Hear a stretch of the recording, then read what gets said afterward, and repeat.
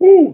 Ladies and gentlemen, we are live. We are live and back at it again, folks. It's Saturday, and we are ready to get into all the wrestling. We got lots going on as we bring you a WrestleDream tonight. Going to be a fun one. We got several hours. We know when we start. We don't know when we finish, but it's going to be crazy. It's going to be insane. And me and that pretty face going to be with it all night long, folks. Make sure you get in that chat. Like, share, subscribe. Be a friend, tell a friend, and make sure you strap in, strap on, grab your snacks, grab your feel good. Let's go.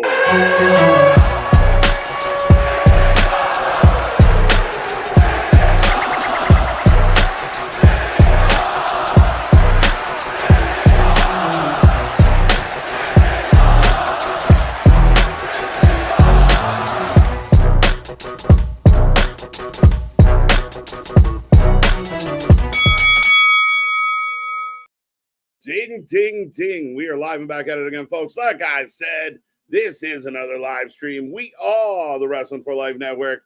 And right now I have the Death Riders all over my screen. But a lot to get into, a lot to talk about. And welcome to our AEW WrestleDream stream. WrestleDream stream. I like it. But we're going to be here all night long. It's going to be fun. We will be your live reaction to all the action. I see that chat filling up already. So get in there. Don't be quiet. Don't be shy. Our predictions title is on the line as well. So get in there. Let us know who you're taking in these matches, and we will talk all about it. But if you don't know who we are as the show kicks off, I am Mr. Evernight KJ White, the Iron Man of YouTube. That is Big Nick. Ladies and gentlemen, boys and girls, children of all ages, the Wrestling for Life Network proudly brings to you its tag stream champions of the world, the Every Night Delight KJ White. I am Big Nick, and it was all a dream. I used to read Word Up magazine. Now we're out here watching WrestleDream, my guy. 100% ready to go. It's going to be a fun one, Nick. Right. So for those who are trying to figure out where the 0 hour is and everything, because so we're still having to do it ourselves. Because so on AEW's official YouTube page for their stream for 0 hour, right now I just have WrestleDream 0 hour, the logo up as the Death Riders were coming out for their match. I have it on TNT still. And then if you bought the pay-per-view through YouTube, which is what I did, you just have Jeff Jarrett, Renee, and RJ City talking at 55 even before the pay-per-view starts. So it's so crazy, right? Like, you go to a spot to buy the show and you get a pre-show with it. Meanwhile, elsewhere in the world, there's matches happening. Meanwhile, at the Legion of Doom. So I have Wheeler Yuta, Claudio in the ring. I have the conglomeration coming out. I got O'Reilly, Ishii, and OC. Oh, I'm just getting that now. I got Willow, actually. Well, I got Kyle bringing out Roddy. Do you want me to pause or anything? Are we good? You might have to match that one up. So the first match in the shout-out. Let me know when you got all four of the conglomeration on top of the ring or on top of the entranceway. I got 3. Let me know when they pull Roddy out and they start walking down. Pull Roddy out. You know, Kyle had to go backstage and get Roddy to come out with. So, him. like Roddy is selling us on dissension with the conglomeration. The Paragon, right? The paradox to the Paragon. Yeah, well, now it's just the tag team because Cole's out. Yeah, and we don't know if we'll ever see Mr. Cole again. Do you have Roddy walking out yet? Yes, now go. I got all the crew walking out, coming down, fist bump to the little guy.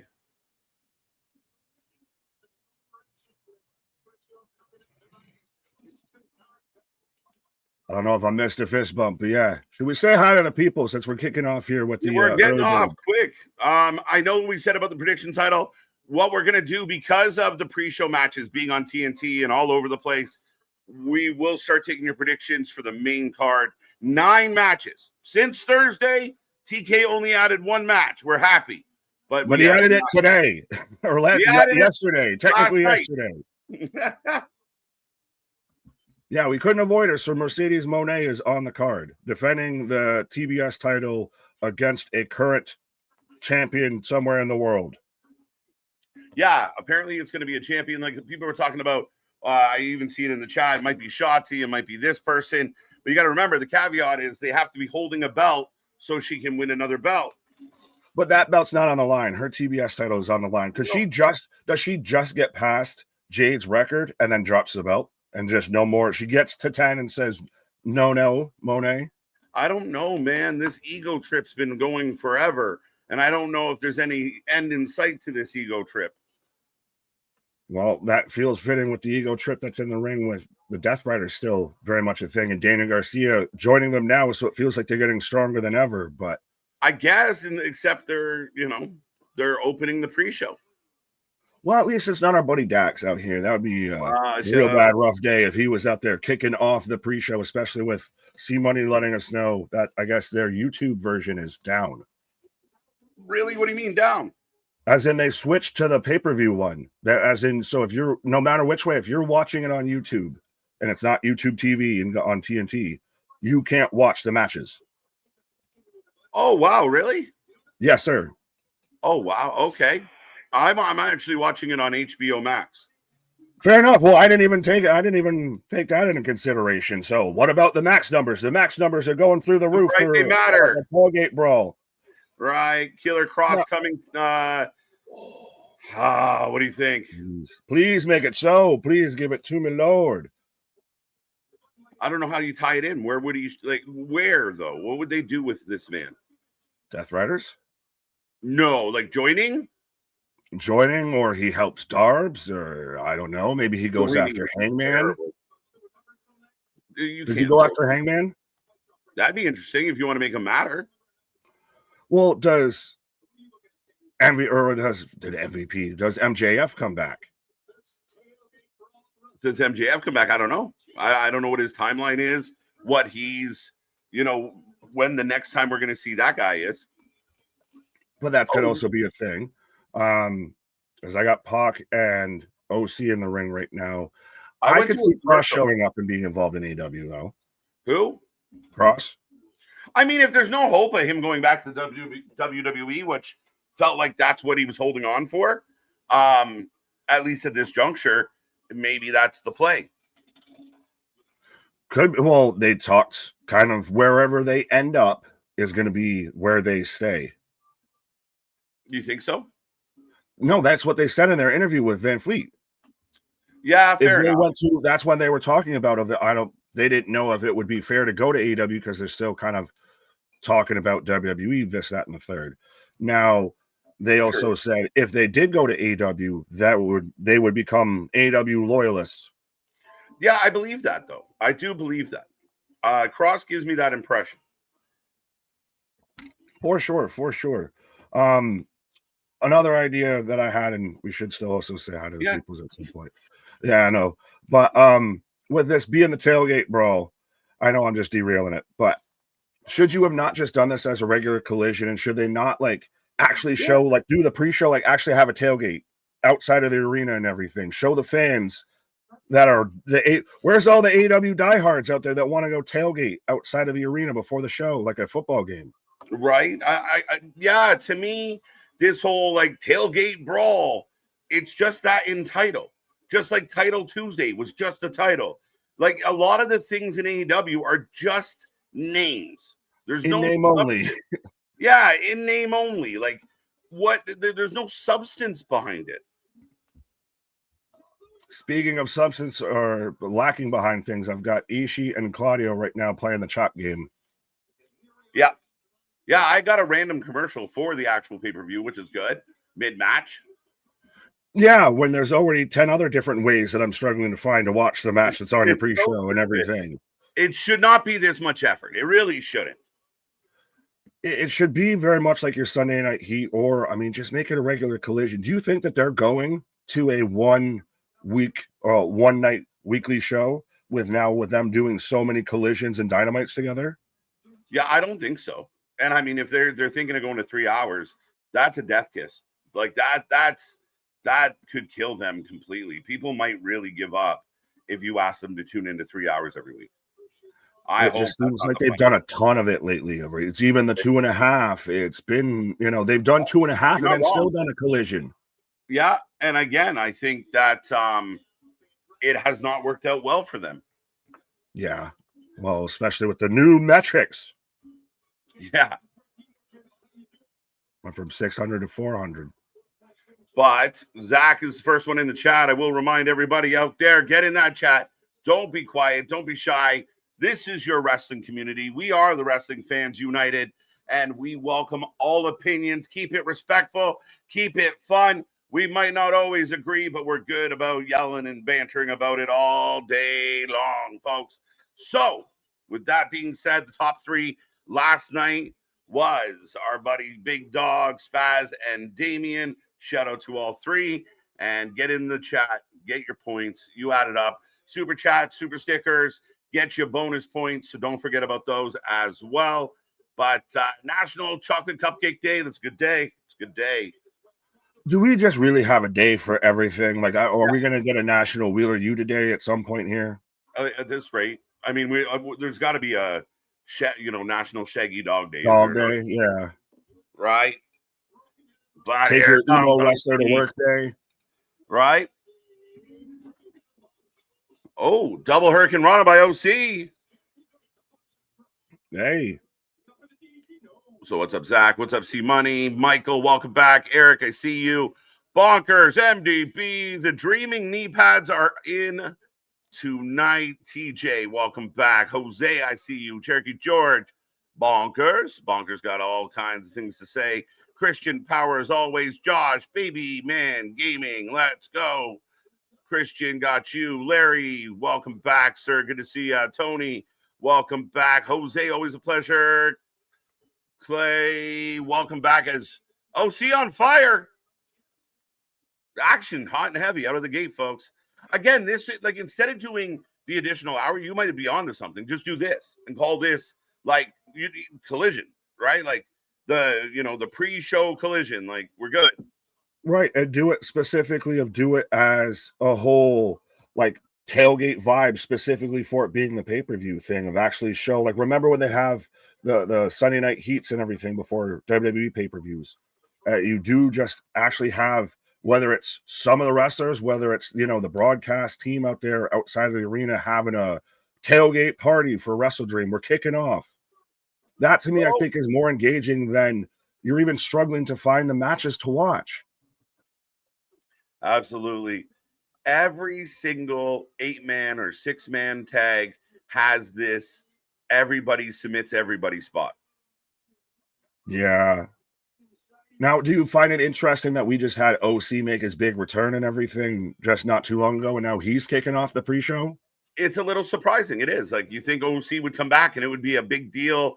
Maybe he would go after somebody that he did. He went to hologram and then it all fucked up. It went to shit. Oh, that's incredible. Swinging.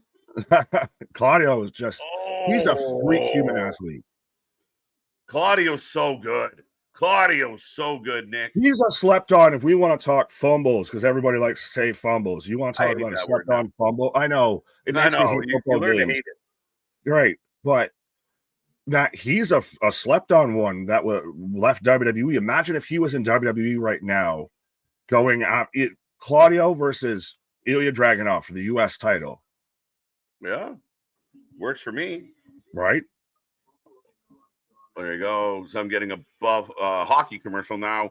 Sean Reed, welcome back, sir. Dennis Hodge, good to see you. Jose Hangflay, I don't even know what that says. But Sean Reed, Jose got you. Death Riders, Daniel Berry, Sports Highlights. Ronan, Anthony, welcome all. Folks, if you're new here, say hello. Don't be quiet. Don't be shy. Bash 8, good to see you. Over on Twitch, we do have Austin in the house. Yes, and so he's got to have a third account now. So he's just doubling up all the numbers over there on Twitch. As a reminder, folks, we do also have the Twitch as well. We have the merch store, the Discord, the Twitters, the threads, the needles, the pins, the thumbtacks, anything. So it feels like that's all the social media names, now and everything. It's all linen related. Right? We need like a full-time social media manager. It's a headache. Yeah, or we'll invoke a street team. We'll go straight old school guerrilla warfare. Right. All right, so I am in a commercial break. Austin, shout out. Wrestling Proud, Cooper, Austin 87, whoever you may be, the spy who shagged me, apparently. Let's go. It's the three faces of Cooper out there. Three faces of Cooper. Right?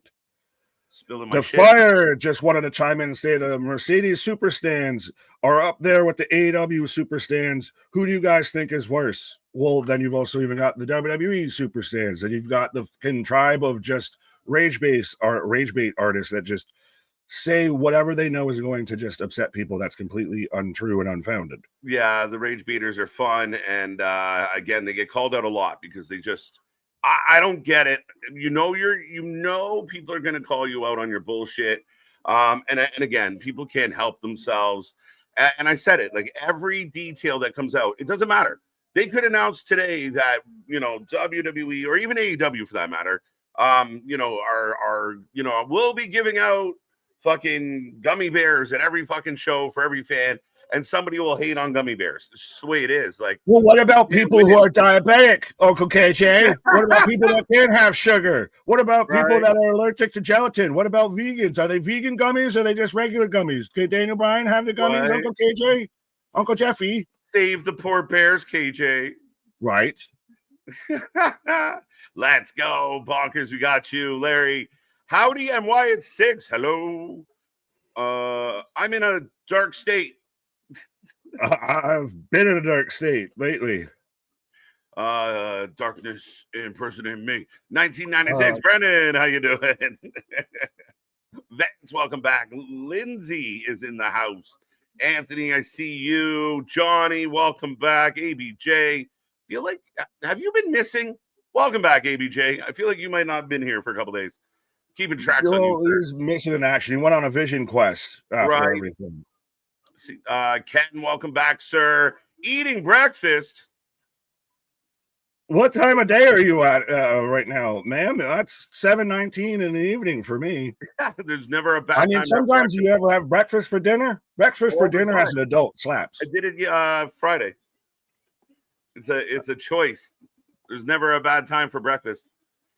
Facts. Oh, what's up, guys? AKA Goodfellas.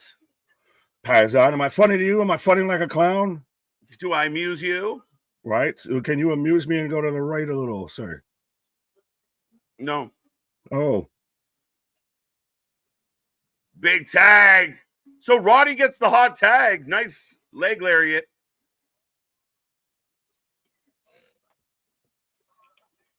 Okay. I got 40-13 on my clock or countdown. 40-30. Oh. That's the pre-show. We'll get there. Bonkers got you. Todd's back with us. Hey, yo. How you doing? Hey, yo. Survey says. What's up? We got Jose. Let me go. Who else we got in here? Ronan. AR1's back. Dark Overlord, welcome back. Cash is back with us. There you go. I paid for Prime for 2 months in advance, so they gave me a $50 credit. There you go, beauty. Well, it feels, I mean, Christ, now if you had Honor Club 2, you could have gotten a refund from Tony. You could be watching everything AEW pay-per-view wise for free off their dollar. Brian, welcome back. Let's go. Bash 8 back with us. Funny that there was no WWE pay-per-view going against AEW, so AEW is doing the pay-per-view at 5 p.m. Wait, what?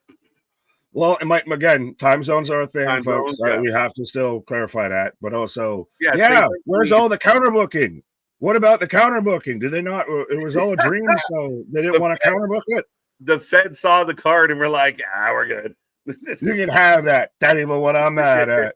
And you know what? They can't do it all the time. And I think they've done it to their detriment to a little bit.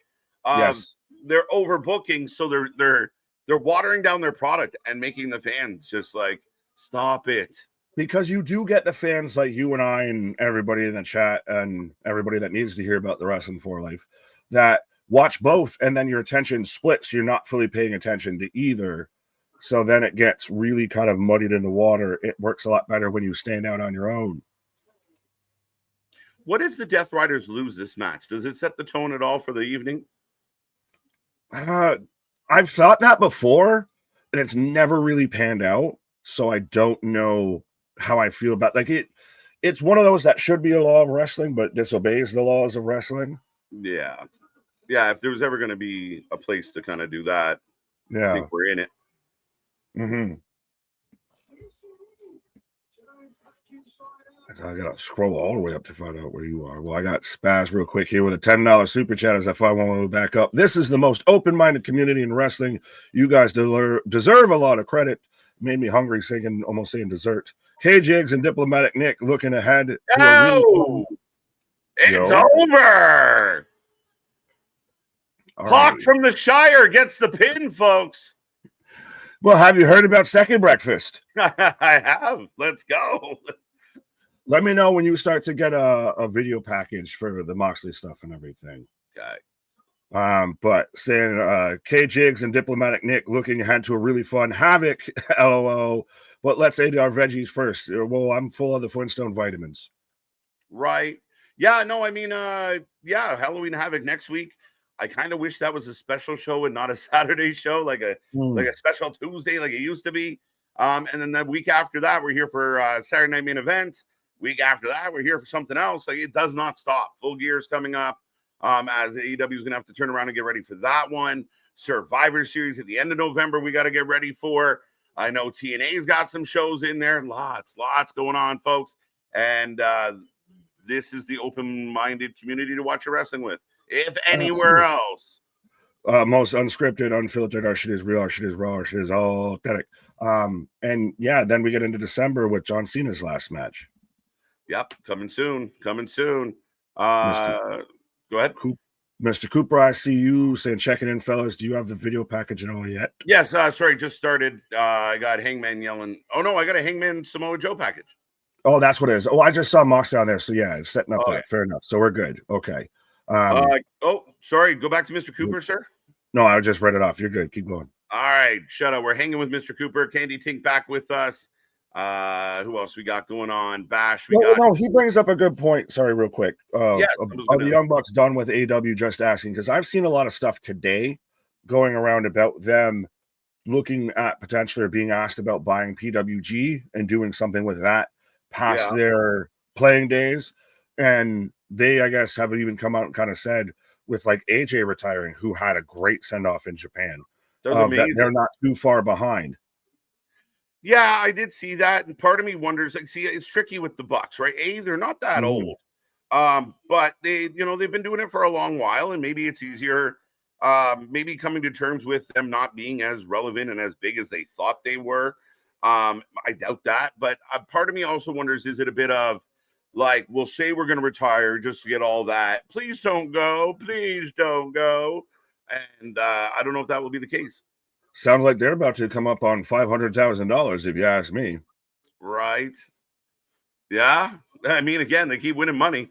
They can retire. Well, that's what I'm saying. They might, hey, Tony, slip us $500K under the table. Just say it's a gimmick for a match. It's outside of the contract. We don't have to track the payments that way. They'll think it's a gimmick. We don't know who owns this company. We don't know anything. We don't know the max ratings. We're just hiding everything with this company.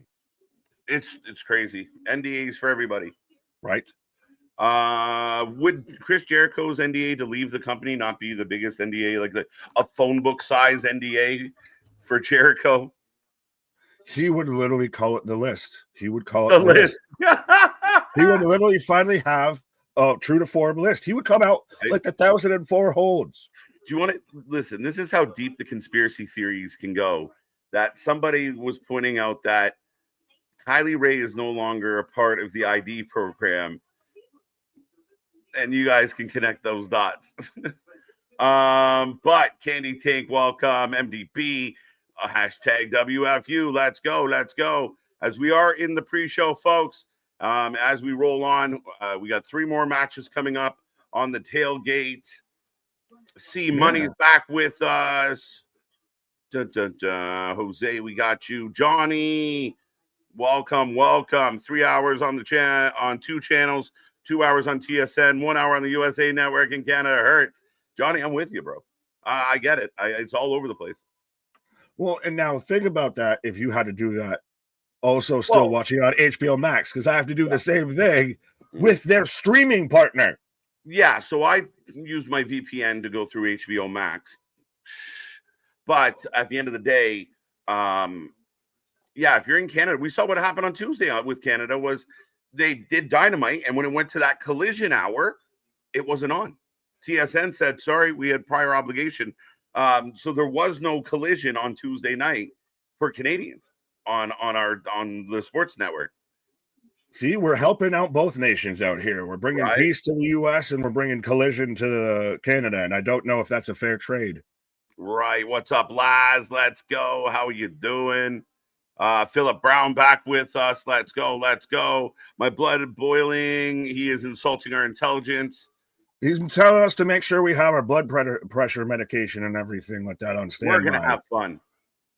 Oh, yeah, 100%. Well, I can't wait because we all know what the main event's going to be. And even Sean Ross, the set, even confirmed it out there. Because there was no way you were going to follow that up. So John Moxley, I almost said Death Riders, because I think it'll just be all the Death Riders come out and get involved versus Team Darby. But the I Quit match will be your main event. Yeah, which I'm kind of torn as here comes Hook. Hangman beats Moxley for the title, and Moxley still gets to be the main event. Fuck. Right. I got Hook coming out now. Good. Head up on the entrance ramp. I fast forwarded back to you. Okay. As here comes your buddy. Your buddy. Let's go. We're making me happy out here, at least. We're out here. Eddie Kingston. Now, who are they going to face? They are facing, it's been announced. TBD. Oh, it is TBD. Yeah, so we don't know, but I do like this pairing. Two random people from, are we really doing this? Hold on. I just got the Eddie and Hook walking. L.I. Los Ingobernables. You bastards, you. No, already in the ring is just jobbers. What? They're just beating up jobbers. Yo, how insulting is it that during the match, they're doing a picture-in-picture for someone else's promo? Hey, Philip, it's real funny that you have like that. This comment's up here right now of Tony Khan making our blood boil because I feel like the man just spat in my goddamn face. You're telling me Eddie Kingston comes back and I was even just going to be okay with him being Hook's little buddy. What? Sorry, Griff's back. So it's even now because I couldn't see who they were because they were in picture, which is fucking insulting onto itself to start this match off. It's on the goddamn pre-show. Excuse me. It's on the goddamn pre-show, and we're out here facing Griff Garrison and one other half of the fraternity house or whatever the fuck it is. Mm-hmm. Alpha Chi Phi Slappa. Right. Yeah, I get it. Sorry. If you're an Eddie Kingston fan, you waited a long time for him to come back, and he comes back he set up a match basically on Twitter between him and Big Bill. That wasn't a rivalry. That wasn't an angle. It was just a match, and then it went away. A bad match in addition to that. Now this pay-per-view, he hasn't been on Dynamite much, if at all, and now here he is. And they are fighting TBD. We're getting a jobber match as a pre-show match on a pay-per-view. Why would this match follow an 8-man tag with like the biggest faction, like the top faction in the company went first? Why would they not go second, third, fourth? Because you go first and last. Shouldn't that be? Well, I see what you're saying. That should be your biggest tie-in into the pay-per-view. That's going to end with that same group involved at the end. But yeah, and not even to mention, you started off too with picture-in-picture through most of that. So the whole goddamn start of the match, I couldn't tell until they came out of picture-in-picture who they were actually facing outside of Warm Body number 1 and Warm Body number 2. Yeah. Tony Khan, you have effectively hot to it in my fucking face right now, sir. I would rather not have a match at all than do this match on a night where you're already running 14 matches, 13 matches. Yes. Right? Like this is one of those, this is respectfully, and I love me Eddie Kingston, this is some fat you could trim from the pay-per-view, put it on a Dynamite, put it on a Collision. Yeah, to me, that's where you aim for quality over quantity. And I know some people out there, Hose Jameson. Malone out there, and that's his real name. Oh, we got to send Eddie to chop school. Yeah.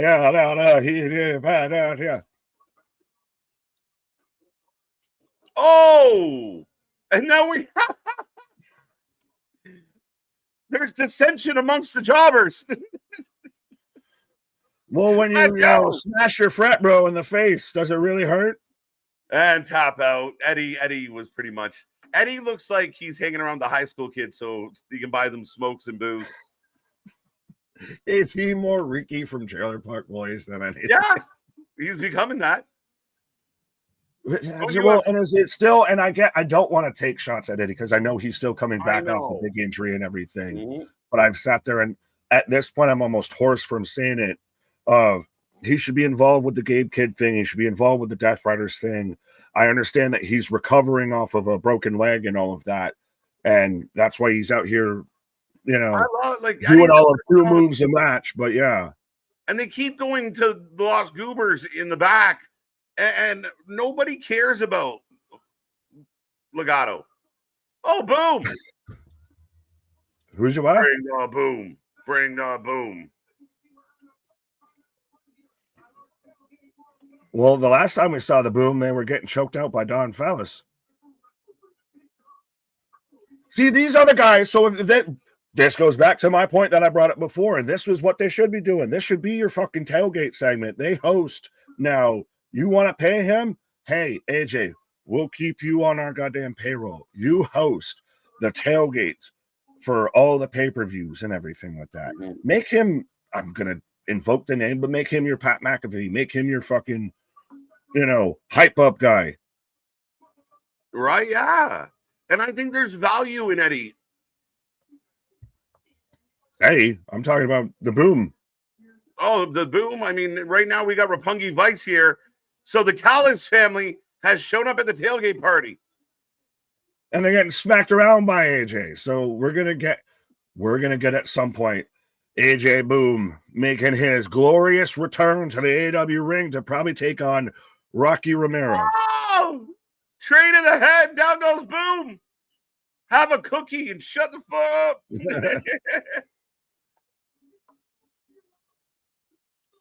Who's the random bartender that's counseling the fucking child?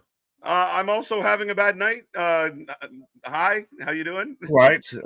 There's some jackass in the corner that's snapping his fingers. Ma'am, we ordered drinks a half hour ago. Yeah. Can I get my beer? Right.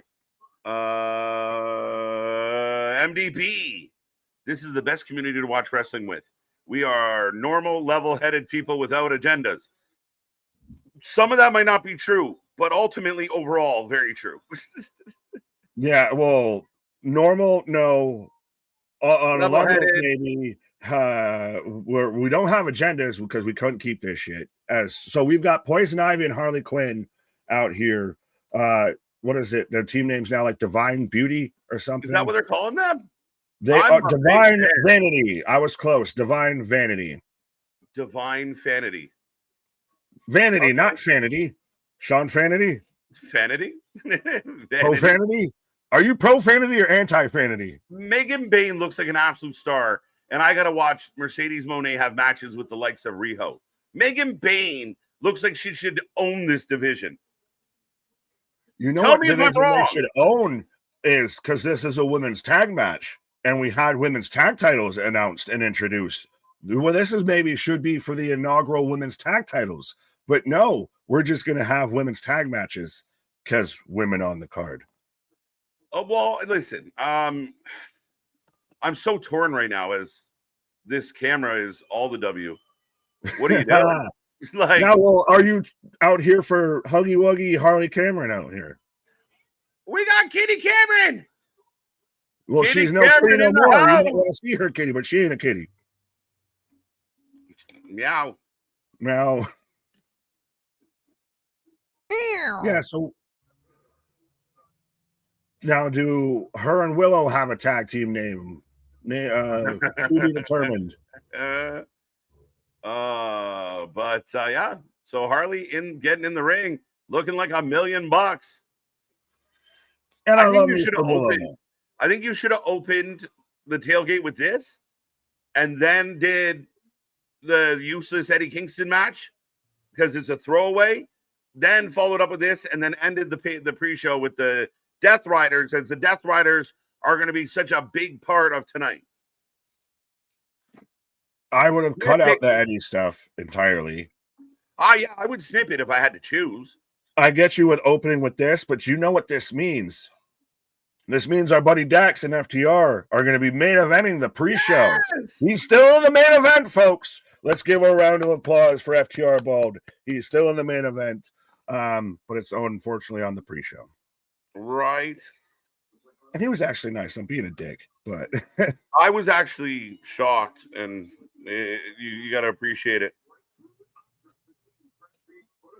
Right, but I got Harley and Penelope out here. I keep wanting to just call her Harley. We got Harley on Harley, literally. We have Harley Cameron taking on Penelope dressed up as Harley Quinn. So we have we're like a fucking bike week in New Hampshire. We got a lot of Harleys out here.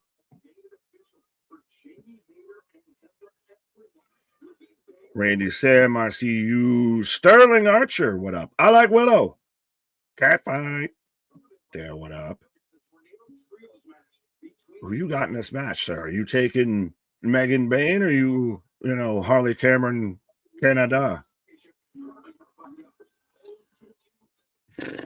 I'm gonna go Megan Bain. I mean, like, this lady, even with Penelope Ford as kind of her pain in the ass little friend, I can't help but see these two women and think that like, they really should be running this division. Like, they really look good.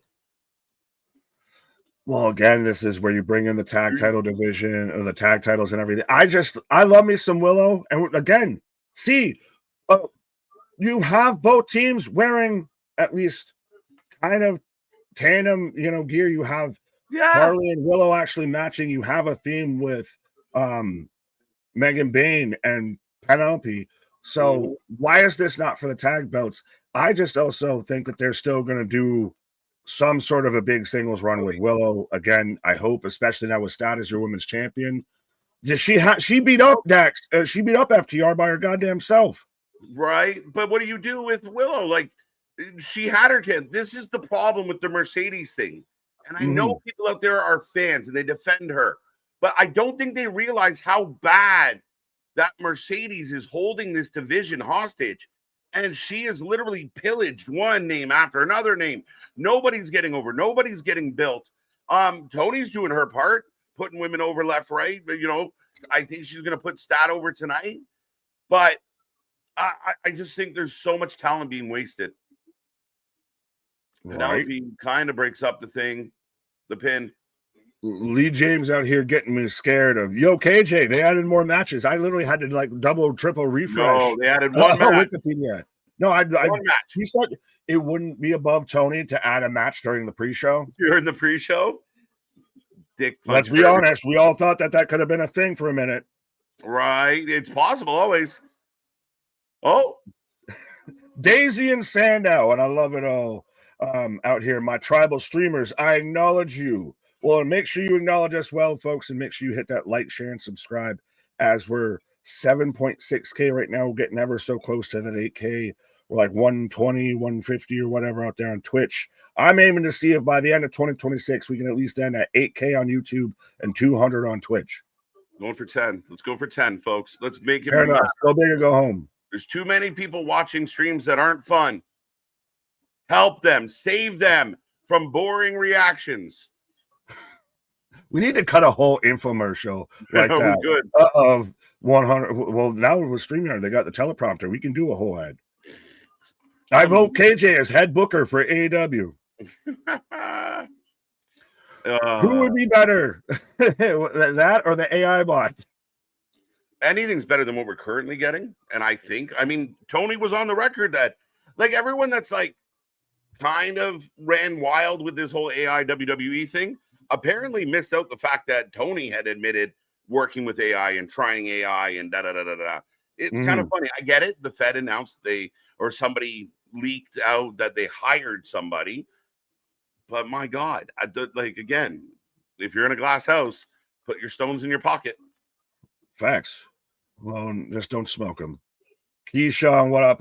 MDB, imagine a Willow and Bailey tag team. Is Rick out here agreeing of, I can't lie anymore. MDB was right about Willow. What happened to my girl? Willow can be their Bailey. She should be their Bailey. She could be a marketing monster.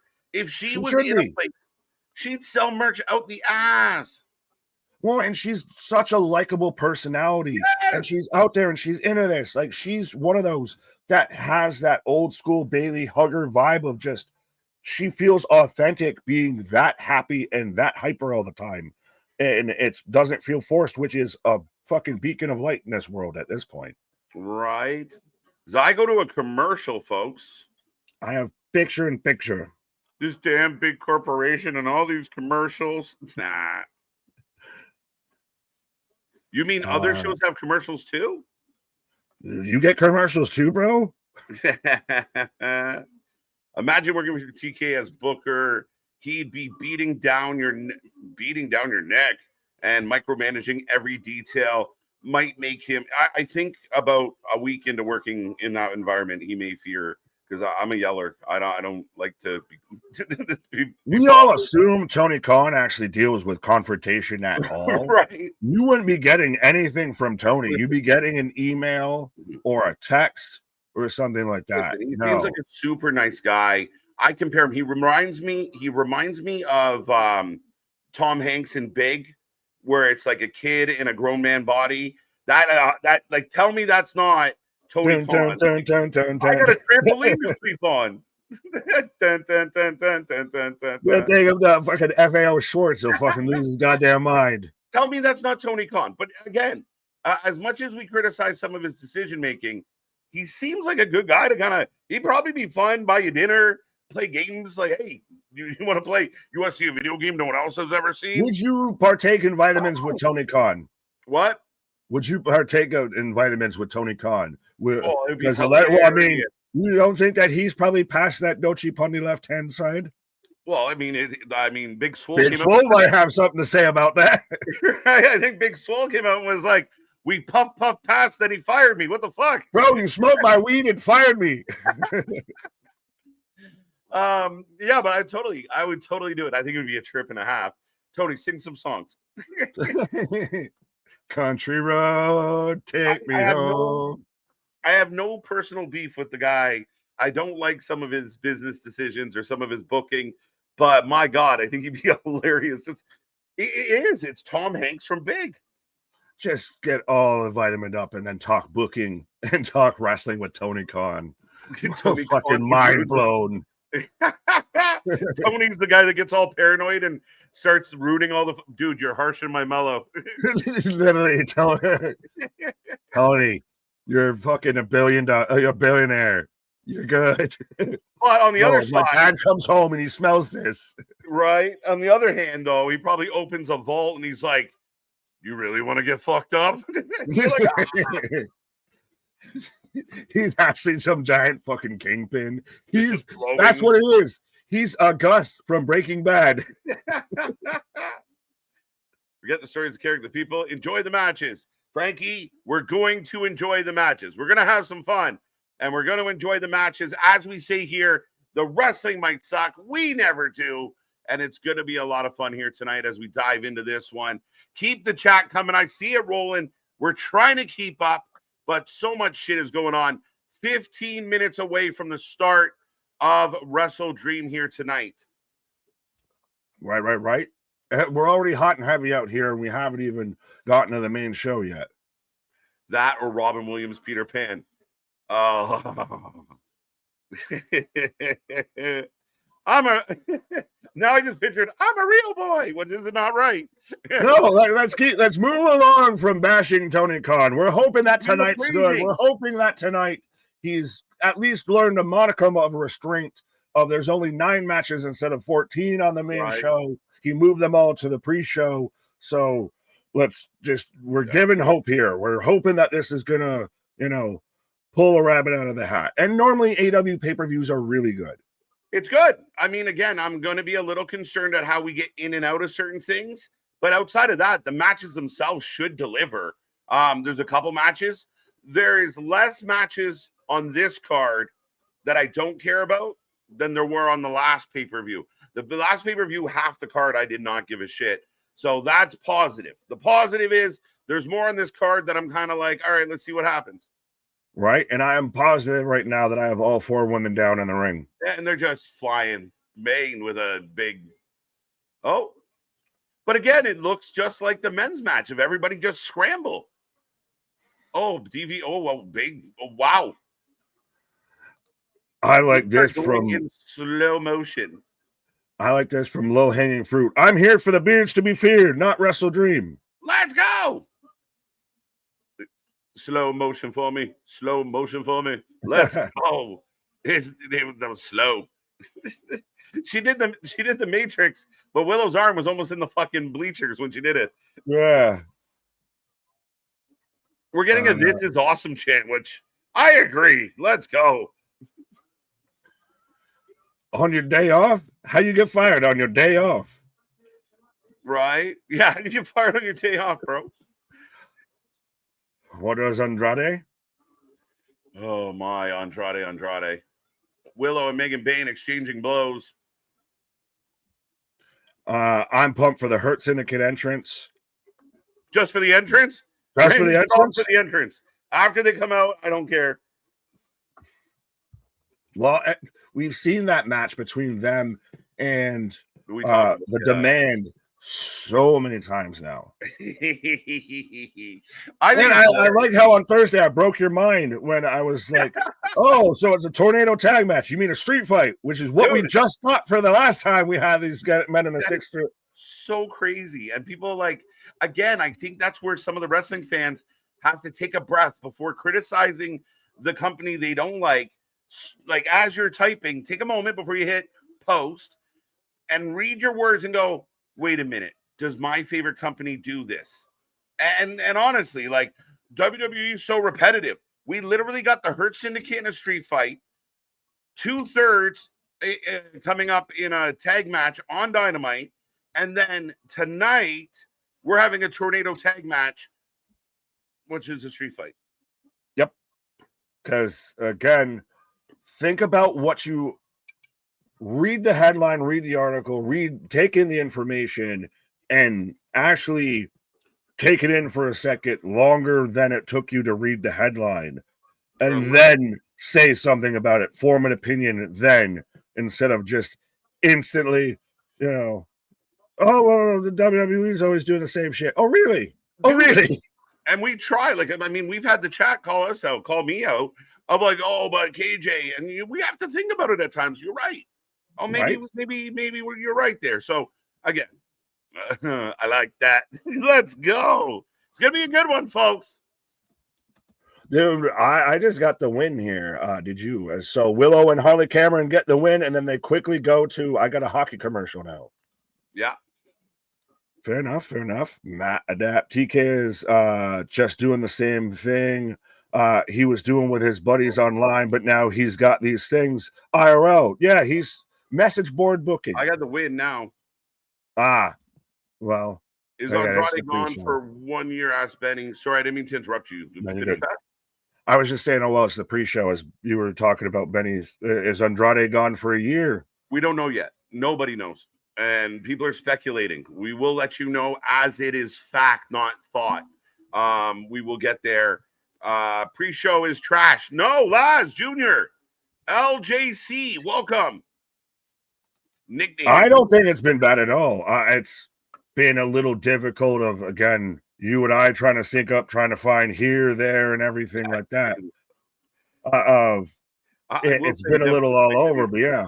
What? Yeah, I don't want to show bias, but Netflix does make this whole process a little easier. By the way, John Cena during AEW programming. What? As I'm getting advertisements for the return of Wipeout, hosted by John Cena. John Cena. So we know what he's doing post WWE. He's just going to Wipeout. He's going back up the alphabet because WWE, WI for Wipeout, so he's going up the alphabet. Right. I'm late. I'm late for a very important date, Michael, and I love the avatar. Great haircut, bro. Well, he wasn't exactly late because he was here earlier in the chat. He's just late to catch up to everything. There you go. I will be right back, Nick. You're good. As KJ is taking a pause for the cause as I'm in commercial. Woo! There we go. Sun Devils won, and so did I. 500. Holy, there you go, my guy. Well, I mean, I ain't saying we got super chats. I'm saying we got super chats. I'm at least saying here. We do 100% have the merch store and everything like that. If I'll find the slide, I want to add. I thought it's in there. Did I not see it? But yes, we do also have the merch store out there, 100%, folks, and everything like that. So there you go. I mean, if you're telling me you're up 500, I'll at least trade you my goods and wear for your money, sir. Shameless plug.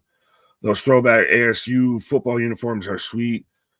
It's always crazy how college football just manages to pull out like some of the most insane jerseys. Some are major misses, but like Oregon.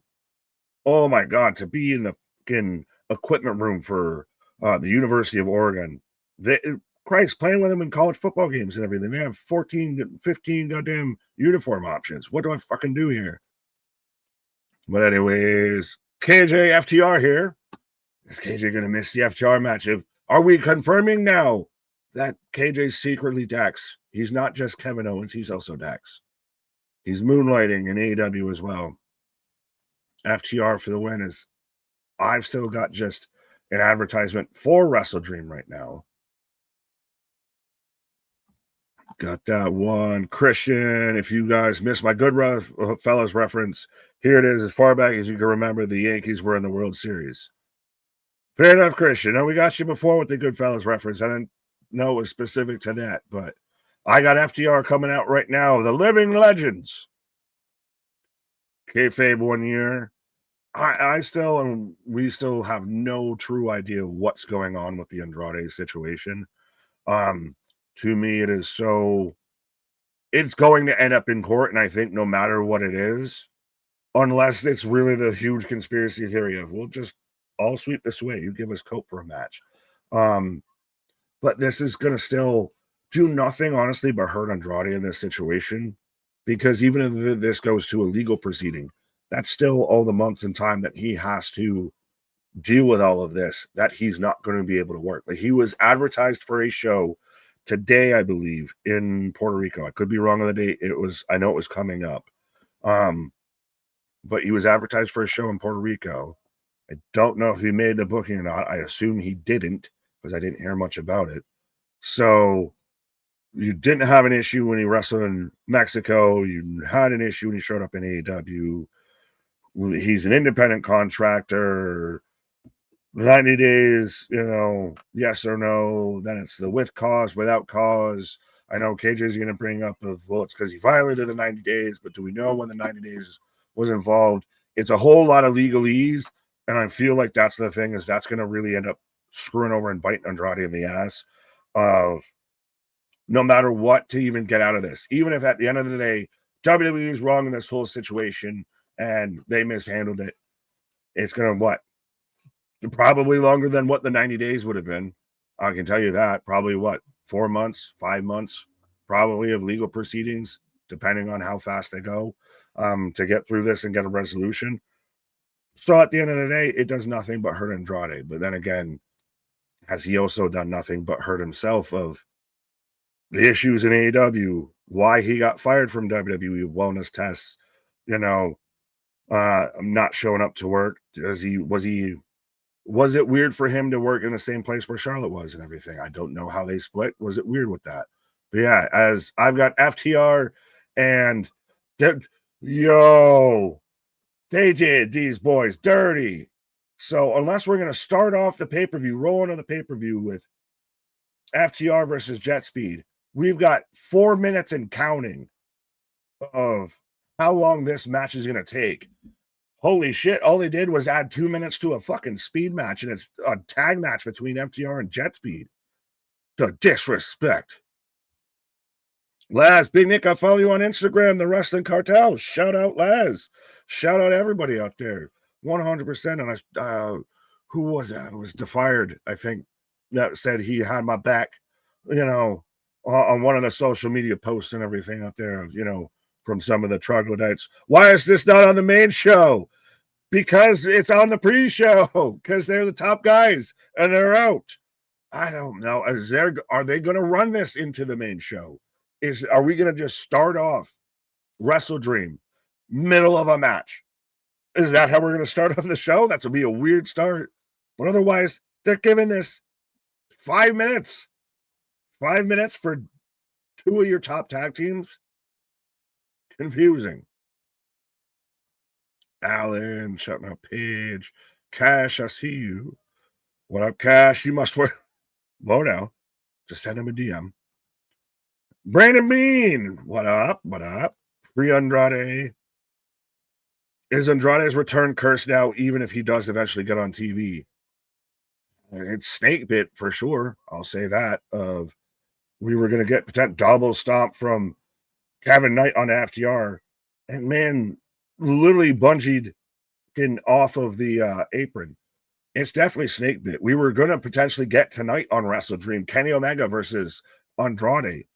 Not no more. And he's not even brought up in the Don Callis family segments where they've got 27 people in it. Free Jose. Free Jose. It's confusing, that's for sure. Yeah. Do we have an overrun on the pre-show? That's hilarious. As that, I've literally got a minute 55, 54 on at least on TNT left of this pre-show match. So good googly moogly. Are we about to get an overrun on a pre-show? Benny, Mike Bailey is boring. I don't think he's boring. I don't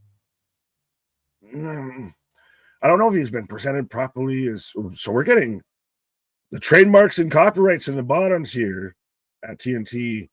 I don't mind him in the tag team. It's just they've kind of been an enhancement tag team to an extent of I can see it. You watch Mike Bailey on the Indies, and he's entirely different than he is. So yeah, WrestleDream next. We're about to go to a commercial. We are getting, folks, this might be the first and only time this has ever been said. We are getting a pre-show overrun. Who throws a shoe? Who throws a pre-show overrun? We are getting a pre-show overrun as we go right into, I've got the FBI warning for WrestleDream. Yeah, so we've actually literally gotten a pre-show overrun. We're running straight in, already in the ring with both teams just wailing away as they shoot off all the pirates. Oh, that is Tony is just, of the wet dreams out there. He is 100% the water boy meme, the guy in the overalls, home and away, Maggie, out here. Both teams just in the center of the ring, throwing hands, pyro. That's how we start off WrestleDream, folks. So we are already rocking and rolling out here. 1, 2 count. We have had for the first time, and I believe the known history, a pre-show overrun. Speaking of a man who's overrunning.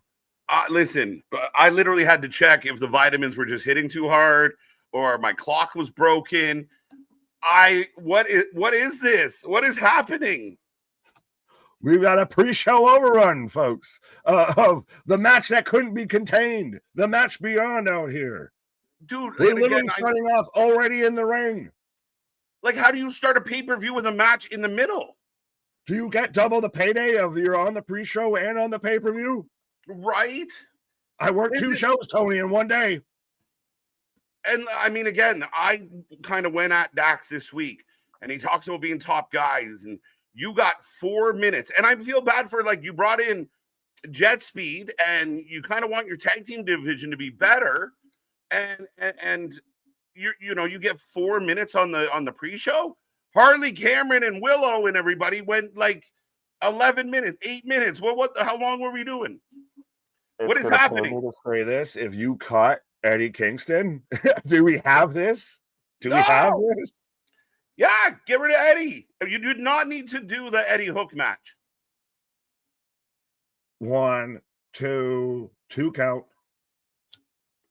So he just kicked out what looked like it was supposed to be broken up, but everybody missed their fucking timing.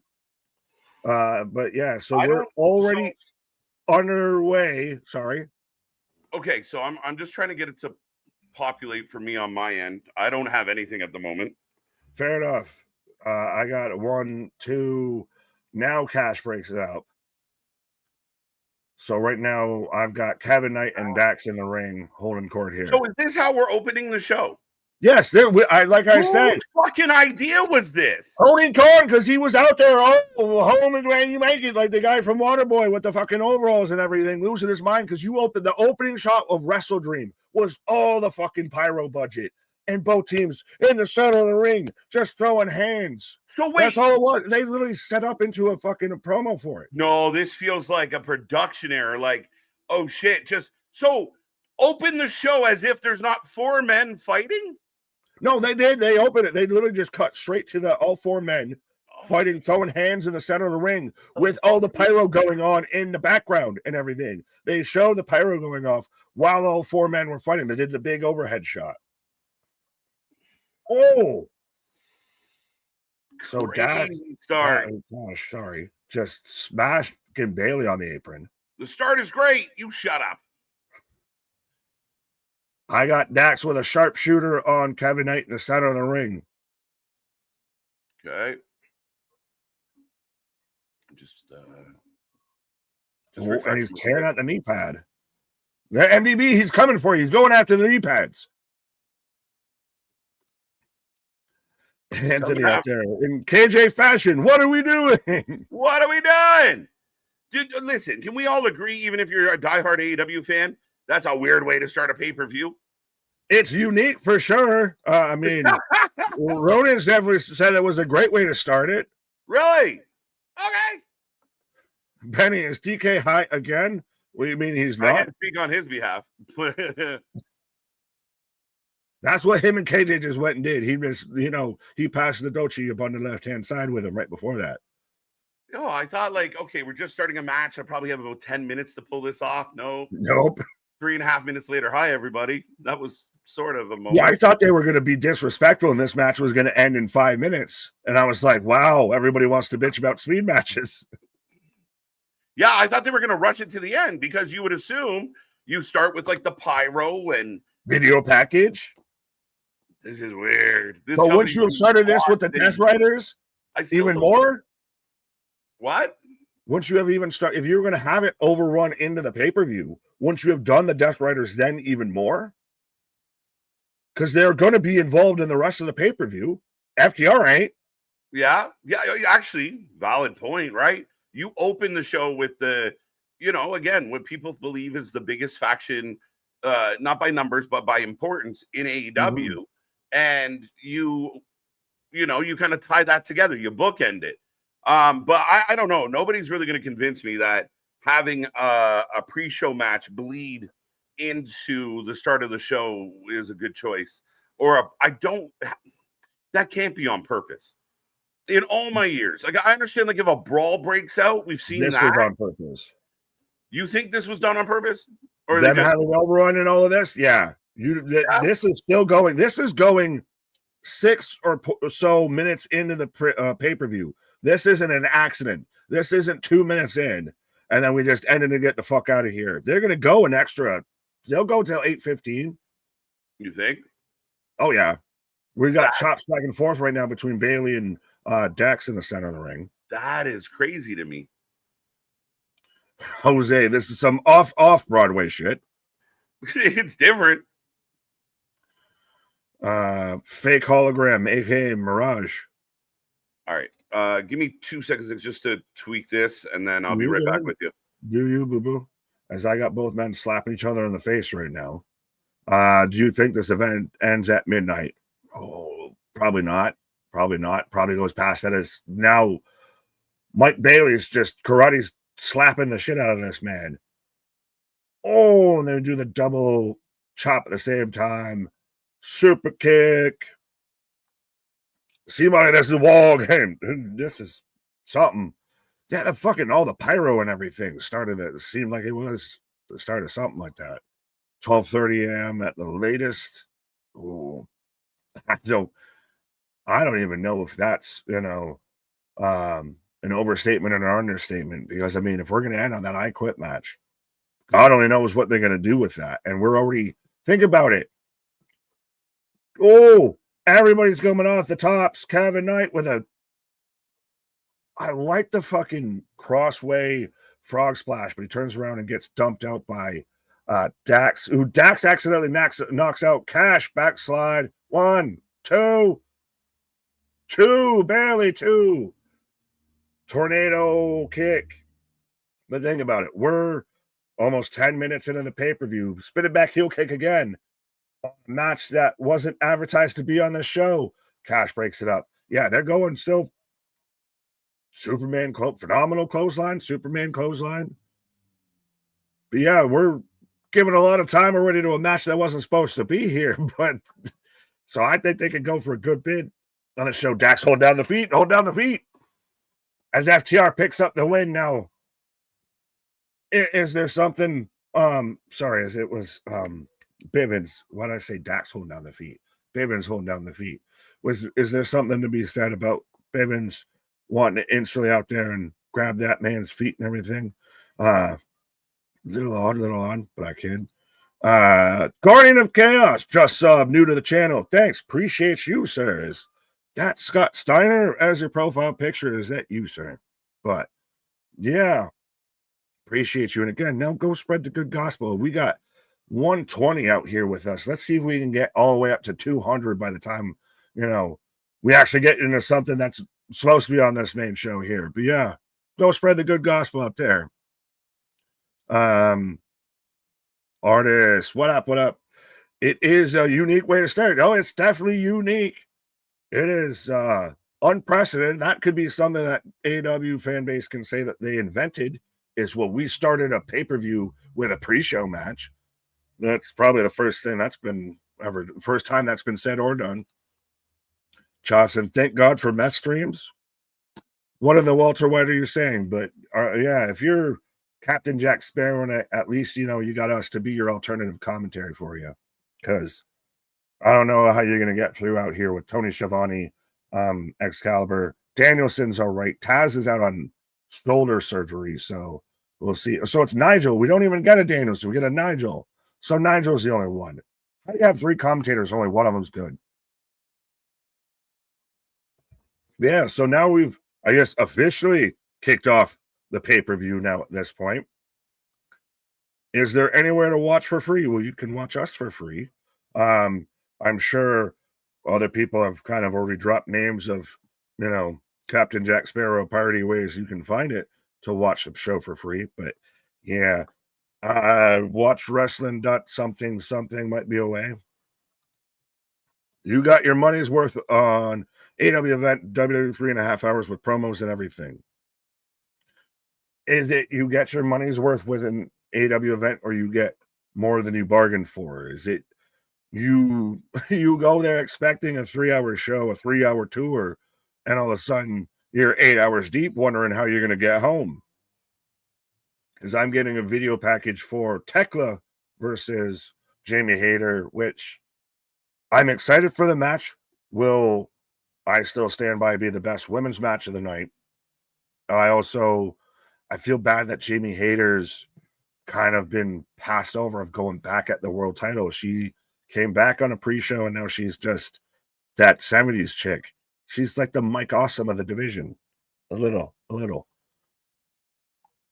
Let me scroll through. MDB, got you. You'd figure Nick would be jumping for joy for Nigel McGuinness on commentary. I'm fine with it, but that's the thing is, it's 1 and 3. It's not like a 2/3. If I had Nigel and Danielson, and then you can throw in a Schiavone, because I don't even want Excalibur there, that'd be fine for me on a commentary team. If I had to do an ideal 3-man booth for AEW,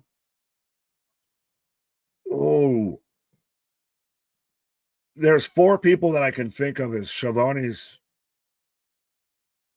Who's this old woman that he's about to interview here that's up at the fucking barricade.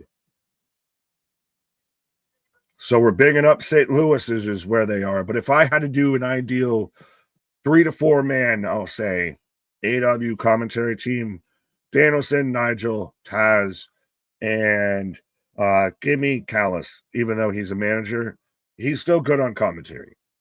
That's all he does as a manager, but he's still good on commentary. Where's Jim Ross? Valid point. Oh, if they bring out Jim Ross to call the I Quit match, good God Almighty, literally, as good God Almighty, I think my spirit might be broken in half. Yeah, so who is this woman that they're interviewing as? Shout out to goofy ass dude right beside Giovanni. Yeah, I don't know who they're interviewing here. Recap the pre-show winners. So I will do that then real quick. Yeah, because they were hard to find. One quick second.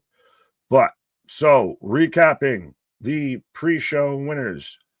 The Death Riders of Claudio Castagnoli, Wheeler Yuta, Daniel Garcia, and Pac defeated Roderick Strong and the Conglomeration. Why they're separate, I don't know. But yeah, OC, Kyle O'Reilly, and Ishii. Eddie Kingston and Hook defeated the Frat House of Cole Carter and Griff Garrison. Harley and Willow beat versus the Top Gods. I swear to God, when I looked here earlier on Wikipedia, and they might be messaging me. Yes, I know it's predictions. The main title or the prediction title is main card only. KJ, I'm just letting people know what they might have missed. But Harley Cameron and Willow beat now, I guess, Top Gods. I thought before they were Divine Vanity, Omega Bane, and Penelope Forward. And then FTR just beat Jet Speed. But Oliver B, what up? So the pre-show don't count for the prediction title. The prediction title's on the line. I was telling the people, well, you can come back here and tell the people. But yes, we were kicking it off with Tekla versus Jamie Hayter right now. So there, KJ, the voice beyond, you can drop that in the chat. And so, folks, prediction title on the line. We give you a prompt at the start of the match to get your predictions in. When ding ding, when we close it out and everything, your predictions count in between there and everything. We do kind of go a little bit on the buddy system, but we do hold you accountable. We do double check. Teacher does still check the homework, but at the end of the night, we take it up and everything like that. And then tomorrow we will be announcing a new predictions title. Bada bing, bada boom. Hater dumbed down the cakes. That's what killed it. No, she doesn't.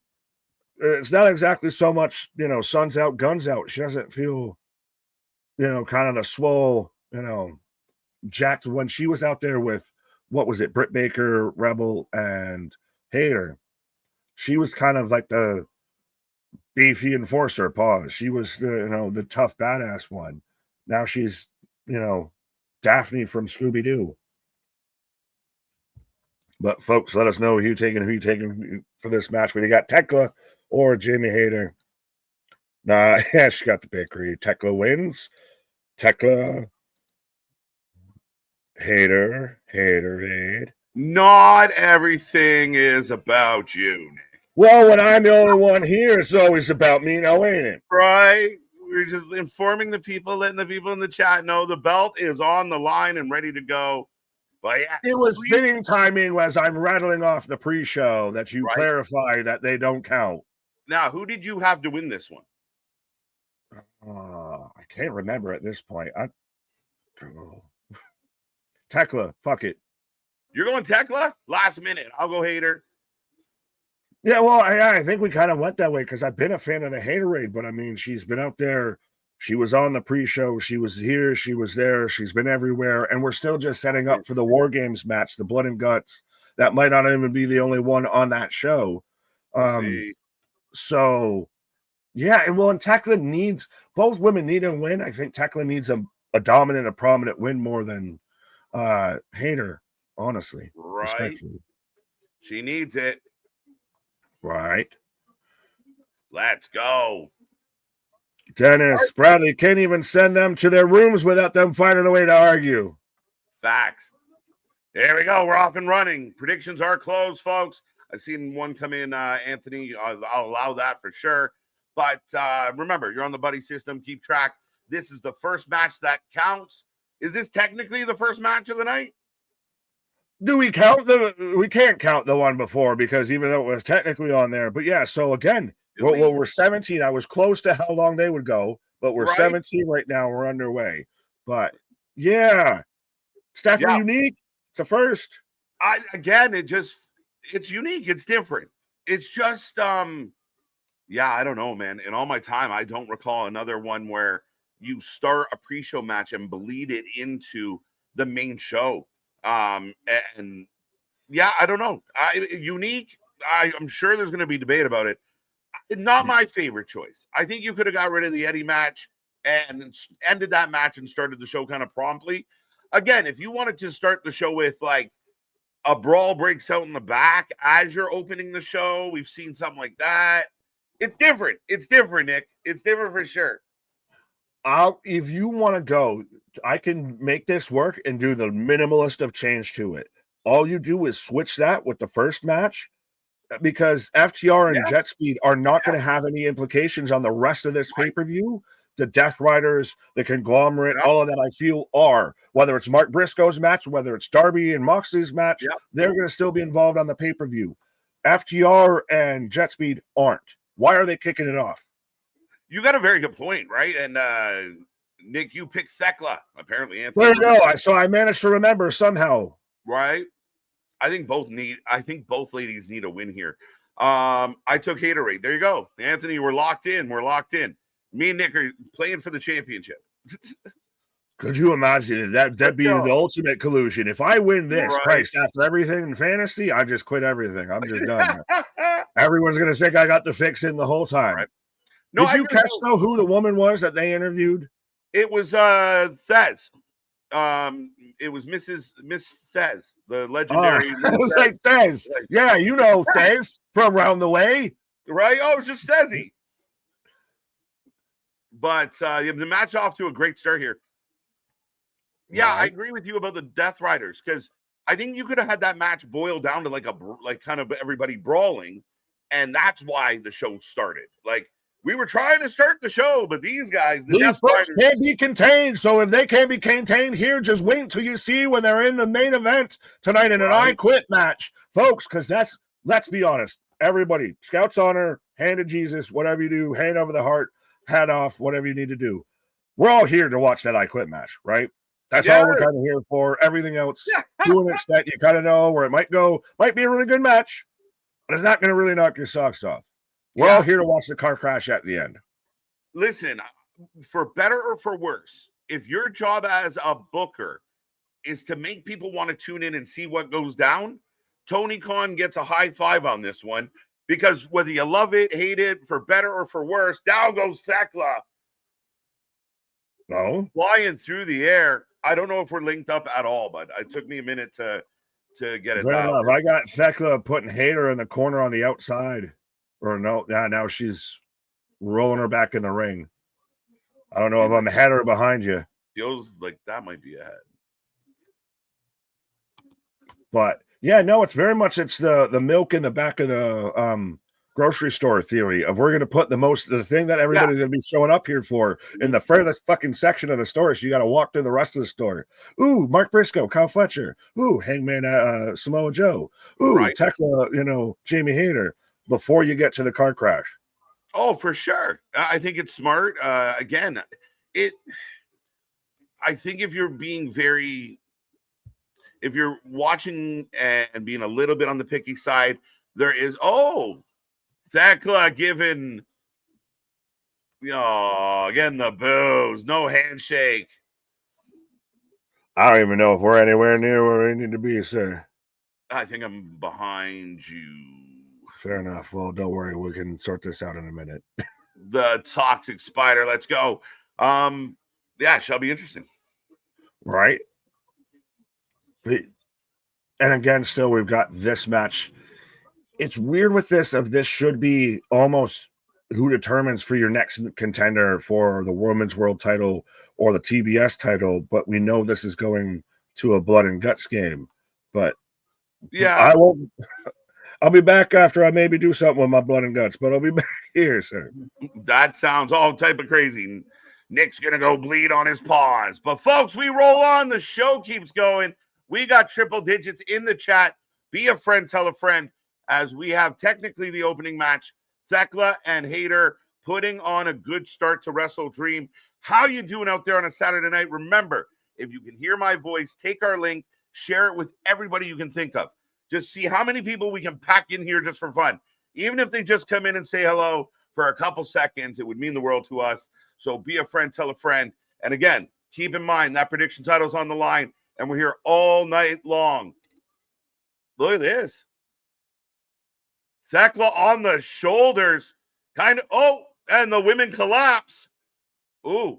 Okay, there you go. All right. She got the leg scissors. Supposedly it was Sammy's call to give Ilya the belt. If it's true, it kills all Sammy Hogan BS. Listen, you can't say shit about Sammy. I'm going to defend Sammy to the end of the world.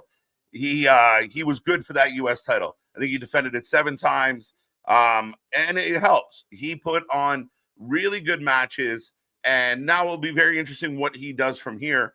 It wouldn't surprise me if it was his idea. And again, if you want to make an impact and bring Ilya back, make it big. Make it big. They did that. Good on them. But Thekla in complete control right now.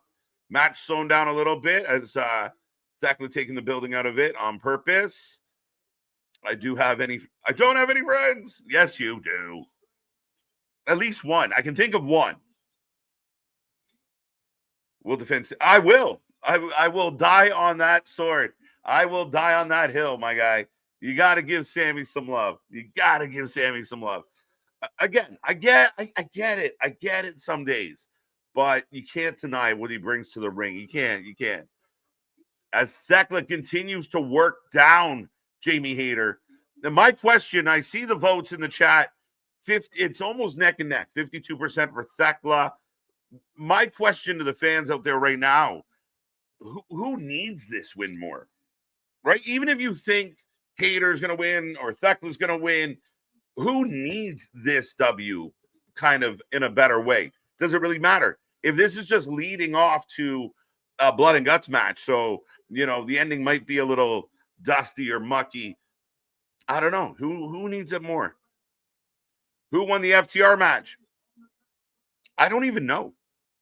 Who won the FTR match? It's Nick and Nick, right? Let's go.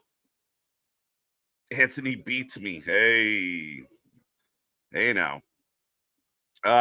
Sky Blue isn't out there. You might see her in this match, though. Hang tight, Tony. Because if they are trying to set up the ladies' blood and guts, Sky Blue, as Hayter just bowling over Thekla.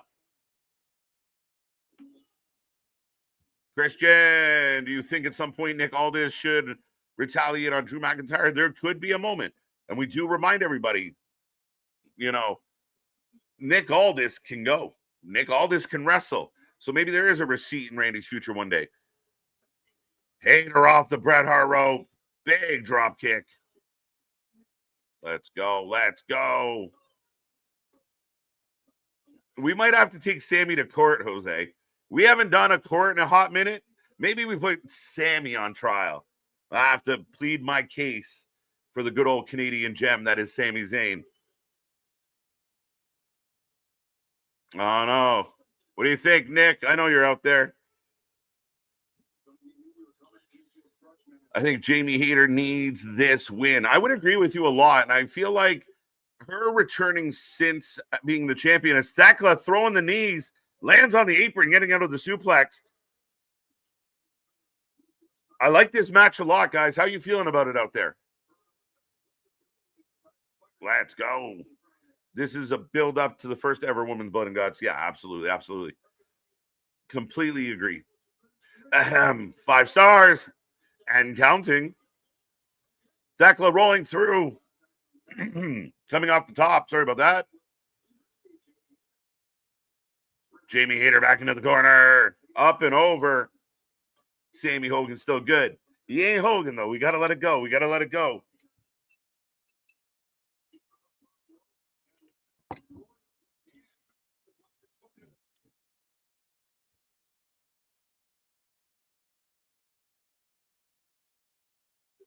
Oh, okay. Thekla rolls through a little bit of a slow spot here. I thought she, okay, and then just walks back up and claps her. It felt a little miscommunicated there, but we're back on top. We're back on top of the ropes. ABJ celebrating on the cake. Let's go. It's been a good match. Been a good match. FTR did win the match. Okay. Thekla rising up. That's pretty cool. Swings. Hater says no. Crowd pops. Headbutt. Down goes Thekla. Good match. Good match. Yeah, Thekla gets out of the way of the drop kick, I think. Yep.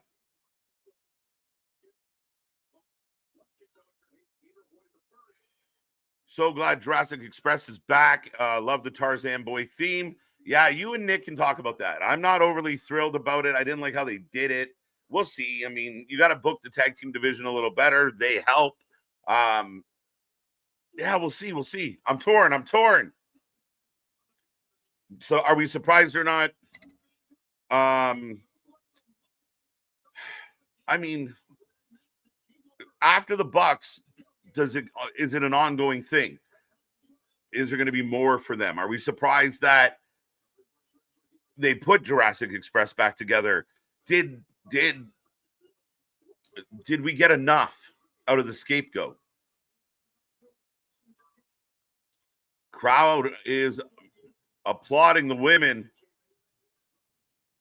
Both down, both fighting to their knees. Why does TK make factions if they aren't if they all aren't put over after 2 to 3 months? The faction is booty.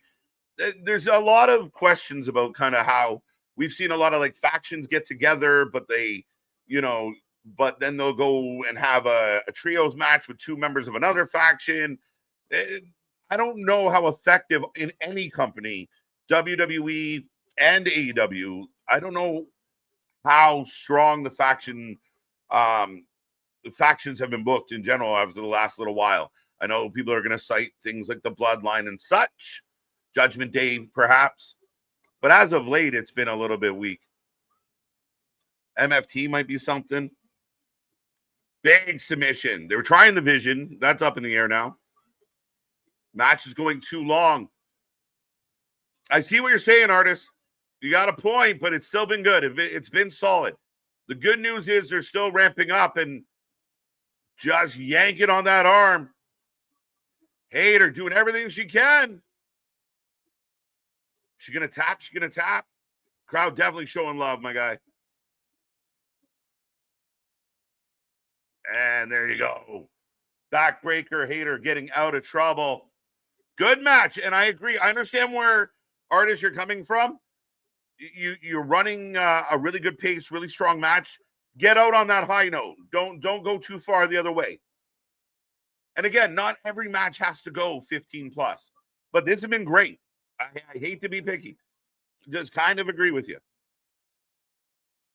Right? Get out where the getting's good. Every wrestling company needs jobbers. Every wrestling company needs jobbers. Facts. Absolutely. Or local enhancement talent. We complain AEW is not booking women, and now that women match is too long. No. It's starting to get there. That's all it was. But no, this is one of the best women's matches we've had from AEW. 2 count. Yeah, don't get it wrong, Boston. All I'm saying is you're having such a good match. Don't run it to the point where you come out the other side. Get out of here sooner than later. Oh, we got the bridge spear. Nice spot overall. That's definitely butter. Great match. Absolutely great match. 2, and the foot is under the rope. Good catch by the ref. It has broken the plane.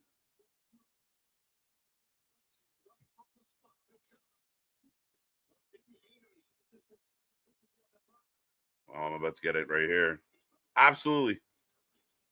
Absolutely one of the best, one of the strongest matches I think I've seen from AEW in a hot minute. God damn.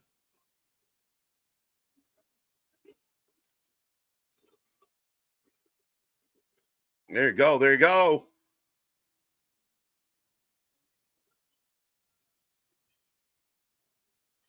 So how do you feel about it, folks? How do you feel about it?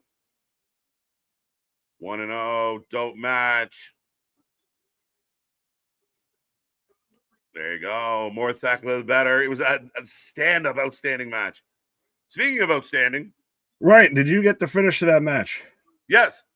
Okay. No, I was waiting till that happened so we could try and be in simpatico. So I got Jamie Hayter out picks here up with the Jamie win. Hayter. Yes. And they're raising the hands. Yes. Okay. We're perfect. We're good. Don't anyone touch anything. Hands up. Oh. So the faction is here. Because again, we're setting up to War Games. That was a hell of a match to start this show. And that was I said it was going to be your best women's match on the card. Mm-hmm. Book these women. Book women like this. I'm sorry. In all due respect to the Rios of the world, book more women that can do what they just did. That should have been your women's number one contender match for either title. Imagine that was a pardon me. TBS title match? Yeah, just all of it. But imagine it was TBS title match. Yeah, you got confused because is it a TBS, a TNT, a ABC, a 1, 2, 3? Which one is it? But we're hyping up everything between the Bucks. And I heard you hating on OEO. I don't know. I mean, I love it. I sat there and again, when we got Gorillas of Destiny, I jammed out for the next 42 hours to their theme. When Jungle Boy and Jurassic Park got together, I was jamming the whole rest of the day. I can't sell you on Dark State, but you want to give me Jurassic Express? Yes, because one has talent. You got a dinosaur and a little kid. What are we doing? You never liked Jurassic Park, asshole. Look, at least Dark State look like they can fuck some shit up. They look like I still want to know why he has the fucking holster. Why does he have a knife? Why does the widow man widow? Right. I mean, I don't hate it. I don't at all. I like Jurassic Express. I actually think, other than being a bit of a pompous asshole, Jack Perry, good in the ring, can do a lot, nice, can work as a baby face, can actually work as a heel. I don't know. I think I'm more kind of hung up on, what is this? It's an ATM. That's what they're making because they have the giant arch. They're making it look like an ATM screen of showing what their expense and their account budget. So these guys are now running like the two broke girls gimmick. Yeah. So basically, they had $500,000. They ran out of money. They have insufficient funds. That's their new tag team. They're no longer the Young Bucks. They're insufficient funds. I don't hate this. Transaction denied. It's so dumb because so now they're going to win $500,000 tonight, right? No, we're giving it to the dinosaur. You think that we're going to flow? Everybody do the dinosaur. All right, get your predictions in, by the way, folks. In the chat. $32.17. That's their count balance. Like, these random cash matches kill me. Again, we're putting the tinfoil hat on, doing our best Alex Jones of wrestling out here. Is this all a way that they can slide money under the table? We'll say it's a gimmick match, but we're just going to give you a nice little extra payoff of $500,000, a little just hush money. Right, but like you just had Jamie Hayter and Thekla put on a clinic, and they didn't get $500,000. What did they get? Good job, high five. They got to hug Miss Thez. They got to hug Thezzy. Right. As well, you've got the random same group of fans in the front row that all just had a whopping dollar bill. So Tony's out here like Santa Claus at a mall, just giving out dollar bills and shit. No, here's your moment. Are you ready? Oh. It's the only reason you like the crowd even started doing it when they got together and they hugged it out even with no song playing. But they need more teams that get and more stars that can get the I need crowd more in, themes that sound like this, that get you energized, that are exciting, that are recognizable. right? You have to book personalities. Wrestling is so much about personalities. Yes, it's great when you have somebody that's a real good wrestler, but you need the personalities. It's like Cheese Whiz. You got to have it. Bro, I hate that I just said the bro, but Jack Perry is doing the closest he can get to being Jungle Boy without I'm not wearing the loincloth again. Like now he's just Craven the Hunter with this shit. Right. Like, so you're just literally you're wearing the loincloth on your shoulders instead of on your crotch, dude. As they're checking out the money, making sure it's real. What does the dinosaur need millions of dollars for? Right. So here becomes the dilemma with this match. It's going to be fun. It's going to be a hell of a back and forth. A lot of false finishes. Do you still know why the Young Bucks are mad at Jack Perry or Jack Perry's mad at them? No, not really. Not really. Just AEW's default reason for a conflict is, well, I was friends with you, but now I'm friends with him, which means I can't be friends with you. We should fight.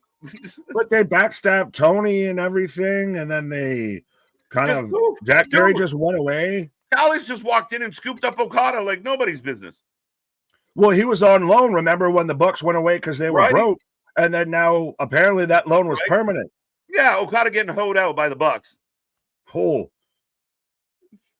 Nola boy, what up? Hey guys, I'm just getting home. Shout out. Well, and does it feel like they've just kind of reset to 2020? We've got Jurassic Express again. We're probably going to get the Acclaimed again. Right. The Acclaimed thing kind of went nowhere, and they were like, fuck it, put them back together. Much like Luchasaurus, aka Killswitch, and Jack Perry kind of went nowhere. Fuck it, put them back together. Put them back together. You're right, though, and I think going into 2026, I want to see the challenge. I think for Tony Khan is make it new. You got to make something. You got to make things feel exciting again. The good news is Will Ospreay is going to return at some point. Swerve's going to return at some point. They're getting some guys back that will start to kind of their return, if done right, will make the show feel kind of new, buzzworthy. Oh, flipping the bird. Yeah, now I got the bird. But yeah, again. So folks, let us know who you're taking for this match. I don't know if we've closed them, but yeah. It's turning into a shoot, brother. No, it's just little bro versus little bro. This is his cousins fighting. I actually give him credit. I like that face slappy. He spit at the other Buck. A nice little edgy start to this, which even we don't know why they hate each other so much, but yeah, definitely a shooty feel to that. Yeah, well, and I wanted Jack Perry to stay as the scapegoat. I didn't exactly want him to go back to but now that we got it, I'm gonna fucking sing it. Right, 65%. Well, actually, just jumped just about 58% going for the Jurassic Express in this one. I went Bucks just for shit. You went Bucks? You're waving the white flag on the Young Bucks? Shout out, Jose. I got the Bucks flag. I know you were picking Jurassic Express. And as much as I just, smash on them, I'll pick them. Well, they had the whole ATM thing. It's more in their gimmick to, be concerned about winning the money. Right. Yeah. Now, are they going to keep doing this? Like they'll win $500,000 tonight. So on Wednesday, when they come out, it'll give us another list of like, they had $500,000 and they spent it again. And now they're in another $500,000 match. Did they gamble it? Did how many times did they order Pizza Hut? Do they have any subscriptions? You effed up as Luchasaurus claps down, I believe, Matthew. Yeah. Jerome saying, I see from this pay-per-view there's a lot of kids there in the front row. No, they're just a lot of adults that still haven't hit maturity. He is correct, though. That's funny as hell, Nick. But they did show when they were showing the Jungle Express entrance, there are some kids there, which is good. Oh, powerbomb. The Bucks hit each other. Parents couldn't get a babysitter. They couldn't get a babysitter. Spaz, did we click all your super chats? I think you just dropped one recently, which I don't know if I paused or not, but yeah.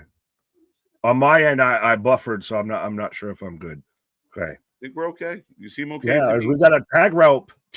So Jack Perry moved the tag rope from one turnbuckle to the other. We're getting really unique here. I've never seen that before. That right? It's actually an old trick, but I think it's funny. And the crowd applauded it. Like, well played. Yeah, well, doing this in St. Louis, kind of a old school area for pro wrestling. We're bringing up we're invoking the name Lou Thez out here. Yeah, and a cute little baby face spot for, Jack Perry trying to, win over the fans again. So it's good. Well, and it's showing that they can hold the tag ropes. They know what they are. I mean, it's so funny to see that because then the match goes sideways, like the rope wasn't even fucking there. So it's a little ironic, but we're trying, Nick. We're trying. Give hope a chance. This is, Tony's getting the high fives on a couple things here tonight. Already, we're on to a good start. Yeah, so far we're almost the first hour through this show, and I'm highly entertained. I don't want to stick a pencil in my eye yet. I'm good. Whoa now. I was kidding. I'm kidding. Well, yeah, that's an aggressive escalation. Right. Lubert says, what? Who's Lubert? Cubert says. Spaz with a $5 super chat. WWE dropped Cena's heel turn. What a failure. But AEW dropped whatever the Billy Goat thing was. Amazing fan service from Tony to his friends, the fans. It's so hard to play that game, right? And I think we know now, Spaz, for sure. Oh. Both companies have their flaws, and both companies are doing similar shit. Mm-hmm. Nice. Perry taking out the Bucks. Up over the top. I didn't realize the K2 tape on Matt. On Matthew, yeah. I don't know why I'm calling him Matthew, but hey, it's again, it's either you call him Matt or Matthew or Nick or Nicholas. Matthew and Nicholas. I personally, respectfully, look at this, Nicholas. What? Oh, she's just having the greatest moment of her fucking night right there. Look, oh, she in.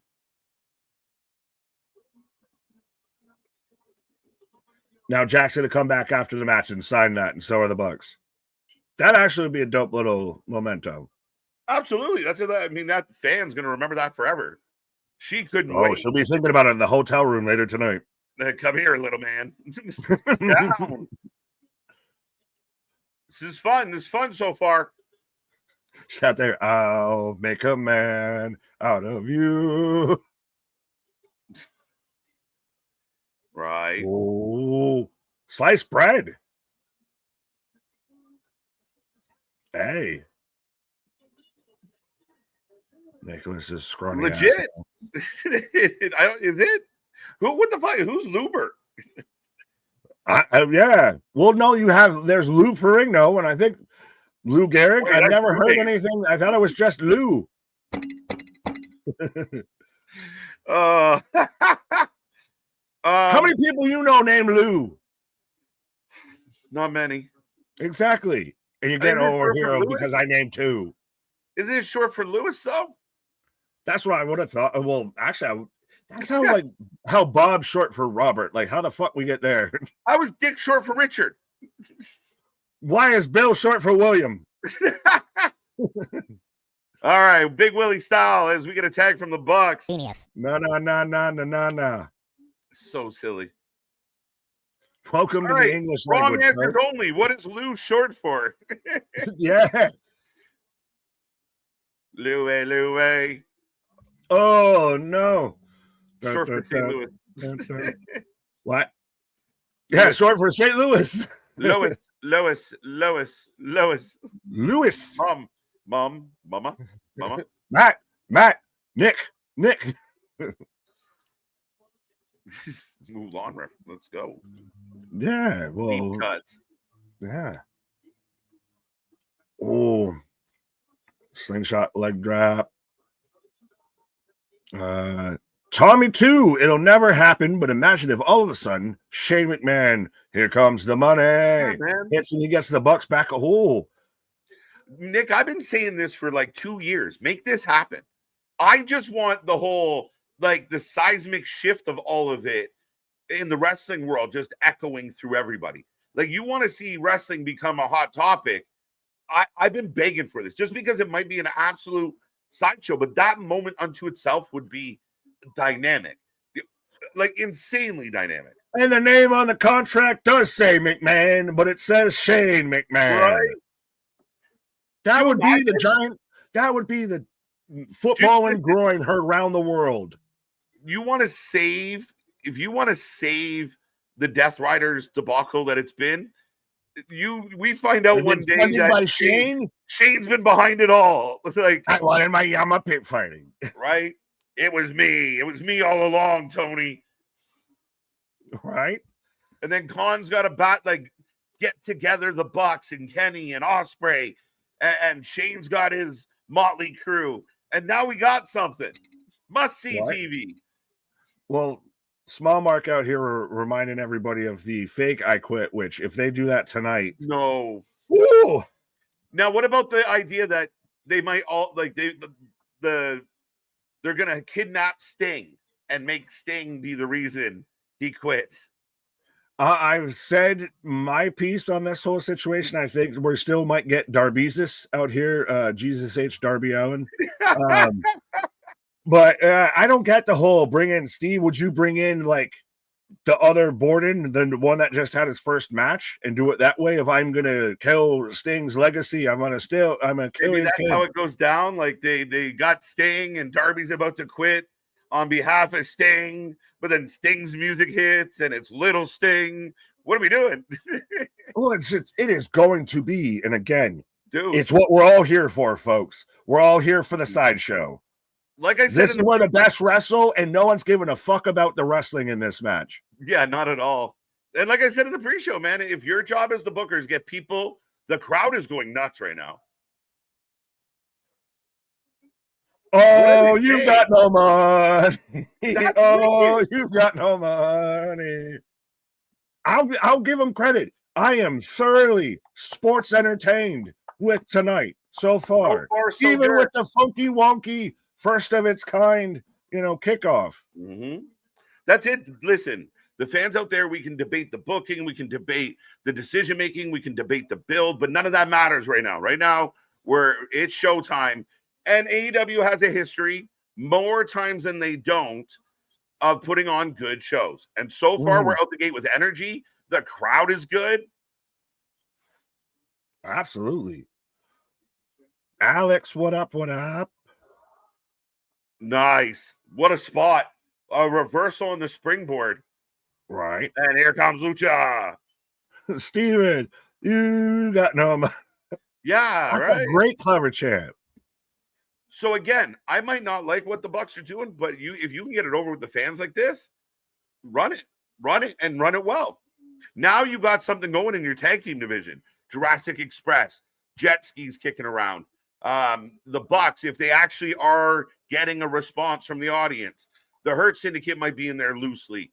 You have a lot of options lining up, and I know I missed a couple. Oh, I'm not fully top guys. Sorry, bros. Sorry, Dad. Yeah.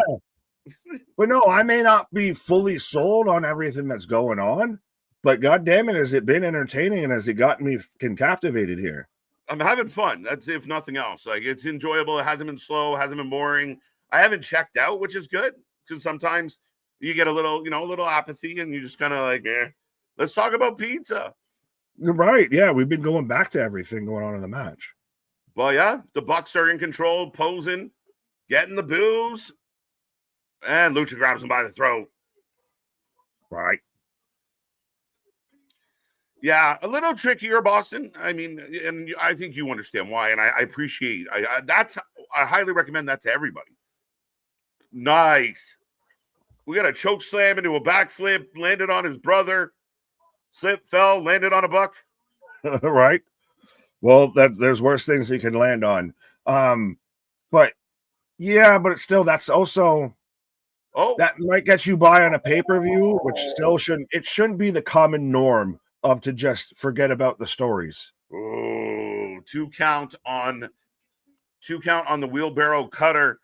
No, listen, the stories matter. And like I said earlier, you need more talent in AEW, more of the stars connecting with the audience, not just the sickos, but an audience that can get involved. They can sing along to the, and I'm not saying that's everything in wrestling, but the personalities matter. That's why Harley Cameron has been an asset. That's why I think someone like Megan Bain, who looks like an absolute star, sell us on stars and bring that personality to the wrestling.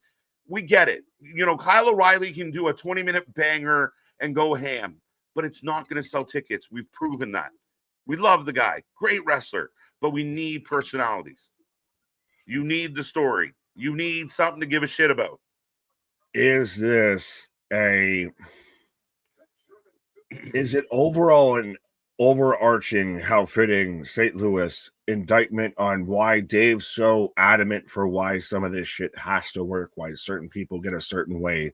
Because there is this consistent mindset, I feel, that Japanese style wrestling and the late 90s, early 2000s Ring of Honor, PWG, guerrilla wrestling needs to, like, that would work on a major platform, and we're starting to see that's not true at all. You can still be an alternative. You can still be an alternative, but it's not the style that Dave and co thought was going to be it. I think what some people miss, and Dave probably being one of them, that's the good wrestling, the ability to have a great match and really put on, like, especially for modern wrestling fans, have a bit of that higher work tempo and work rate. And for me, if you take that foundation and just have somebody create sensible stories and sensible rivalries, now you're there. You have a great foundation. You just got to put the fucking a bit of the bells and whistles on it. We need a little bit of the icing. Let's go. Right. Oh, we got a fist fight. Did you get the cockfighting? Pause. Did you get the chicken fight? Yes, I'm on the chicken fight now. Yeah, I think we're good. Yeah. I think that was not a driver. Seconds. Yeah. No, I just made sure. So I got everybody's down right now. Everybody down. Good match. I will admit it. It's been fun. Right? In Boston, I see you telling me to land the plane. I put the plane down, boss. I put the plane down. The plane. Spaz with a $5 super chat. Darby Mox main event ends in a double referee stoppage like the Rollins, Wyatt, Hell in a Cell, or Jericho returns. Apparently, Marty Scurll is there, allegedly. That would be weirdly interesting. That's bold strategy, Cotton. Bold strategy. Yeah, I don't know, especially how critical people can be about that. Anyway, moving on. Yeah. This is my fear. That both guys are going to be incapacitated to the point that neither guy can quit, but the match can't continue. That's my biggest fear. Like, you will get people that will throw shit at that point. That is 100%. That is, you will get the loudest bullshit chant in the history of pro wrestling at that point. They have built this up like this is Batman and goddamn Joker out there. Yeah. Don't talk to like you're one of them. You're just a freak like me. That type of shit and everything. They'll cast you out. That's what it is. That's what they envisioned in their fucking head when they had that whole prison segment. 100%. Like, except, Moxie's a little more intense than Batman. He kind of gives you like the I'm gonna eat your blood. Like, you're what? What? I'm gonna make your bones dust. But don't. He's a fucking like a giant ogre. Oh, that was a weird spot. I think there was like a slip spot where Perry was supposed to hit the buck, but the buck slipped anyway. You mean Perry had to parry? Amen. Boston, yeah. Oh, okay. I was struggling at the plane. I had to land the plane. The vitamins, they help. Right. Sometimes it's that glide, just gliding in. You might bounce a little. In. Just let it land. We got you. Oh, deep two. Deep tissue? I thought it was a 3, man. It was close. Let's go. Christopher, evening, Maple Leaf, KJ, and Bronx Bomber Nick listening to the Tag Stream Champs at work. Shout out, my guy. Let's go. Hope you have a good night at work, Chris. Glad to keep you company. When do the Blue Jays play again? Are they tonight? Tomorrow. Oh, that's why we won't be here, because things are either going to get smashed in celebration or smashed in desperation. Oh, it was, dude, a grand salami at the wrong time. My God. Heartbreaking. But the boys are strong. We'll bounce back. And the Bucks are setting it up. BT. Oh, Barry goes away. Where is Luchasaurus? On the side of the corner there. Right. Ooh. What's up, Randy? How you doing? CJ, a man who should be there. The St. Louis contingent out there checking in. Is he at the show? Yeah, I think I can see him. He's third row, section B, seat 7. CJ. Yeah. What's up, Brand? Boo, AW sucks. They're in your hometown, sir. Right. And it's been a great show tonight so far. Good. I dare say great. Good. Right. Now, this match, I think, and people can agree, gone long. It was in such a good pace. Get out while the getting's good. Don't go a little long. Nice move. Oh, Hurricanrana into the even the crowd energy starting to come down a little bit, but now it's back up again. So, big moonsault, standing moonsault by Lucha. Yeah. Canadian Destroyer. Yes. Why did you get out of the pin? No one broke up the pin. He unpinned him. He unpinned the mover. There you go. So they could do that. The Jurassic Express Destroyer. He kicked out. See? Go home. Are you? I really thought I was walking off with $500, and the pit boss stopped me and said, "Sir, I need you to come back to the table." Oh, good match. Fun spot. Canadian Destroyer, appreciate it. American Destroyer, the Gulf of Mexico Destroyer. They only do it to the Canadian move. It's bullshit. What's another Canadian move? The sharpshooter? No, that's yeah, I think so. Kind of. I think that would count. The sharpshooter. Yeah, this is. Oh, here we go. But you see what I mean? Now we go through a bit of a lull. Get out and here. Why the fuck did you stay an extra minute and a half? And so they do a Melcher driver. Yeah. Funky one off the top. A 450. And it's still not over. Nicholas breaks it up. Right? And you feel the energy in the crowd kind of that's all we're saying. I'm not trying to take away from this match, but it's just too much. You could run out and it's easily a great match. Get out. Yeah. You could have cut minimum 5 minutes off this match right now, I feel, at this point, and it would have been because the athletes are tired, everything slows down, the crowd gets tired, so now they're quiet. Bucks kick each other in the face. Right. Up and over. You watch. Is this going to go another fucking 10 minutes? Because the Bucks are firing up again now. Yeah. So now are we going to go? They're going to win. Super kick off the top rope. BT. Trigger. 1, 2. Kicks out. See, we're going to go another 10 minutes. Somebody told the Bucks once upon a time, longer matches mean 5 stars, and they will not get out of the ring. We're going to how long now on this one? The Young Bucks wrestle like they're fucking streamers instead of anything else, and they just want watch time. They just want to keep going. It's time to get that watch time. It's been a great match. Don't get me wrong. And that's where all we're saying is they would do themselves a service by not doing everything. Lucha cuts him off. Down goes Matt. Poison Rana. Oh. We've seen all the Ranas. Poison Rana. All right, this is the finish. I love it. I love that finish.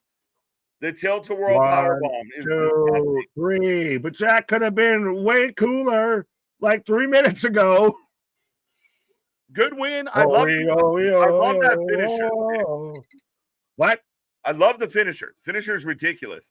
A really good match, but it's an amazing match if you just cut the fat a little. You don't have to do every fucking move. They reached a precipice with that match and then just walked away from it. They Samoa Joe'd with the guy jumping off the top rope. They had their apex, their big spot, to where they had everybody at a fever pitch and said, we can get a little bit more out of them. No, you wrang that cloth a little too dry. Pause. Yeah, a little bit. And again, I mean, a really fun match. I didn't hate it, but I think we talk about where the people say the Bucks matches all feel the same. When you get long like that, that's what the ending sequence, like, we have to get our super kicks in. You didn't need to get that extra stuff just to take the L. You were going to lose anyway. Take it when everyone's pumped. But do you also feel, though, that, and I'll ask you, did that extra stuff make it a bad match? Do you still... No, it's a good match. I still enjoyed the match overall. It didn't fully take away too much from that match. Oh, wait, we're going back for more. No, absolutely don't. Like, a good match, Nick. Good match from all four. It was fun. There was good spot. Offering hands. What? There you go. Maybe the Why? beginning. This is the new Elite. I'm so confused. But like, they're all like, is this making Bucks like good guys? I don't think so. We've just hashed out our issues. We just had to, kick each other's asses. Well, we had it out like bros, but everything's good now. And they're giving them some money. Here, have some money. You're poor. Wait, what? Josh Alexander. Why is it the Don Callis family? So have we officially just absorbed the Bucks into the Callis Phallus, Malice at the Palace? But why are we running this angle after a 20-minute match, bro? Well, now when Josh is getting in the Bucks face. Why? Nobody knows. Nobody cares. Like, you just had a good match. And you're shitting on it. And just leave. Just get the fuck out. Now we're in this. You took the energy out of the building with a heel spot. Oh, we're getting heat on the Callis. No. Do this on a Dynamite. No, because now they're getting beat up and they're gonna go back and save them. Yeah, so here we're gonna get the reunited of, we don't need your money, but we want to go back and save our friend. Yeah, wait a minute. Penny. It's Omega. Well, Johnny's not coming back anytime soon. So you said it. We're getting the elite, the elite again. Which, Kenny, why is he so easy to forgive these fucks? And he should be going after the Callis family finally. Look, he's saying, let's go. All right, I'm going to go. So they're saying we won't go. So Kenny taking on, do this on a board. Dynamite has been boring in a lot of ways. People are giving it 5s out of 10, 6 out of 10. Do this shit on a Dynamite. They apparently might be considering face. Yeah, I think we're gonna get, like you kind of said it, we're gonna get the elite, the elite. But it's good. I mean, like the idea. We're just getting the match from Dynamite. We're getting the match right now. This is what we literally got on fucking Dynamite. We just had the Bucks as some simmer saute on the side. There you go. I mean, again, I thought it was a really good match. This, to me, not bad. I don't hate it. I just wish it wasn't here. Yeah, I could have done without the afterbirth. Elite reunion, not really. It looks like we're getting that way, though. Looks like we're sitting that way. Yeah. So you put them all together? But I don't get why Kenny would be so eager to forgive the Bucks. They fired him. They tried to destroy him, everything else like that. Did Jack Perry not make him a cake? And then, did we not have all that? Then, yeah, fuck it. That was cool, man. I was at home sick. That, it's okay. I almost died, diverticulitis and shit. Yeah. You tried to kill me, but no big deal. No big deal. Then you made fun of me for it. But hey, you got new music? We're friends. You're a babyface now. Oh, you're babyface. Well, come here, buddy. Are you surprised that they're teasing the Bucks thinking about it? Yeah. All of that afterbirth didn't need to happen at all. Save that for a fucking Dynamite. Even just that alone. The end of that match, you could have it to where At most, if you want to have, he offers them some money. One of the Jacksons slaps it out of his hands. They go off. There you go. Thank you. Bob's your uncle. Good night. We move on to the next thing. We didn't need all of this.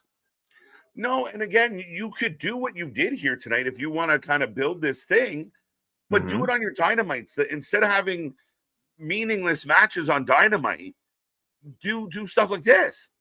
Make it make sense. Stop doing the only cool shit on your pay-per-views. Do some of it on Dynamite. Right? It's a great angle. It could work. I'm surprised that the Bucks are considering going the other way.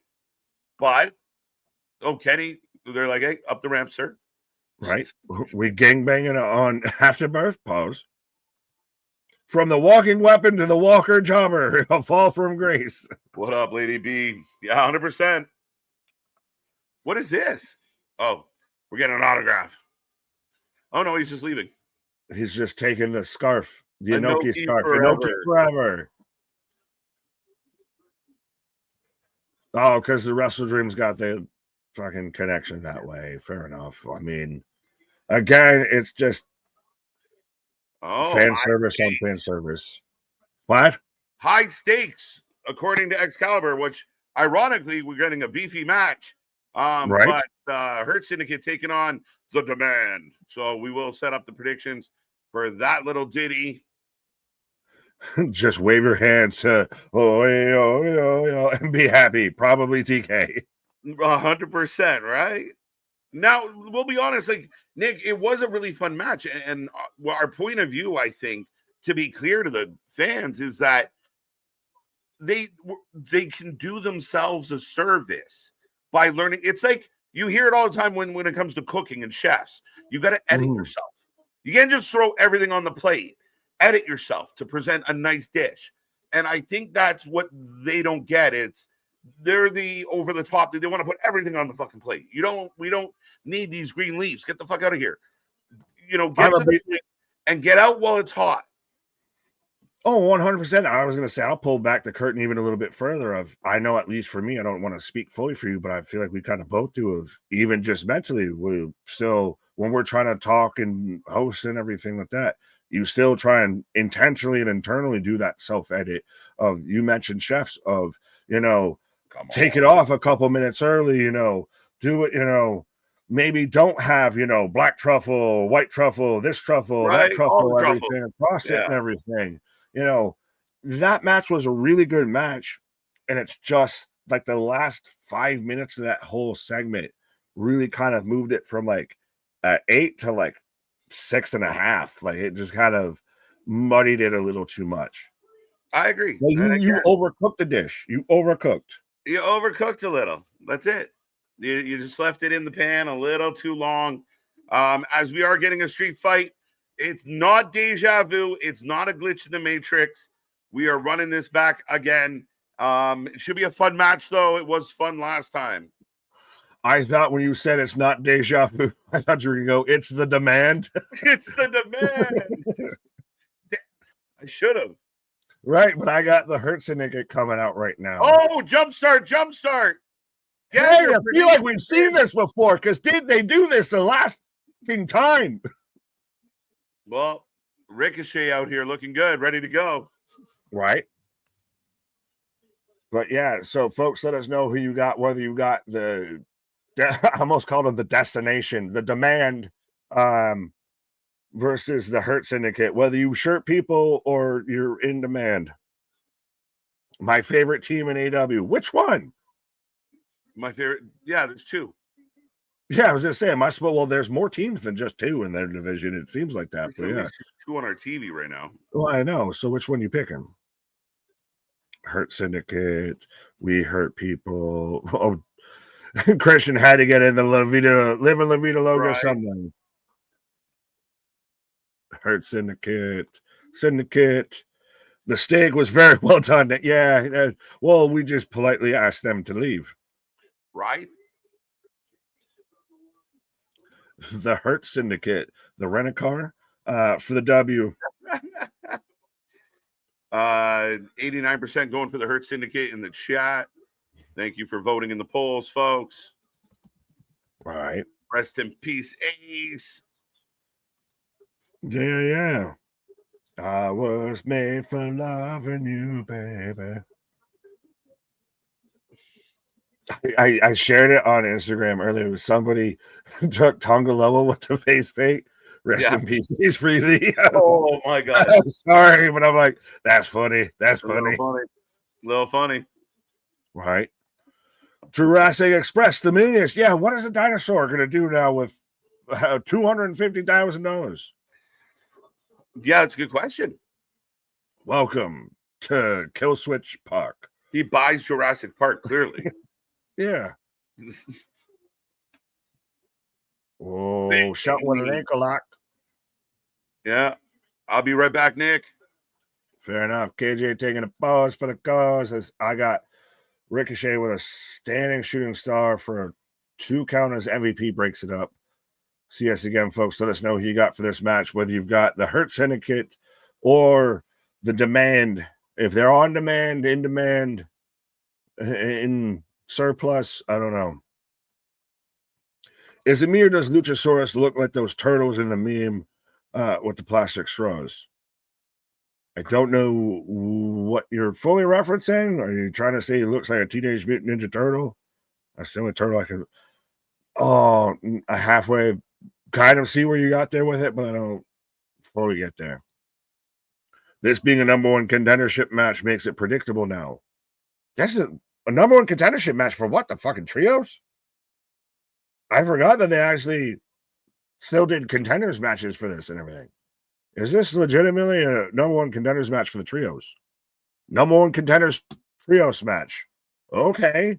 So I'm definitely even more now taking the Hurt Syndicate to win this, because please, if there is a merciful God in heaven, give me the ops of Hobbs, Shibata, and Samoan Joseph versus Bobby Lashley, Shelton Benjamin, and MVP. I mean, if we're going to still keep the titles on the ops, sure, I guess Ricochet and Co. win, but I want to see Hurt Syndicate versus the ops. That is big, beefy boys slapping meat. That is tough guy trios out there. And if you're not going to give them the tag belts, having the Hurt Syndicate out there and just go back to them being the trios belts, have them in the clubs, have them do the Hurt Lounge and everything like that.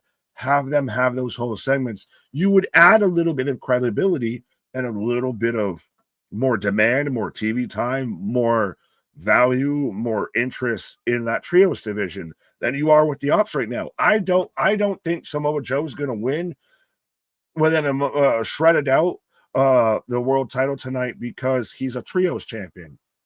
As they just climb the steps to chokeslam Shelton through Bobby through the table. So I guess that's the demand. That's their insignia, their hand sign there. But yeah. It's a meme about, I figured where you were going with it. I haven't seen the actual meme, but yeah, once you mentioned plastic straws and sea turtles, I kind of got where you were probably going. Tomorrow the Vikings fall to the Air Eagles. And yes, a diehard Vikings fan is saying that. Well, shut up, Christopher. The Bills are on a bye week, so that's try and say that 3 times fast, but the Bills are on a bye. So I'm kind of up in the air on where my football eyes need to lie. MVP now just at the Battle of Waterloo, 3-on-1, just getting worked over. And let's not forget how good MVP is. Well, was. He hasn't wrestled in quite a bit, but. And he was one of the guys that got into wrestling at an older date. Josh, what up? Did somebody say chicken tendies? What are you, Dom Mysterio? I just want turtles with freaking. Oh, God. No, save the turtles. Hashtag save the turtles. Hashtag save the whales. Nick, again, who attacked Jacob Fatu on SmackDown? Solo Sikoa, Aleister Black, or Drew McIntyre? Or outside Theory. And I know KJ kind of brought this up last night. It was Cody Rhodes, and Cody wanted to silence Drew because Drew saw. Because remember, in that whole segment with Cody and Jacob, Drew was sitting in the wings. Now, That's where everybody thinks Drew did it. But if it wasn't Drew, what if it was Cody, who was kind of getting into that heelish territory, and he had to silence Drew because I got to silence all my witnesses. They can't know that I'm turning heel on them. So we'll see. Do we get a Cedric Alexander tonight? I thought he was locked in with TNA. Shelton breaks up the count. That goes without saying. MDB WWE could poop on your forehead. What the hell?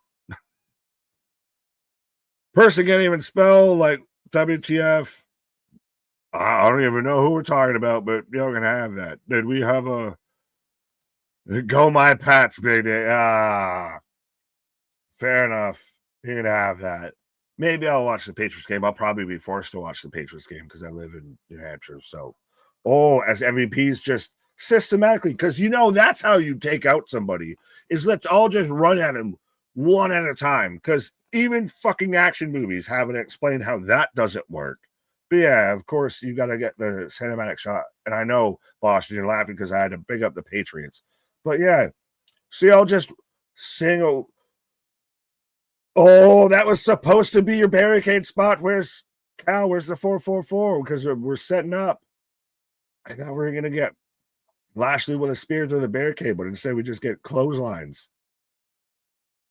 But yeah, they all just single-handedly, individually, all ran at MVP in the corner, and he just dispatched of them like fucking Steven Seagal. Wait, why am I laughing? I don't know why you're laughing. I know why you're laughing. You're just trying to get me to say why you're laughing. I done said it. The Bills looked like ass last week. We better, yes, I know. But see, I can't be mad at it this week because we're on a bye. The blood pressure is low. We're out here enjoying the AEW WrestleDream. And again, WrestleDream so far has been a really good show. I know I've kind of thrown this match by the wayside, but that's also because I've seen it 3 to 4 times at this point. Literally this exact same match. If not even this exact same, at least definitely some amalgamations. Then you get into even 7 or 8 times I've seen variations of this match. So this feels kind of what I expect. WWE hardly gets, well, that's only from fucking Dave. No one cares about Dave. Join our league, gosh darn it. Well, then I'd set you guys off at an odd number because y'all got 6 out of 10. I'd be 7. So that's the thing. Then we'd have to get KJ in here, and then then you'd say I'm making everything my way in that league too. So nah, we'll see. Depends on if I'm bored at 5 o'clock on a Sunday. I'm a goofy goober. Rock. Do we ever get a Keith Lee again? That'd be crazy. Well, neighbor number 8 is the bald guy next to you. Yeah, well, we'll see, my guy. But yeah, do we ever see a Keith Lee again in the ring? Be interesting. Nick, should I eat milk and cookies ice cream or half-baked ice cream? Boston, whatever the universe feels like it's telling you. I'm probably far beyond half-baked, so I guess you can have that. Oh, I mean, if we're going straight Ben and Jerry, Christ almighty, now you're making my fat ass hungry. Comment in the chat after the video and everything of what is your Ben and Jerry's flavor if you got one. I mean, I think I'm kind of a sucker for an American Dream or a Chubby Hubby. But yeah. Ricochet gets caught up. Yo! Was going for his own tope, gets snatched up by Shelton and gets thrown this, that, and that away. Yeah, see now, everyone, you have where are my Wrestling for Life ice cream bars? I just made a caramel frappe. Shelton going flying. Yo, it almost crashed out on the table. Everybody else see that man skirt on that fucking table? I've never heard someone call milk and cookies ice cream. I've always heard cookies and cream. No, there's, well, I've always seen, there's ones to where you can get like the cereal milk ice cream and everything if you get real adventurous and stuff like that. You get some really creative shit. There'll be ones that differentiate between, milk and cookies and cream. But also, it depends on if it's like an Oreo or like a chocolate chip. Welcome to Ice Cream Talk, I guess, with Big Nick.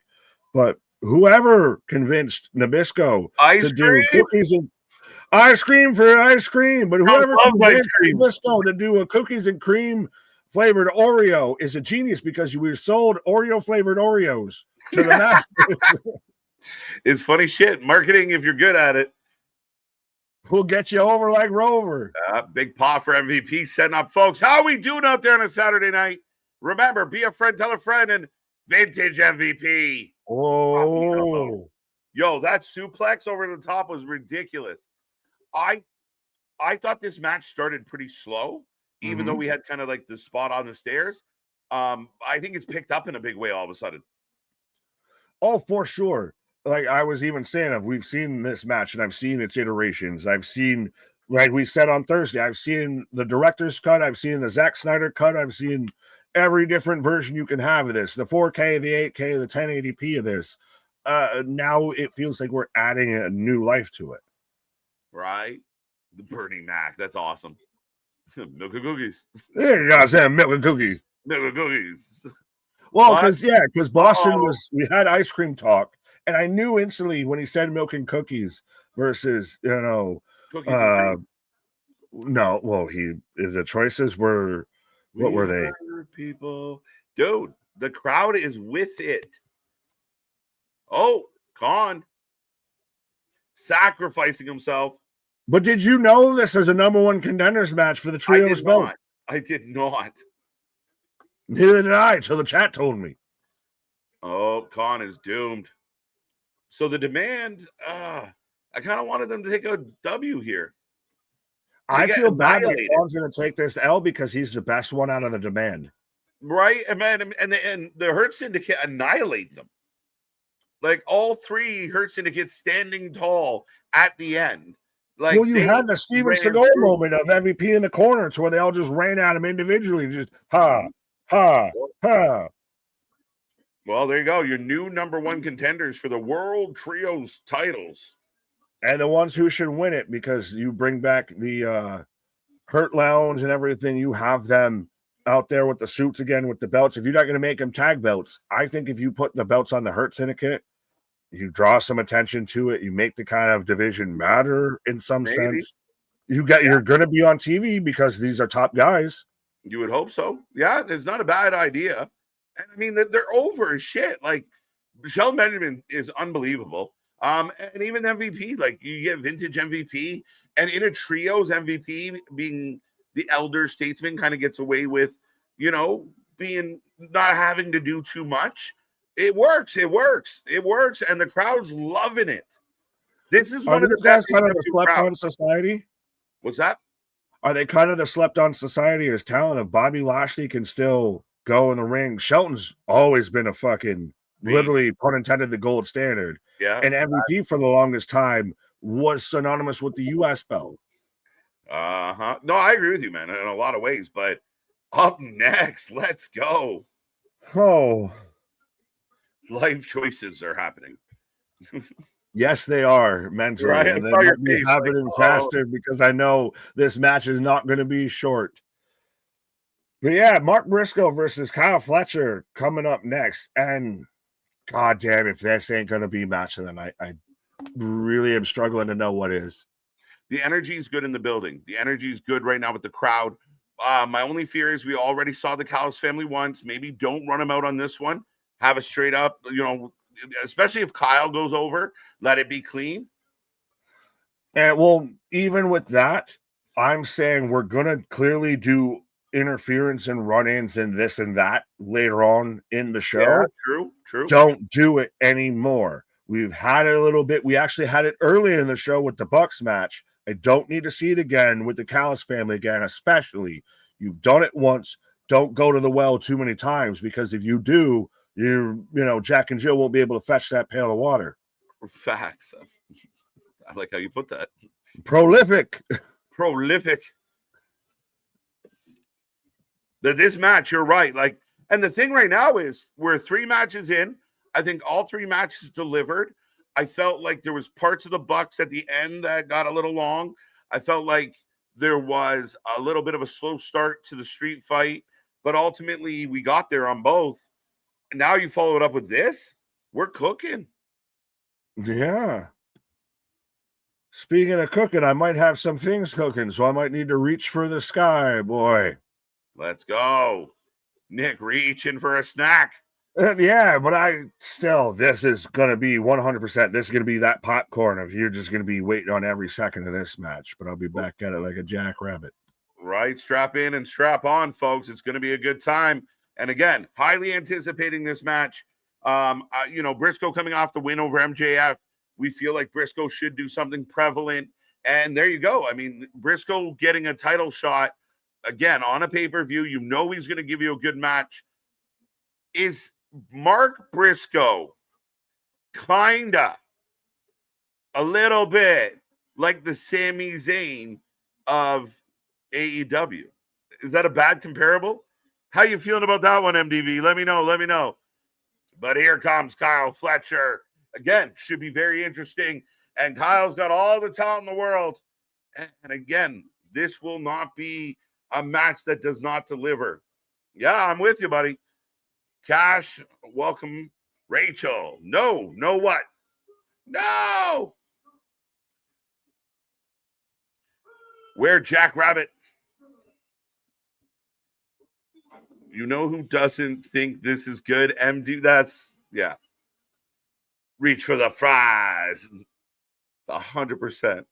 Snack time. Let's go. As the predictions are open, folks, get your bets in. Who you taking? 76% of the chat right now got Fletcher early. Kyle Fletcher for the win. I thought Mark Briscoe was more like the Santos Escobar. Okay, interesting.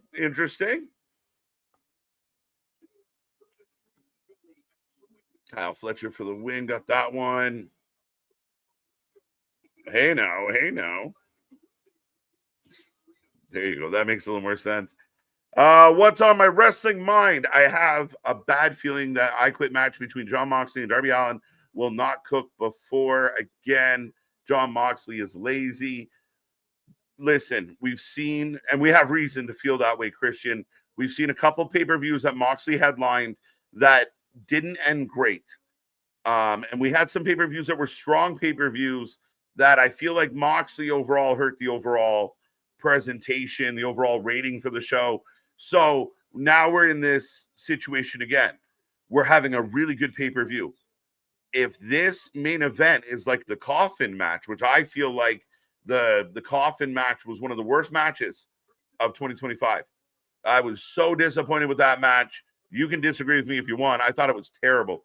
So if the I Quit match mimics that, we got problems. I hope it doesn't. Where we got good things going on right now. Fletcher stuck in his pants, but here we go. We're about to close up these predictions, folks.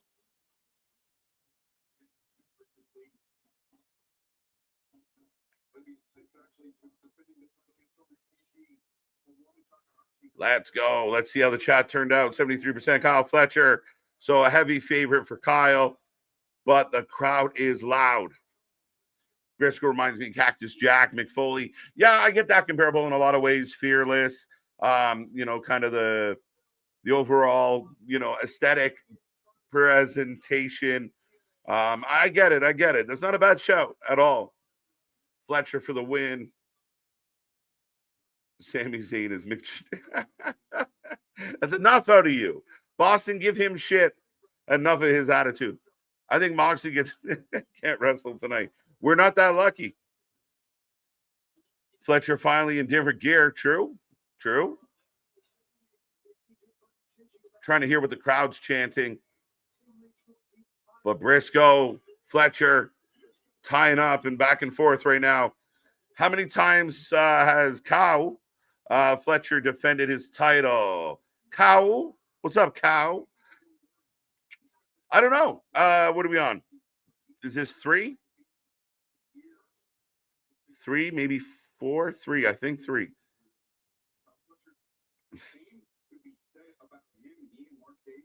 And then the third stooge now. All three of them, folks. What are we going to do? But right now, Fletcher got his head stuck between Briscoe's legs, trying to break free. Keep it coming, folks. Keep it coming.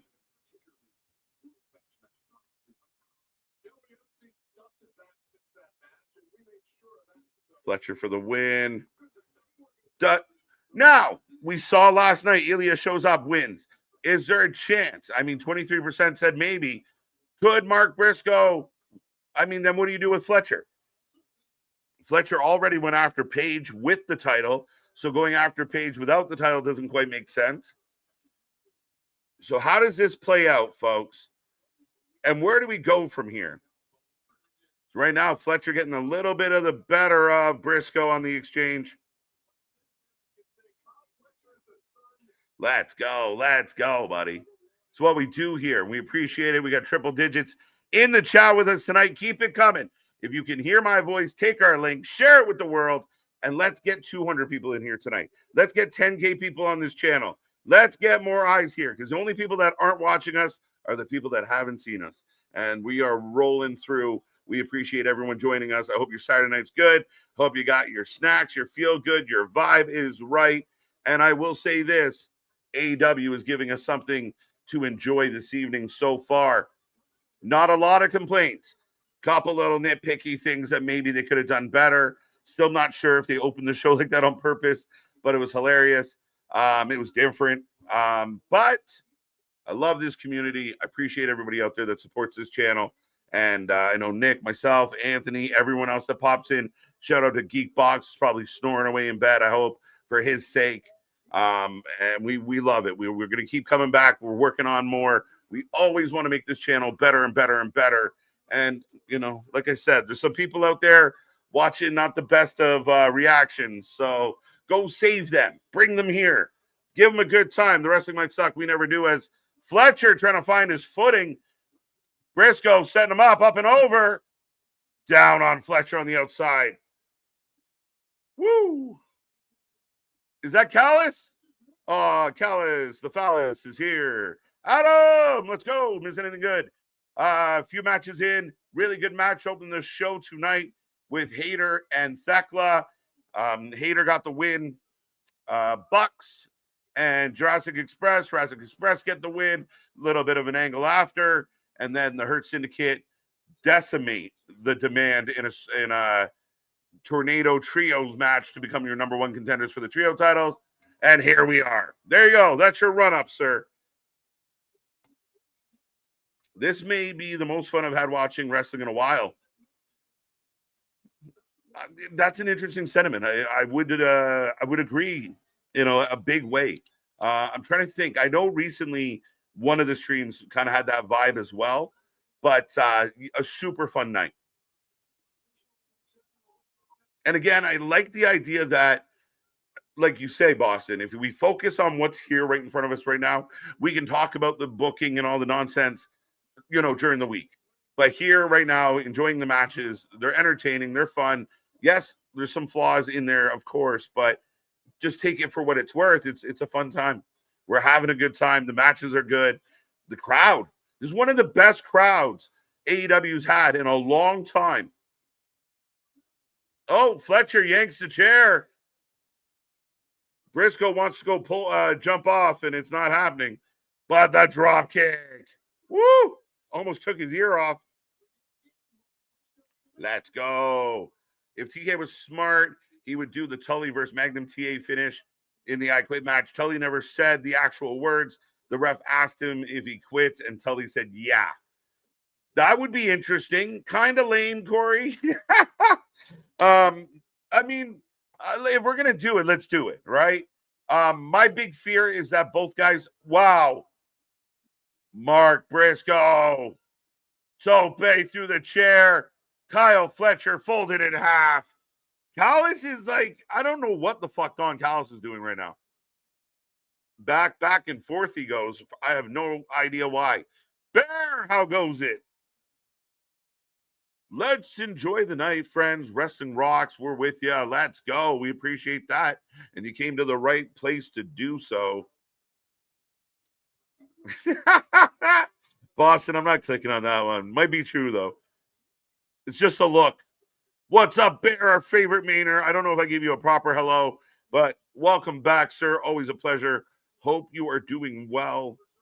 If I had to book Moxley and Darby, it'll be the last battle of AEW in the Arkham Death match, and afterwards they never wrestle each other again. I'd have no problem with this kind of going away after this.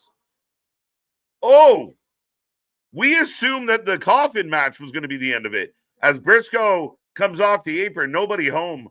Kyle Fletcher getting out of the way. Let's go. Good to see you marking something. That's not a bloodbath. So far, we're saving it. We're saving it. But it's good to see, straight up matches. Like, I don't have a whole lot of gripe right now with this show. Old man speak. I have no gripes. KJ Nick does Fletcher versus Omega. Need a title involved. I think if you get there, I mean, we've been there, done that. The title, if you're going to run it back, the title adds that spice you kind of need to make it a little more interesting. We'll see. I mean, Kenny's being cautious, and I think he's being booked cautiously. I think at some point we might learn that Kenny's doing a lot of the trios matches and other side things, not really heavily in the title picture.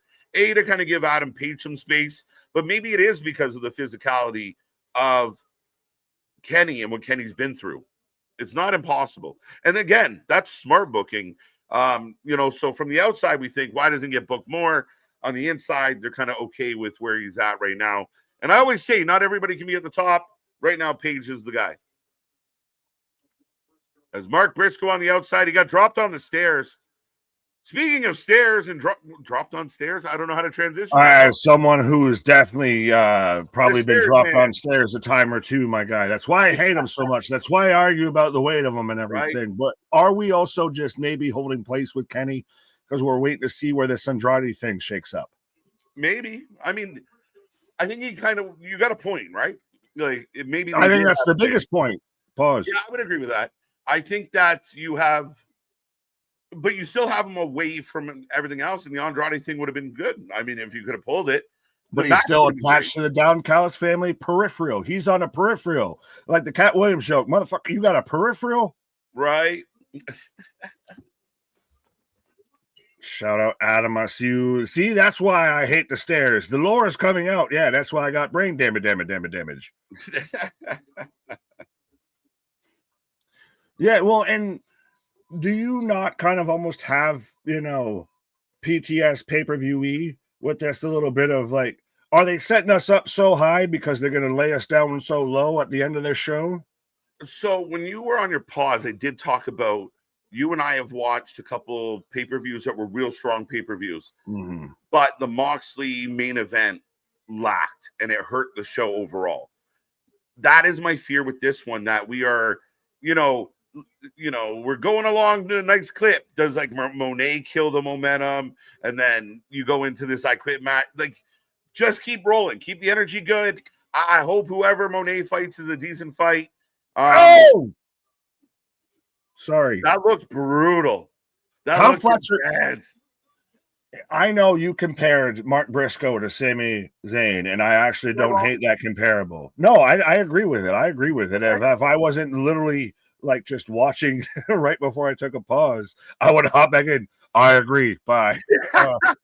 Do what I do. Just hit the button. Start doing soundboards and everything behind. Don't threaten me with that. You wouldn't want me with that. That's a menace.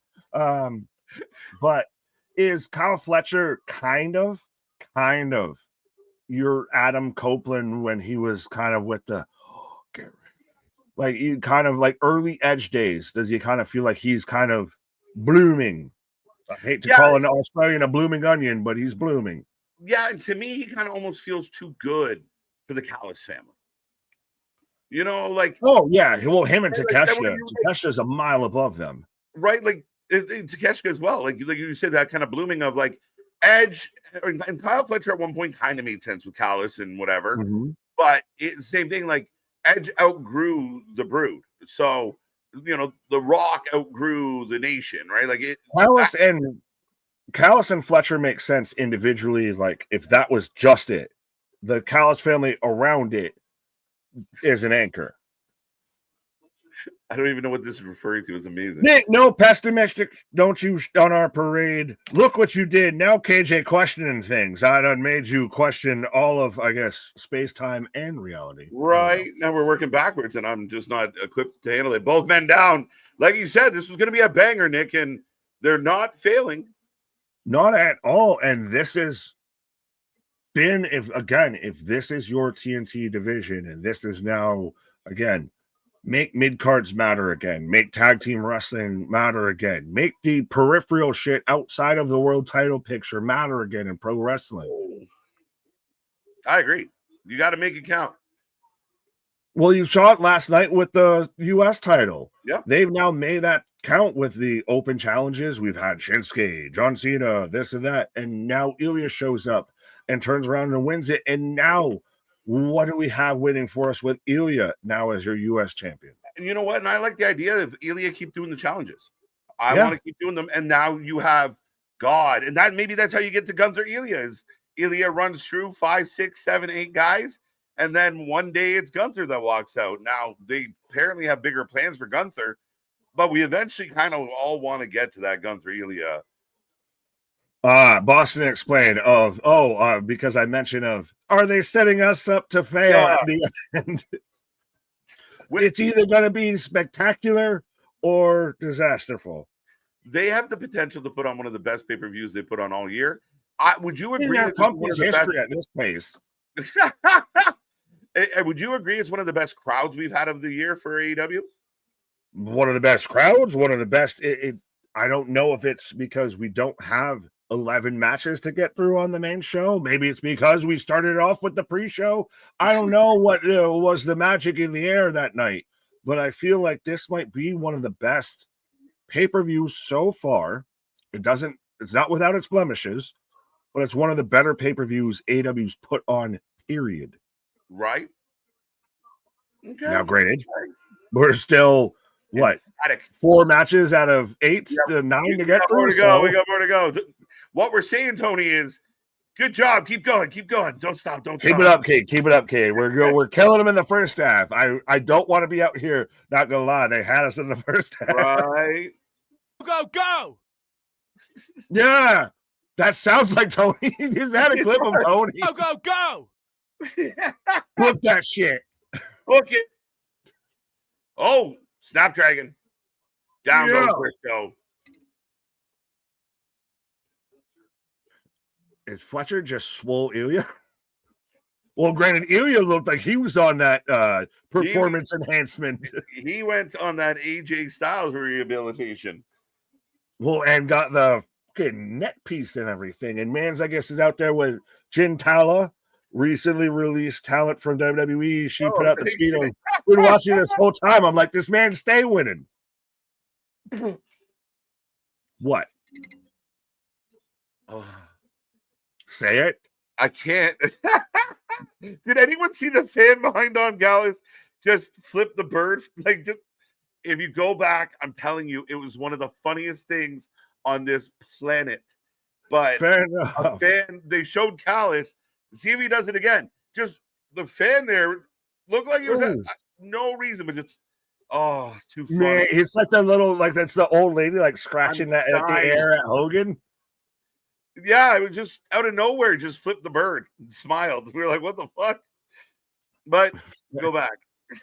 Well, no, I got AD and AZ. Shout out, my guy. Hope you do buddy. Well. Doesn't Nick Wayne have a belt? No. Not to my knowledge. But he has a mom. She got it going on. Nick Wayne's mom has got it going on. Both men on top. Oh, Briscoe comes down up over. Oh. Odd spot. Adam pointing out that sound bit scared the shit out.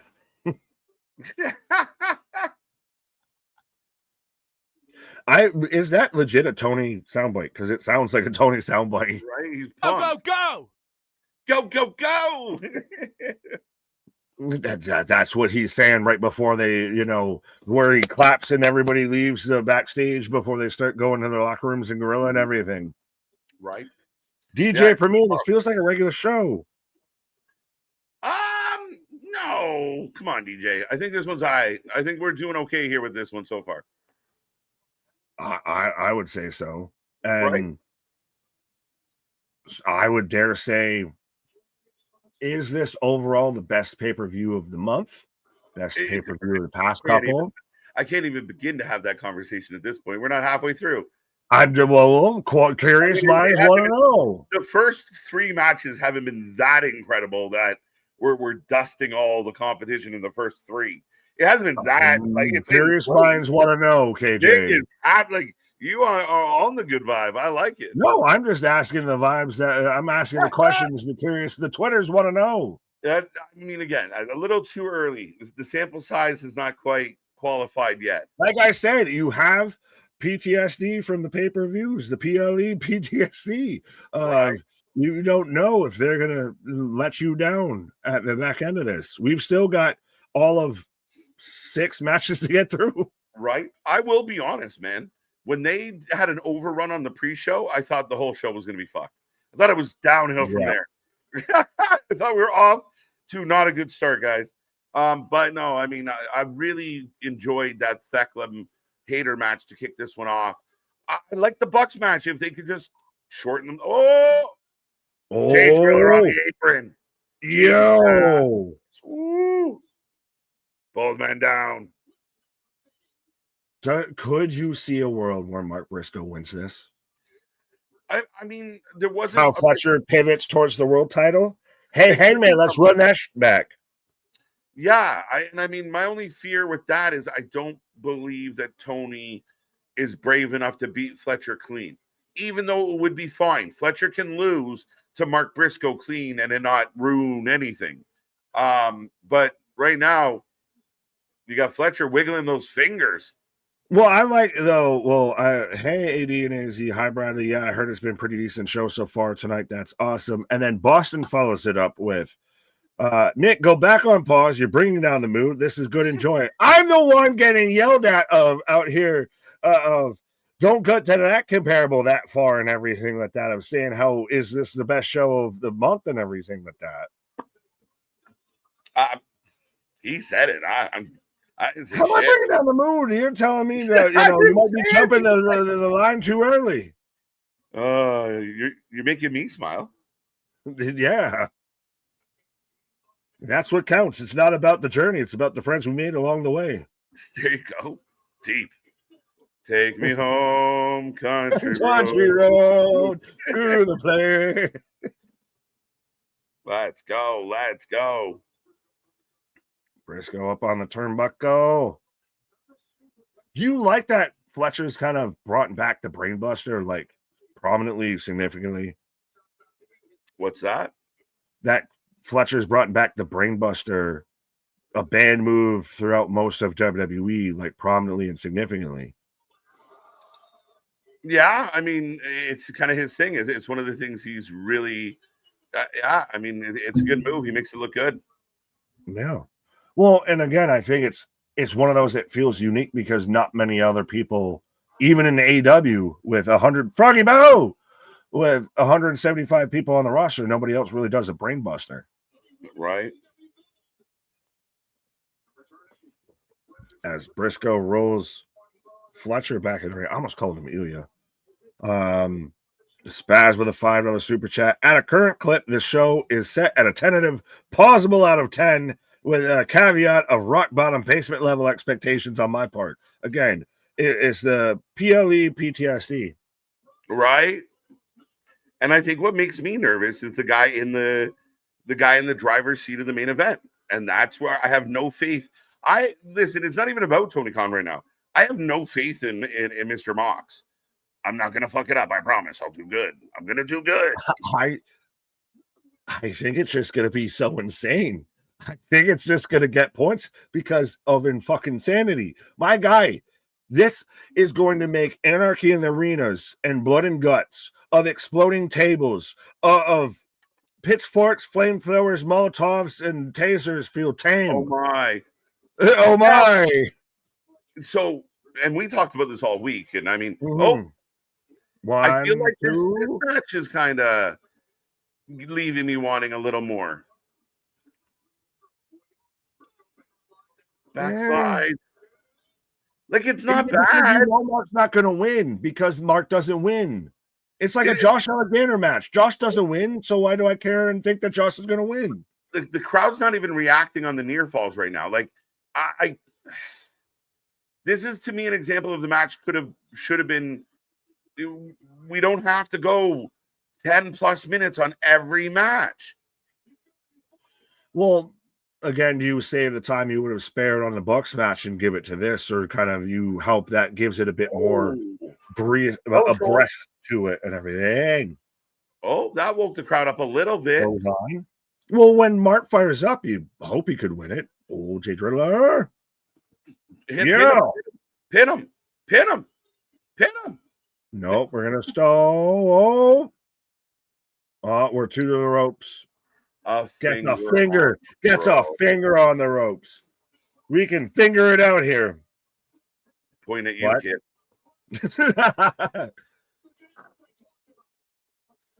That is nuts. Boston saying this crowd is literally screaming, "This is awesome." What are you talking about? They weren't until what are now. You hearing? When I said what I said, they weren't making any noise. I was gonna say, like that. What are you hearing? Yeah, what did you have an alternate feed? Now we're getting a "This is awesome" chant, and we had an awesome moment. So good on them for waking it up. Again, it's fine. It's just we go through some of these lulls, but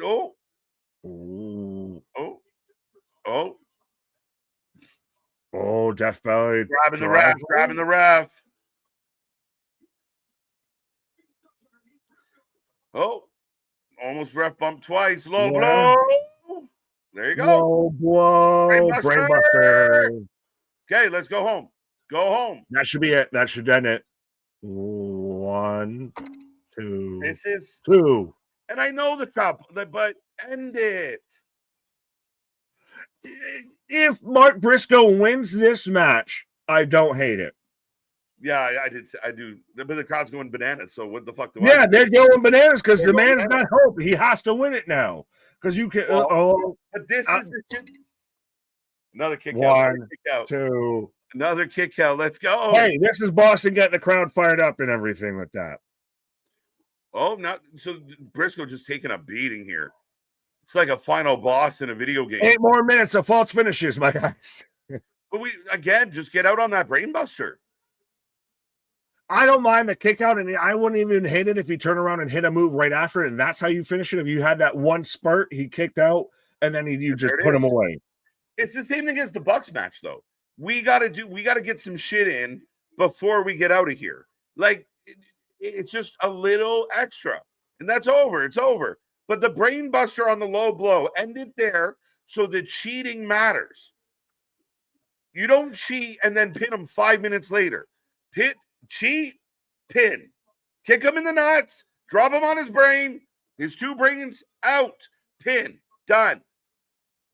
Now, again, how many times did they get the pass of it wasn't a bad match? It was a pretty good match. It was a good match. Right, but then you just went a little too long. You had a little bit too much gristle out there and everything. Do you trim it, and how much does that take away from overall? Well, because Briscoe didn't need to eat 4 more moves just to eat a pin. It's this thing where everybody in AEW is tough. So nobody can lose quick. They got to go, like, he got hit with kicked out of 4 different moves to prove that Briscoe's a tough guy. And then the guy who's just, basically, it was an extra 4 minutes of just whooping Mark's ass for no reason. Same thing with the Bucks. It's the same thing why nobody taps out. They all pass out. It's like we're all tough here. We're all badasses. Like, what are we doing? I agree with you. Could have ended it on the brainbuster. I don't exactly hate that he had the kick out. Maybe then right after that, you end with another move, and then you get into the finish. It should have gone an extra 2-3 minutes, a minute and a half, whatever it was. When the crowd goes crazy like that, if you're going to do that, Nick, once the crowd lights up, Briscoe goes on a run, and then you give false hope, and then he gets cut off, and he hits another brain buster. Done. just so you kind of you pull them right on that journey with you. When you do it like this, the crowd went nuts, and then he got kicked in the head. Then he got dropped on his head. What? We instantly both jumped to Mark Briscoe wins after that moment and everything. Because that's where the babyface fires up after that. Yeah. It's all this thing of like, so I don't look like a pussy, I'm going to kick out of 5 things, but then you beat me anyway. It's just... But it's a little subtlety. Like, it's overall, match. It doesn't fully destroy the match or anything. No. Oh, okay. I like that. Goddamn, the glitch. What? Why did someone let the little brother come out? Because glitch, we have to get him over. Because why is he here? I don't know, but Guardian's saying this has more false finish than me trying to beat Sting in WCW versus NWO Revenge. That was a heyday for wrestling games of WrestleMania 2000, No Mercy, and WCW NWO Revenge. All the N64. That was the heyday, the pinnacle. We peaked at that point with wrestling gaming. Right. Oh, up next. So, wait. Yeah, it doesn't matter. So we're going this world title, Mercedes. Monet. Yeah. Moxley. I'd rather Mercedes be here. And no. The world title goes second last before the I Quit match. Men's, yeah. Right? Not their TBS title. They treat the TBS title more important than the women's title. Yeah, that's why it's going to go on after it. I'll give you that. But I think you were might have gotten wires crossed into which match is going which, but yeah. Because I thought you were saying it was going co-main. Right? I think this match, Tony and Stat, should be the second last match right before the I Quit match. No. Not Sasha. Would you do Hangman and Joe? Then I Quit? Oh, yeah. Well, I mean, I think I forgot about Hangman and Joe. That tells you how fast and how big and how prominent that feud's been, folks. Question. Yeah. I think you go, but so we've got. I mean, Stat and Tony should give us. We forgot about the tag title match. Oh, fuck. Yeah, we're not worried about that one. We'll get there. Yeah. All right, folks, get your predictions in. Who wins, Tony Storm or Statlander? Yeah, I think you really have I think you could have pushed this later in the show. This should be Mercedes spot right here. This is where it gets scary, dude. Dude, do you save Mercedes because of TBD? I guess. You got to pay off something with this. I mean, I think you probably, you go this, tag match, Mercedes. Monet, world title, I Quit? Yeah. Why does it, that feels like there's so much to go. Oh, we're halfway there. Whoa. Does that lend in the argument, like, if all these matches are so long that, just can we shorten a couple? Tony, don't fuck this up. You've been going good for a good minute here we've enjoyed this. And hey, I like me some Tony Storm. I like me some Chris Statlander. So you got a good odds that you're going to keep this thing going. Yeah. I'm really worried, and I know Boston's going to comment again about it. I'm really worried we're going to have a really great show with a fucked up ending. No, it's going to be crazy. We do the tag match next. Then we do Hangman and Joe. Then you do Monet. And then you follow Monet with the I Quit, and we just slide off the fucking runway. We just end up ditching it. I hope not. I'm positive, but this could be an 18-wheeler rolling off the side if they don't do it right. But so far, so good, folks. Again, be a friend, tell a friend. Let's see if we get up to 150, 200 here in the chat tonight, as we are here all night long. Next matchup, Tony Storm. And let's hope we still keep going good. It's been good. It's had a little. Sometimes you're falling asleep at the wheel. You hit the rumble strips on the side. You're gonna pull it back in and everything. But let's not fully think we're gonna crash into the fucking median, Vince McMahon.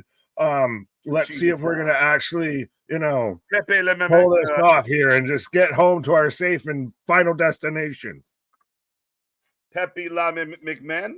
Pepe McMahon. Well, did you see the diehards out there still wanting autographs from McMahon before court proceedings? They're all suited and booted. People are fucking nuts, man. What can I say? Look Like at this. CM Punk's wrong for telling people to leave me alone at the airport. I like this. I love this. We're getting a nice little package here for Stat. This is so good as guys who have been big Statlander fans for the longest time, who sat there and were throwing our arms up in dismay of why did she drop the TBS title to do fucking all for a good bit of kind of tried to go with her feud with Willow and her with Stokely and this and that. But now that she's finally here, it's like we have finally gotten where we needed to be. And let's see where we can run with this. Now, I like that you have wanted this should have been to where she wanted, according to you. Look at this. Yeah, Oh, no, she I got agree the with gifts. everything you said, Nick, in a lot of ways. Look, she looks like a star. Megan Baden wants her gimmick back. From the Andromeda universe, Chris Statlander coming out right now. But you said, my guy, of not to take your words, but this should have been where she wins it versus where she's coming in as champion. Yeah, like again, maybe just just some constructive thought, not really a criticism, but I think this story sells better if she almost won at the last pay-per-view and she wins it here. That's a fucking jarring shot to go to Tony Storm all ghost faced. Fucking can a white person do white face? I don't know. Why'd you look at me? No, I don't know. Your last name's White, my guy. You might be the best source I got to go to on it. There's no cure for Saturday Night Fever. Only more cowbell. What are the AEW fans spreading now? Jesus. There's no Who do they have locked in a basement? Who's in a dungeon? Kevin Sullivan. Solomon, my son. Solomon, my son. Yeah, so we have the Terrifier Tony Storm out here taking on Chris the Alien Statlander. Someone's gonna let us know who she's paying homage to other than a mime. No, that's how she gets the black and white visual. She's out there. Remember, what was it when they were out there in the UK and everything? To where she's out there looking like fucking Pompadour out there. She's got the giant fucking wig and everything. Again, she's been outstanding. I'm such a big fan. Predictions are closed, by the way. And fantastic.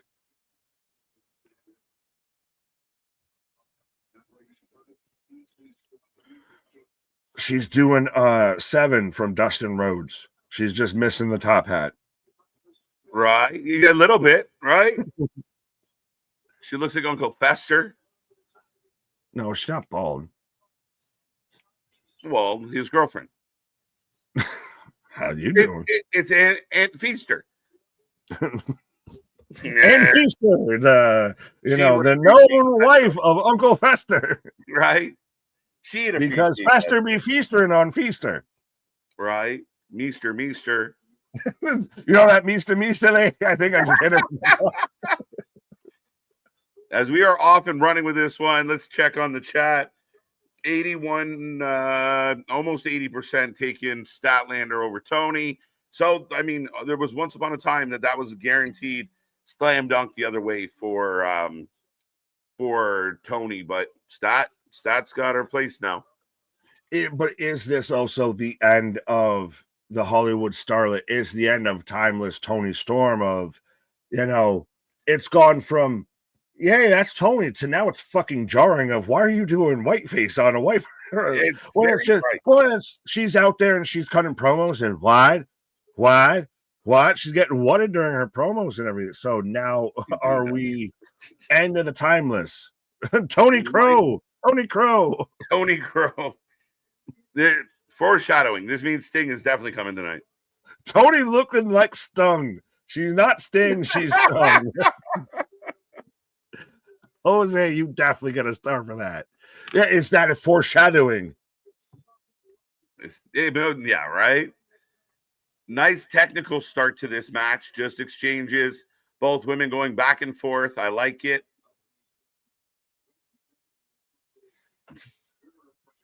Every time I just like Nice. it's Heath Ledger's Joker. You want to know how I got these scars? Yeah, now it is for sure. Yes, it's absolutely right. And that little heelish there with the trip and then playing up to the crowd. But I don't buy into the whole stat going heelish or anything anymore because she turned away. She double birded John Moxley. That ship has sailed. If you want to still sell us on it, could be later. You didn't need to do it then. Right. But you don't want to be a countless name that's just, all these tweeners of like, nobody's a bad guy or a good guy. No. But in this case, Tony's going to play a big part of the baby face in this one. Big booty shot. Oh, yeah, for this, but I'm saying to where I feel like if Stat were to turn heel, you were going into that whole Death Riders thing and you kind of flopped that away. So why would you make her a heel but not put her with the Death Riders? Yeah, fair enough. Yeah, I agree with you 100%. 100% agree with one doesn't make sense with the other, right? Right. Raymond. Raymond. I would think Stat win this to lose to Oh, fuck you. There you go. Hey, I agree. I think that's what's happening. I don't want it to happen. If we keep mentioning it, it will happen. I don't want to speak into the universe. How fitting of a pay-per-view name. Monet beats Stat at World's End for the belt. Can they legally get away with Monet in the bank instead of Money in the Bank? They could try. I mean, they tried with Andrade's contract, so they'll try anything once. Yeah, when you're a billionaire contract, spawn track, whatever. Right. No biggie. It's not just walking Tony up the stairs.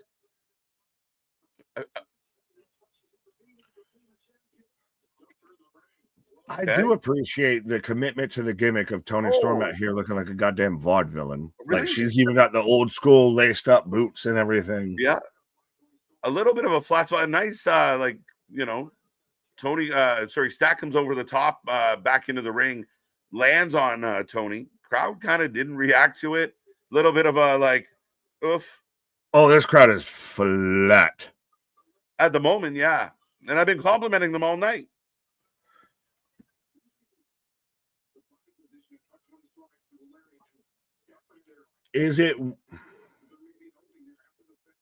I want to almost question is it the timing of the match, but at the same time, everything else has been cooking. This is just kind of slow it down. Slow it way down. But again, I mean, the AEW fans going to understand, like, good technical wrestling is good stuff. Like what Jose's saying, the crowd wants flips. Well, yes and no. They want real graps, but they think real graps are topes.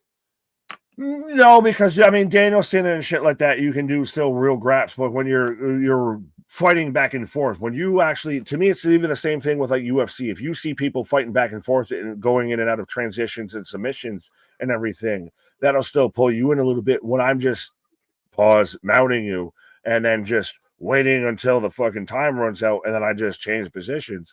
That's kind of a little bit what this is. Of that, it feels like you're almost riding out a clock. Okay. I mean, fair enough. See if this picks up pace early. Well, if we're going to compare technical, Nice backdrop. Again, no real. The crowd just taking a nap, getting ready for the big I Quit match coming up. We're all going to the bathroom break. We're all going to the concessions. We're all there. We can see them. Why are they so quiet? These are the guys that are like, we love women's wrestling. Well, cheer. Do you? What are you doing? There we go. We're going to do it again. Yeah, I like this match. I'm with you, bro. 5 stars and counting. Oh, no. Is it Tony's ring gear always seems thin, like made of a thin material? Am I wrong? No, they didn't have thick material in the 20s. I don't know. Is that what she's going for? Like it was made of old twill? She's a cotton weaver and everything out there. Spinstrels made this attire. Right? A little slow. Cerebral aura. Why is everyone giving Tony Storm the Cody treatment? My God. That's actually not a terrible comparable. I like Tony. I mean, what side of the coin are we looking at with this one? The side that she's great, she's over, we love her, or the side of Boo earns? Are the promos now at this point significantly outweighing the matches, though? I think yes, no, because she has great matches usually. Does she? Yes. Come on, Tony. You're questioning this, so does she? Mercedes Moné, does she? This match has not been bad. It hasn't been good. I think it's been fine, and we're rolling now. We're picking up pace. It has been plodding and meandering. Aren't you the one that loves like Nigel McGuinness matches? What the fuck? Why did that come into this? Because that's the type of match. Because foreign? Is that where you're going? Technical wrestling? She did British roll around style. You love that shit. Oh, did you just say British roll around style? Right. I think he just said they just did British roll around style, not to be confused with British strong style or anything like that. That was the joke. I know. I just noticed it. Why are you telling me I made the joke? Because I thought you meant to say it seriously. I didn't know it was intended to be a joke. Now, KJ, it's actually British strong style. We take this very seriously. Yes, I did. I was getting serious with it. Settle down there, Mr. White. Well, listen, you can't say lucha names, so I thought you fucked something else up, okay? That's so funny. I wish I had like a meow. Don't worry. I'm sure I live in the hood. Give it a minute. And Toretto will be having a race in a minute. Right, meow. All right. Don't have one. Oh, too funny. Nick, you are never going to live the Nigel allegations. Now, what allegations? What did I do? Jesus. Welcome to the show, folks. We are rolling. Right now, Tony is being stretched out in a fairly unique way. And if she keeps stretch her any further, we're going to need a blur on the screen. Well, yeah. Well, how do you feel, though, too, that a horse, of course, is officiating this match? Well, they love her. And she does a lot of their key matches. Yeah. We say nay. They say yay. Hey, go down by the bay. You know exactly what you did, Nick. Petro Farm for enough. All of you guys are rolling. Yeah, so people don't forget, Nick. I don't even know what we forgot. I forgot what we forget. Or we don't forget. I don't know. Right. As Tony Stack gets to the rope, we get a split chant. So the crowd's in. The crowd's coming up. They're in, they're out. They don't know what they're all about. They do the hokey pokey and they turn themselves about. Mm-hmm. Now, do you think a match like this, that's a little more technical, a little more back and forth, it does feel like an energy drop off when you've been watching people jump over the fucking ropes and springboard and tope all night long? Like, does it feel out of place? It does because there's no there's no huevos, there's no blood rivalry, there's no reason why it should be this technical, this construed or anything. Right. Is it just I get that there's the drop off and the change of pace, but is it also one of those that there's something else lacking as to why it's not connecting? Yeah, no, I mean it shouldn't be. It's two of your top women. They're just wrestling because they're top women. That's really all. Let's be honest. Let's be honest. The build for this show and this match with this whole story has been, let's be honest. Absolutely. I mean, the rematch on the title I get, and like I said, if I had a vote, this would be Stat trying to win the belt tonight. Because she almost won it last time. Make it more intriguing that way. Yeah. Come on, rolling, baby. You know what time it is. Rolling. Let's go. This one Oh, maybe. we said. Oh, It's not all. It's okay, boss, and I get it. I get it. He's on your side. I'm a peacock, and you got to let me fly. I don't know. Fly. Storm's here. Oh, wait a minute. Ooh, drop kick. Let's go. Let's go. Let's go. Hit that like, hit that share, hit that subscribe. Let's get up to 150, 200 people in this live stream. Go find them. I don't care where they are. Go get them. Bring them here. We're having a good time. Don't worry. There's plenty of other people that are sitting there just, you're looking at an office chair or they're putting lip gloss on right now. That, we're more entertaining. Save people from bad streamers, folks. Exactly. Be a friend. Tell a friend. Lend a helping hand out there. Right. Big 450. Big kick out. Stat has been the aggressor a lot of this match. Well, she should be as the champion. Fair enough. And the big body. Well, she's the powerhouse. Facts. Nice German. Yo. That looks like Flashdance. Like the cover of the movie cover. Make it happen, internet. It looked like Flashdance. Tony Storm in the pose. Why did my brain just went into I'm still standing.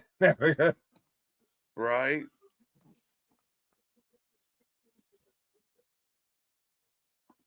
Yeah. Tony Storm went from actually wrestling like at least having a tire like a actual pro wrestler to now like she's the default pro wrestler in a game. Oh, another German super. Oh, and no sold into another German. Okay, discus lariat. Oh, tombstone. Saturday Night Fever. Why does she have a John Travolta? Why does she have a move? How does that fit? Wait, what? You said Saturday Night Fever. I said John Travolta, and you were saying how does it fit? I don't get it. But she got her in the. Is it because she used to only wrestle on Collision? Maybe that makes sense. That's the only way it makes sense. Right? It does. It adds up. It's the only connection I can think of. Right. What have I missed? Mr. New, welcome. Hope you are doing well. Hope the roads are treating you good, sir. Valerie Carr, welcome. How's it going? Well, and yeah, wonder what you missed. You missed a good bit. Right. Oh, wait. What is this? What is the like an essay from Boston? It's all for you. It's trying to help MDB, let me spell it out for you. Nick said Nigel is better than Pat in the ring because he's a wrestler. That's it. He's 100% correct. Fair enough. I didn't even know that's what I said. I'll stand by that. I'll still stand by that to this day. No, not anymore. Nigel's done, bro. He's done in the ring, but so is McAfee. For now. What are we going to get now? John Cena's last match is versus Pat McAfee. Pat McAfee, Logan Paul, WrestleMania 40, whatever in Saudi. You're going to have everybody punching their monitors. Big spot. Another 1, 2, 3. Clean, lickety split. Not a bad match. Not a bad match. My socks might Tony still Storm be on. looking like a banana split, but now is this the end of Timeless? Do we snap back to reality? Whoops, there goes gravity. Right? Yeah, maybe Timeless steps away a little bit. She does put Stat over. Stat wins the belt in a fatal 4-way. So now she legit one-on-one beats, no bullshit, straight up, clean. People, we can debate how you felt about the overall match itself. I actually think Thekla and Hayter was a better match overall. But a good moment. Look, like here it is. So yeah, good job. I would agree with all of that as we hug it out and everything. I kind of has to be a go away moment, I think, for Tony, because a little bit. Now what do? Like not only lost the title, but you lost it even in the on the challenge back. I'm so nervous that Stat is going to lose that belt to Monet. I don't wish that. I don't wish that. But, well, at least she put Stat over, and now we can kind of move forward with this. Mm-hmm. Yeah, I don't know what's left to be moved. Don't you fucking say that. We got company. I called this shit. They will do this, bro. Listen, maybe I'm wrong. Maybe I'm overexcited. It's Saturday. I feel good. But you don't need Monet to come out and stomp on on Stat unless there's a reason. Number 11 is in Stat's hands.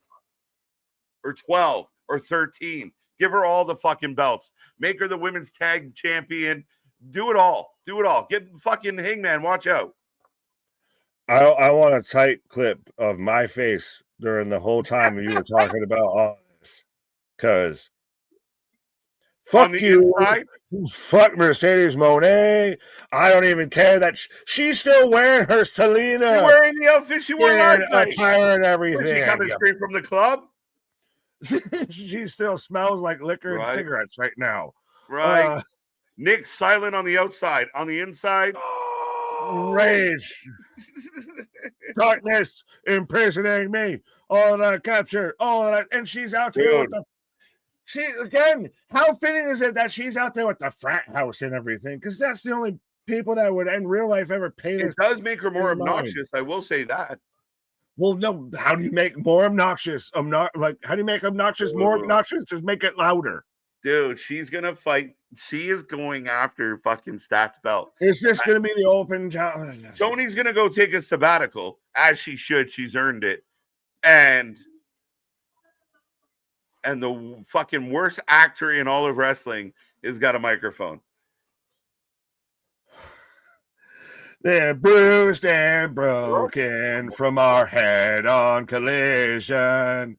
Listen, I'm just talking out my ass. No, it's right in front of you. I'm saying, hey, everybody that was saying that I was sourpuss in this. We got derailed harder than fucking D-Block out here right now.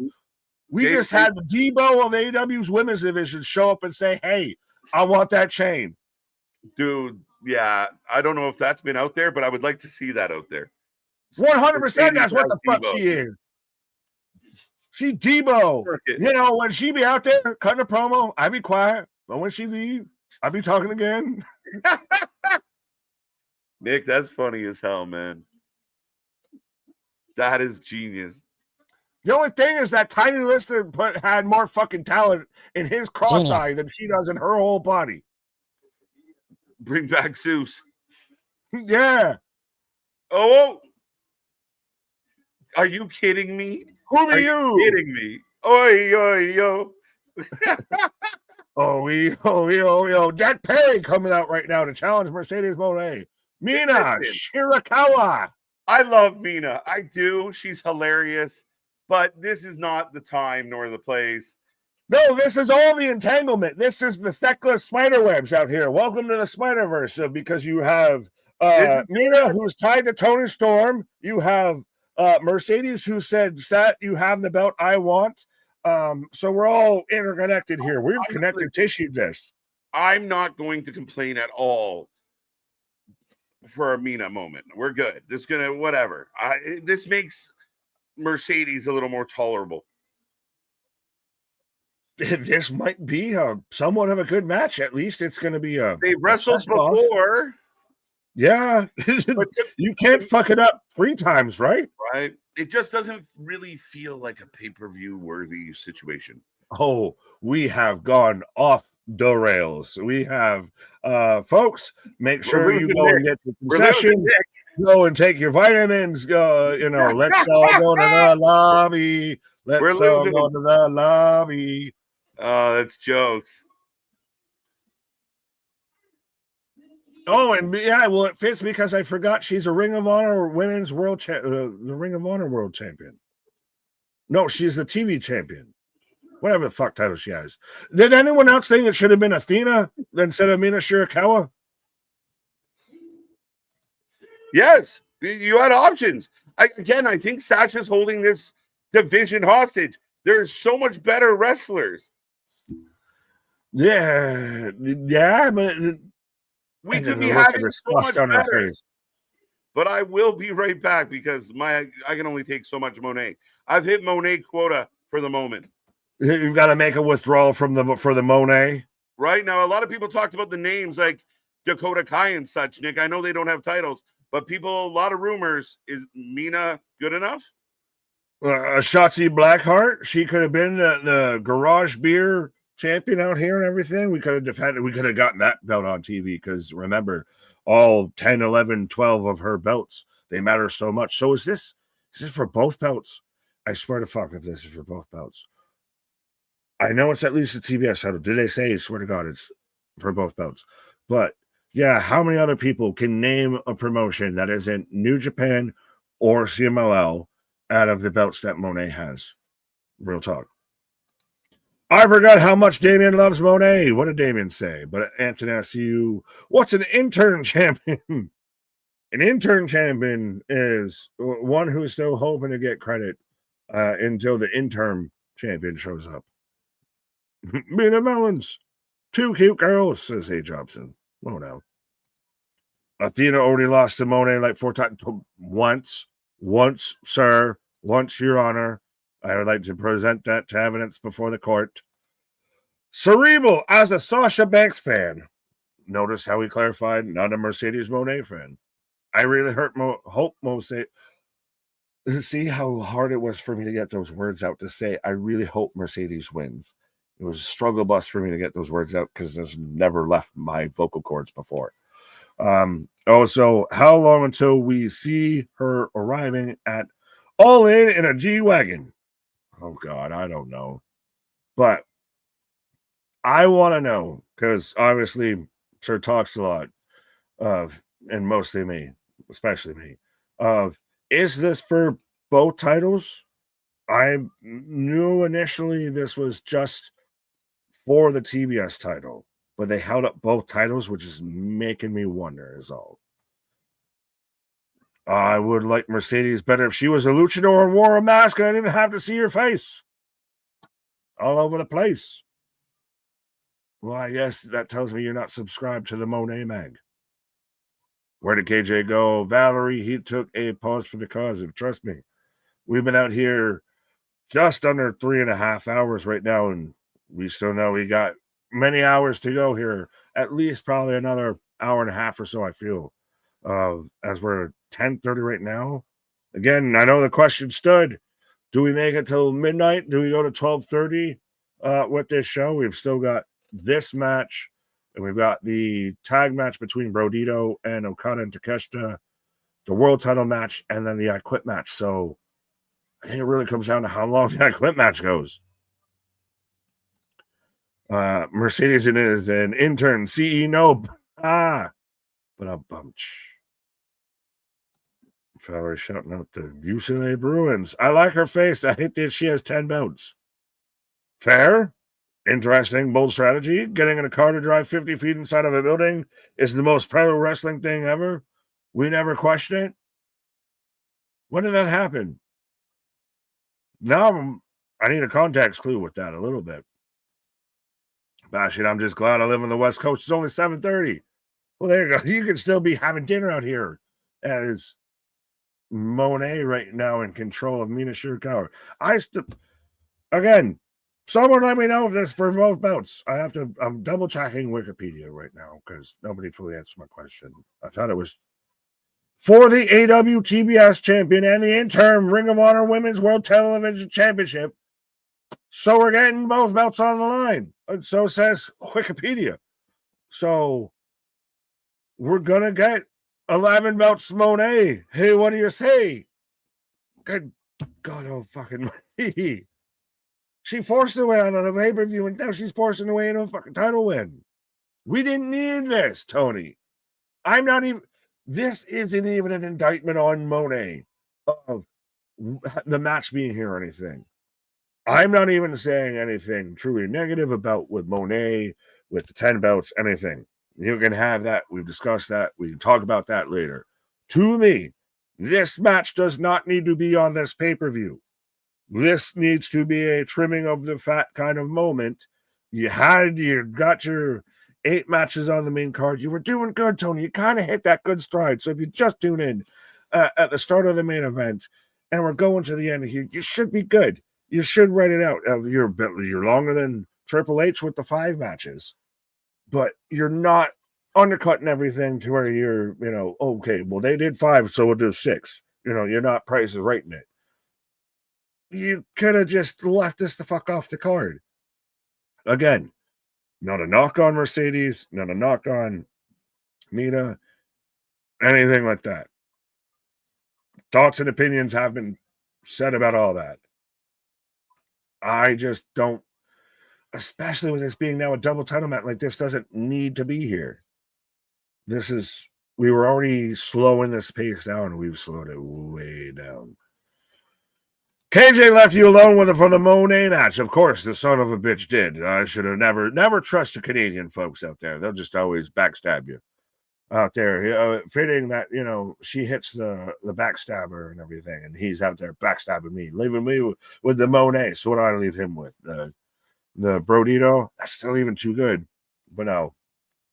And again, it has been an okay match. It has been a lot of walking, plodding, and prodding, and kind of just moving about the ways. It hasn't fully picked up here, but yes, now we're getting the 3 amigos in the Selena attire, still fresh off of her and CMLL, which she still got the glitter on. But yeah, Nick, I would never stab you in the back. Well, I'm glad to know, Christian. You just, put me in a prison and want me to sing Living La Vida Loca for you. But I got you. You can tell by my red ass eyes that I'm Officer. Mercedes has another title match tomorrow in WPW Rumble at the Burt in Winnipeg. Is that the Tony Threat match?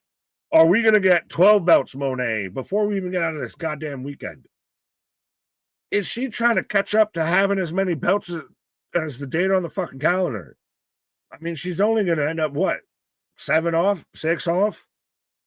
Christ, how many independent promotions are out there? She could reach it. Again, I don't want to fully beat that fucking gimmick to death, but it's one of those, if I could name another promotion she's a champion of, that isn't CMO or New Japan, that's like, isn't already a super prominent promotion, then it'd be one thing. If she was actively ever involved in having matches with those people, if I could name somebody that she beat for any of those fucking titles, or if she named any of them during a goddamn promo, it might be one thing. But now it's just, she's Veruca Salt of pro wrestling. I want the world. I want the whole world. Titles and prizes and all sorts of surprises. Give it to me now. And it's just, again, you can literally have that whole discussion independent of even what she even does in the ring. That's how big and how out of place that whole thing fucking feels. She's really not that great, says Tommy. I think Tony is paying promotion to give her titles. No. Again, I don't want Sean Ross Sapp in my fucking DMs again, and I know KJ doesn't want it either. She doesn't have creative control. She has creative influence, creative suggestioning. That's what it is. She's got Tony's ear, but it's not that the promotions want to give her, they're not told to give her the belt. They want to do it. And we're not confirming that it's or for by gunpoint, but yeah, it just happens. No, I think it's halfway these promotions think they'll get a little bit of promotion and can do whatever with it of, hey, Mercedes has our belt, and you can maybe run with it a little bit, but it can't be that beneficial.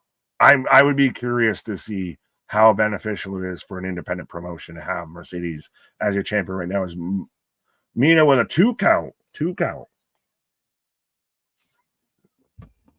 Damn it, remembered a lot of that song. I'm gonna be honest, that's one of my favorite movies ever growing up as a kid. It's the old school Willy Wonka movie. I don't know, I remember a good bit of that movie, especially that always popped up around fall on what was it, like ABC, because that was the family channel. It was then it would show up in the fall because of candy, because Halloween, and then it would show up around Easter too. So it was, you watch that a lot on TV. Of your grandparents or your aunts and uncles just throw something on the TV.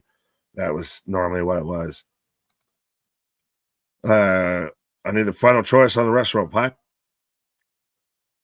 Guardian, what if during the Monet Statlander match, Stat does the finger poke of doom 2.0?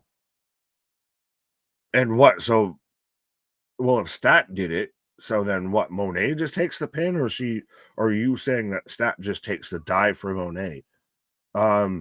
You somehow, sir, managed to make, sir or ma'am, they, them, managed to take bad booking and make it worse, I feel. And is that the goal now of how can we make bad booking worse? Because that's where that would have been. To invoke the finger poke of doom is to invoke bad memories, bad booking, bad creative, bad decision making, and AI wasn't even involved then, and it was still bad. TV raised me. Is that a personal thing or a generational thing? And I'm being dead honest with that, because I mean, to everybody a little bit, like any kind of latchkey kid kind of has that vibe to an extent. It's a broader question that maybe doesn't need to be answered now. Deep philosophical questions as the philosophizer and the pontificator. KJ White comes back. Right, the latchkey kid himself. Yeah, the man who puts the key in the latch.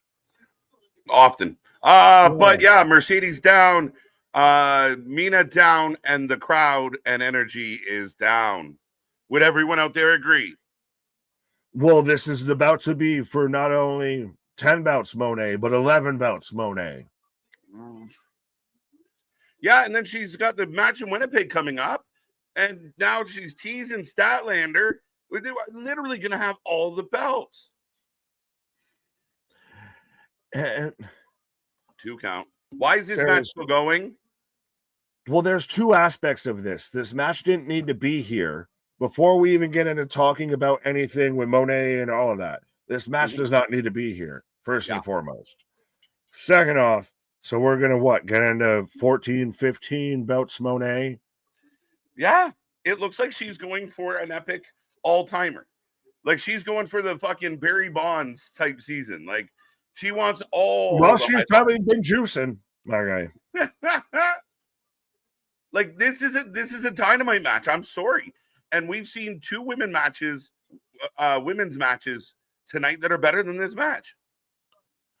But is it also a little bit of the snowball effect of, hey, the match before this wasn't super great, and the match before that kind of had a little bit, so now we're gaining steam in the wrong direction here. We were cooking with peanut oil, and now we're out here snowballing. Sorry. The good news is there's potential to bounce back the other way, right? Like a tag match, but it's going long, and you make your pay-per-view feel long. If you cut the fat out, Nick, we keep our energy up. The crowd keeps their energy up. But this match going forever means nothing. It's your fucking Ring of Honor TV type, your mid-card Ring of Honor champion here. Why? Unless you were gonna bring someone in that, like, holy shit, this didn't need to be here. Athena, and she beats Monet, and we start to see the Monet Empire crumble. She's never losing. This is the song that she's never losing. It's insane. But it's just, why? Who is this official? I feel like this gentleman is newer. Apollo Crews? I thought it was Apollo Crews. Oh my God. No disrespect. But yeah, he's actually enforcing the rules. He doesn't know. No, you're supposed to let them cheat. Now we're in the statement maker. Like, this match doesn't like do this on Dynamite. This would be your main event of a Dynamite. Fuck it. You know what? I wouldn't hate that because we'd be checked out by the end of that. Listen, her and Moxley just beat the shit out of AEW sometimes. Like, they just aren't helping.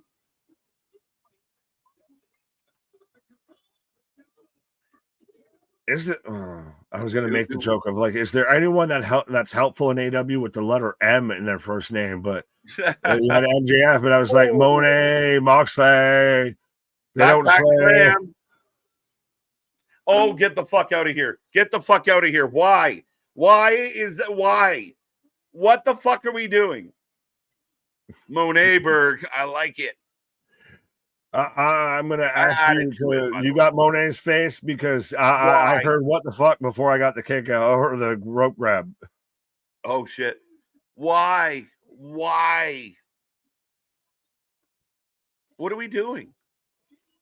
Is Mina Shirakawa gonna make the Empire fall? No. It's just a hole the size of a wampum rat. Luke Skywalker could fly down there and just, double shot in there. Blow up the Death Star. Right? And the crowd that sat there quiet for 80% of this match lost their mind over a false finish. That's it. Like, because we're hoping that she fails. We're hoping that she loses. End our suffering. Oh, here we go. Let's make it dramatic. Just like the other matches. Just end it. We've got to put it in. Faucet's on a move I can't hit well. Oh. What the fuck did she just say? Okada sends his regards? What? Wait, what? Oh, I don't know what that was. More toast. That's spicy meatball. Mina fires up, backslide. So why not just finish it on her finisher? Why not just? Why would you finish on the finish? Why would you run an extra lap? What was the point of doing the 3 extra moves? And now so you have her sneak it so she can. Oh my God! I'm so surprised, Tony. I can't believe it. You gave me another belt. She's your Ring of Honor mid-card champion now. The fuck are we doing? Hey, mid-card. Who? Huh? I want to know. What are we doing? Fuck off now. Hey. Fuck off. Like, just. And again, it's so stupid. Again, perfectly right there. As you're saying, why don't you just end on the finish? Why don't you finish on the finish? She gets a fucking roll up and she can hit the stupid. I'm so shocked. Oh my God, I can't believe it. She hit her finisher. Mina gets her leg on the rope. The crowd gets all excited, like very Pavlovian. And then they do like a bit of a smoosh move, end up in the corner to get. Oh, wait. Look, I told you. I told you, folks. I got stat right now. Why? Are they going to hug? No, they're going to fight. What the I thought they were going to hug. They might. What is this? Down? Samoan drop. Oh, I'm getting there. Samoan drop down. Monet.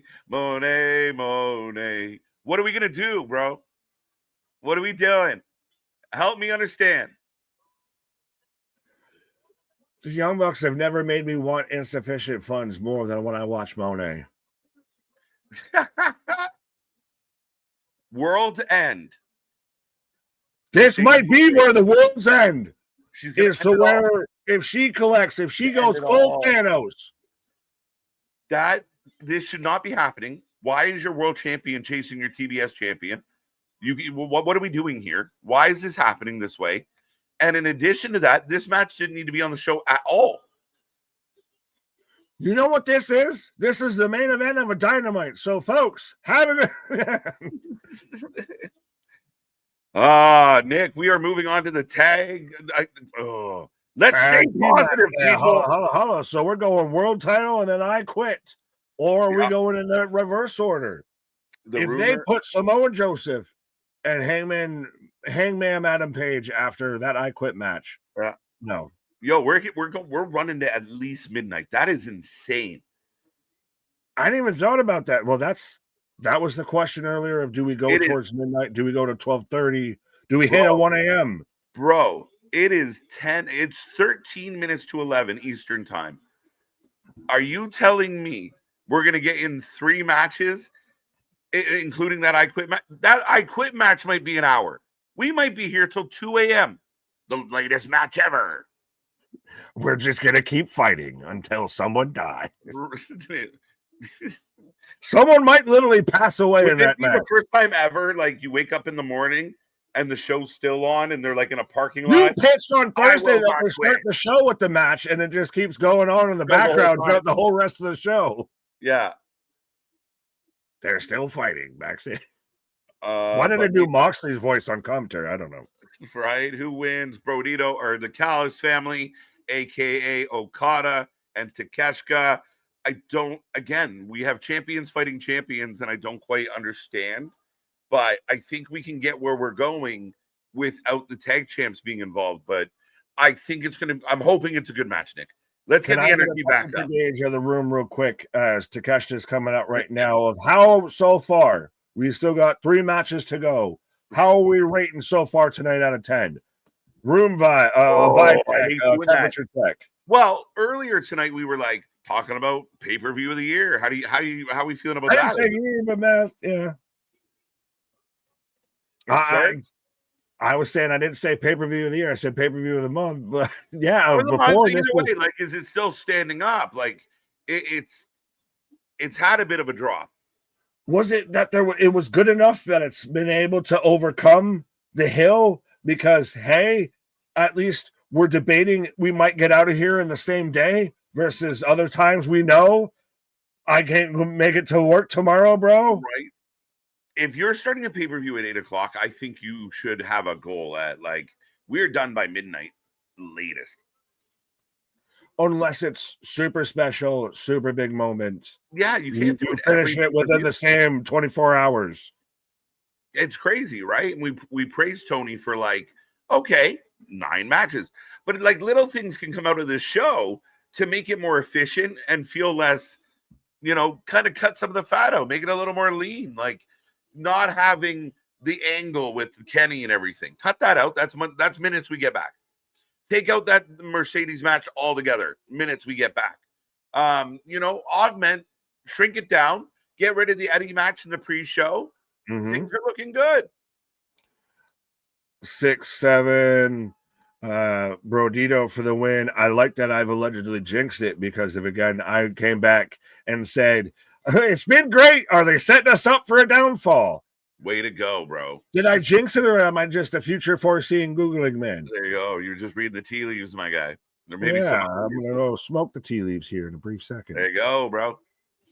I keep saying, bro. What is that about? All right. Here we go, folks. Get your vote. But we have the tag titles on the line. Again, we've had issues between Okada and Takeshita.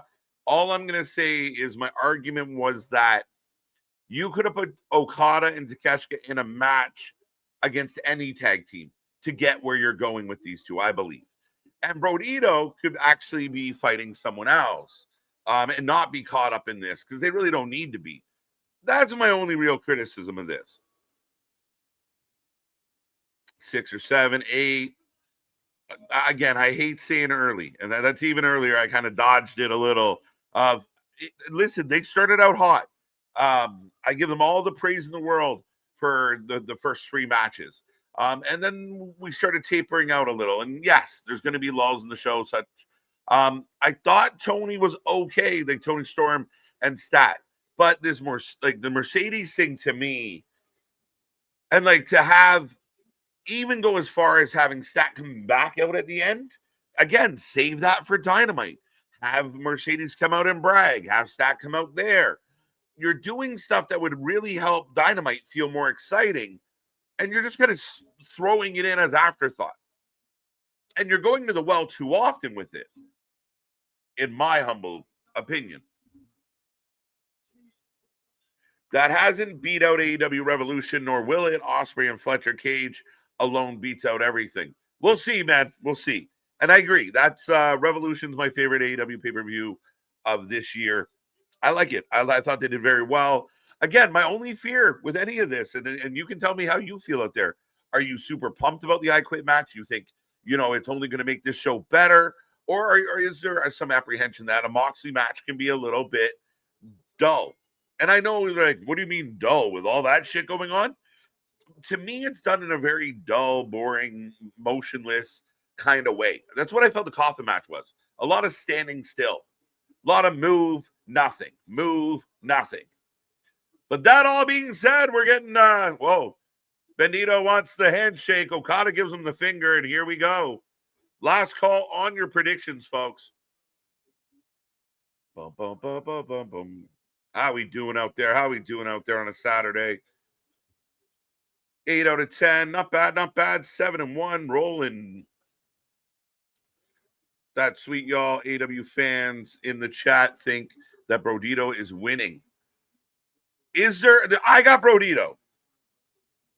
Josh has got a point. We just saw Mercedes out there. Is there a chance that some way, somehow, it becomes Okada and Takeshita tag champs and they got to work it out? To me, that's a horrible move. Brodito is so completely over. I wouldn't even consider that tonight. I can't believe that would even be on the table. They have been good. Unless Bandito is hurt and has to step away, which some people said he might be. We see the K-tape on him. I don't know. But nice pace this one. Okada, nice elbow drop.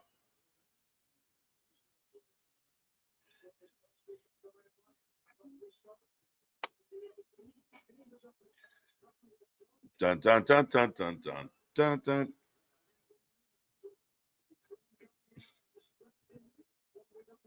I said Callis. What's the chat saying right now? 65% of the chat going with Brodito, Bandito. So not, little bit of an advantage.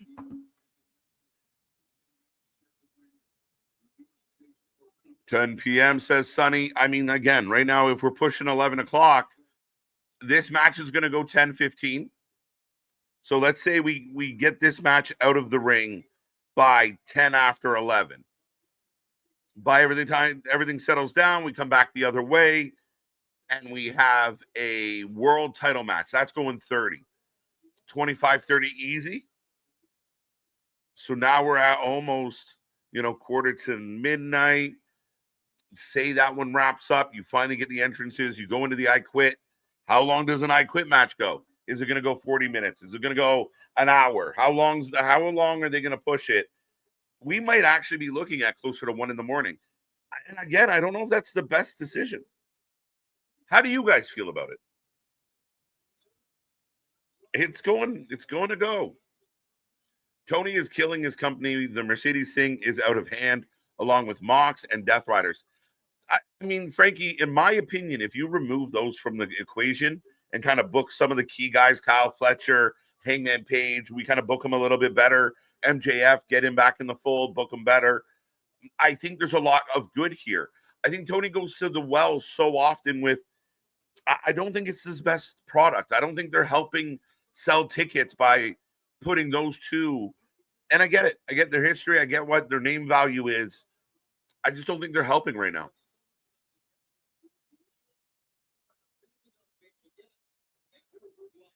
Bum, bum, bum. Let's go. Who else we got?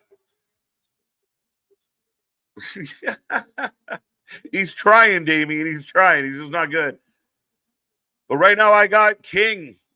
And I got Okada in the ring. Forearms. Brody should be big man in him right now. 7 matches would have been a sweet spot. And again, I'm okay with going 8. But make the 8 count. And I don't think this Mercedes match should have been on this show at all. It felt like an angle. It felt like you could have done this unless you were going to bring out Shotzi or bring out Dakota Kai or just a name value. that mattered as the TBD, there was no point doing this. Do you think Ospreay returns? I don't think we're going to see Ospreay for a while. I don't know. I really don't think so. I really think he's going to take some time to heal up and get himself better, as he should. Dun, dun, dun, dun, dun. Yeah, right. We were doing good. See, and this is the thing, MDB, where some of the fans you'll find you just, you don't like AEW. You just, all you do is, shit on it and give it. Blah, blah, blah, blah. I don't subscribe to that. I mean, we were here having a great time. We're having a ball. And then everything just kind of slowed right down. Again, because Brodito's kind of fighting a callous. I know it's Okada. I know it's Takeshita. But it doesn't, again, the crowd's not exactly chomping at the bit for it. But Brody King getting upset. Okada slapping him around. But again, typical Okada, it's at a snail's pace.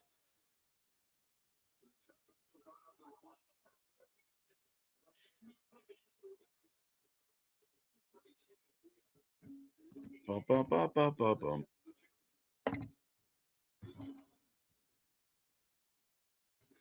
For WWE, what they going to do with the world title? That becomes a very good question, Rich. We are uncertain about Seth Rollins right now. Where does it go? And what do they do about it? Does it become a tournament? Does it become, some, two top guys? Do they go Gunther, Jey Uso, run that back? I don't know if that's the right answer. It'll be very interesting, very intriguing how they get there. And if they need to get there, what if Seth's okay within a time frame that they can work with? Bandito Docs got Okada hooked. I don't recall seeing Takeshita in this match much, if at all, so far. Foregone conclusion. Awesome, as long as you don't buy Prime. Yeah, no, don't do that. I don't know what you're talking about on the side, but don't buy Prime. Hashtag not sponsored. If they want to help us out, buy Prime. John, it's probably going to be Broad Breaker versus Punk soon. Yeah, Punk's the number one contender. So how does that look? Braun is the one that takes Seth out. So would you fast track that and go Braun Punk, winner gets the belt? Well, do you run like a fatal four-way and throw in a couple other big names? How do you do it? We're going to be here yeah, right, Randy? It's crazy.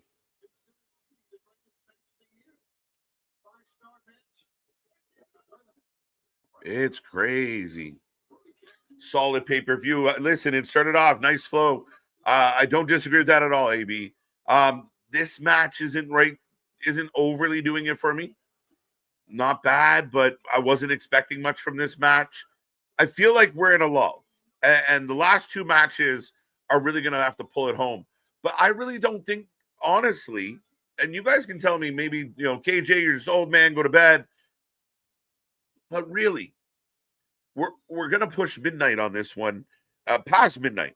Is that the right choice as far as engaging your fan base?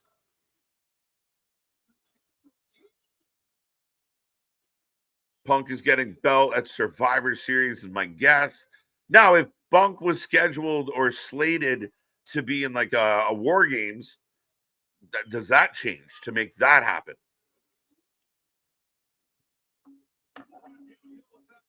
This match is slow as shit. Like, they're doing cool stuff. Like, this is a nice spot. Slow. Light applause from the crowd.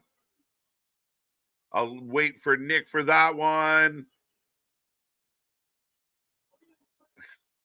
We'll come back to that. We'll see. Remind me when Nick gets here. 3 hours into WrestleDream, yes. Okada jumps on bro. Where is Takeshita?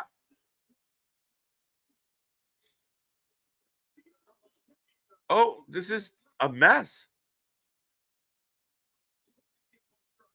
The crowd is just crickets. Oh, a little bit of a murmur of a boo. I was on Twitter for 5 minutes. I feel disgusted. We need to bring back shaming to people. The IWC is effing sick with the woke politics and the weird whatevers and it's called in wrestling. Paul, listen, I advise people to avoid it as much as possible. And that's why we are the WFU. That's why we don't want to be a part of the IWC. Again, it doesn't matter what side of the tribe you're on. You know, there's good things, and it's not that serious. It is just wrestling. It is just entertainment. Like, if you know, I don't have any desire if someone says, "Oh, yeah, those Blue Jays suck." I'm like, I'm gonna find you. And what are we talking about, guys? It's entertainment.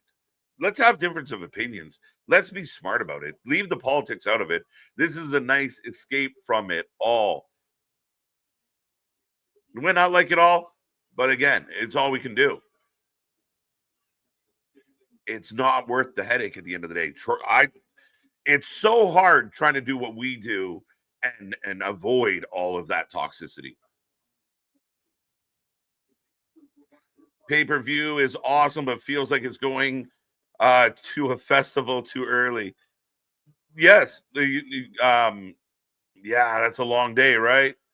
I kind of with you on that. Like we like what we're doing, but even the in arena audience is just kind of gone a little bit lackluster. I was complimenting them. I asked Nick earlier, is this one of the best live crowds we've seen in 2025, at least for AEW? And the last hour, it has not been. This match is slow. Speaking of slow, but yes, I feel like this has been one of those to where like you had the edibles, you partake in the vitamins before the show, and now it's either really hitting you or they've worn off. It's when you really start to burn out and there's no coming back. It would take an absolute explosion to get you to come back from the other side. When you have that level, man, that's kind of where we're at. Like just nodding, sitting on the couch, bobbing, pause. Well, when I've been there where you just stuck in a pose. I've been there, you stuck in a pose and like had people like ping up beer cans off my head. Okay, do nothing. In my mind, I'm kicking your ass. My body, no. But yeah, I almost wanted to try and come back on you talking about toxicity and cut into a System of a Down song, but I missed my moment. The toxicity of our city. But yeah, you were talking about us avoiding toxicity. Yeah, speaking of toxicity, I'm not going to click on it, but Boston, you leave my fucking waffles alone, sir. What? Well, there was a question I heard that was waiting till I came back about being future foreseeing Googling man. I guess I don't know. Cerebral Aura. This one's for you. Hey Nick, if you're the future foreseeing Googling man, will the infinite meatballs fall from the sky? Juneteenth, 2027. There's a leak in the boat.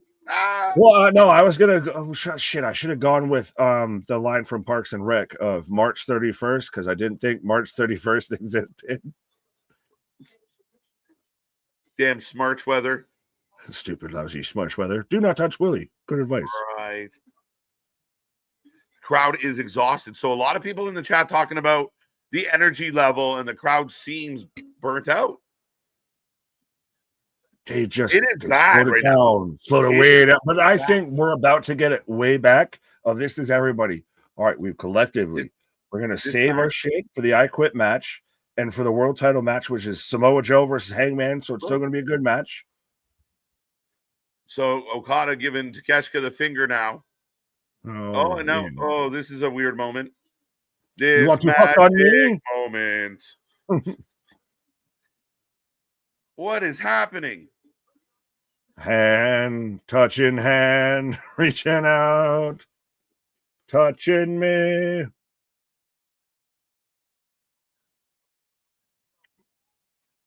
Bandito fighting out on both men. Pause. I prefer Lugo, but he sold it to be in the band. Huh? I don't even know, but we got everybody punching everybody. So, Nick, Would you agree we could have done this with Takeshita and Okada without the tag champs? Oh, them having a Now, match? people Yeah, think, that's did the you pick angle them to here win? to be had. This is the Dynamite match you used to set up the angle for the pay-per-view. Because so what happens? Do they win the belts here? And we sow the People think seeds they're of going to win. discontent? People think they're going to win, Nick. Who? Who? Who People. are you? People. Scooby-Doo? The streets are saying, my guy. Well, the streets is wrong. The price is wrong, bitch. Oh, double cannonball. Well, Bandito allegedly may or may not be injured. What if that is? Oof. Why would you put the belts on those guys, especially when Okada's already got a belt? You have Takeshita, who just won your New Japan belt, Right. is your IWGP World Heavyweight Champion, which I don't believe they've mentioned at all. Hey, New Japan, how you like them apples? But yeah, that's the story. This ain't it. This match feels like it's been going forever. This match is just dragging nuts. Dragon Balls. Dragon Who Balls. wants to see Nick sing? Who wants to see Nick sing "Born in the USA"? And then I love instantly. All due respect. Oh, trust me, the missus is from New Jersey. Every time we see a trailer for that movie, I'm like, you don't need to go see a Heroes movie. She fucking hates every time that shows up. She's like, really? They're doing a Bruce Springsteen movie. He's the boss, man. A legend. Well, it's the same dude from The Bear. Right? And Carrie Von Erich. Absolutely. I like this stuff from Cash. Christian, you're a special kind of person, aren't you? Yeah, Christian. Christian Cash. He's our special little buddy. He's out there living La Vida Loca all the time. Okada needs a vacation, not a title. Yeah. Is it me? It seems like this watch along is just complaining about everything. Can we just enjoy the wrestling respectfully? I think we've been I disagree. For the wrestling. Objection, Your Honor. 99% of the show. Sorry. No, I'm just echoing what you're saying, and I'm objecting to these comments and these accusations. We've enjoyed it when it's been good. We were here having a ball.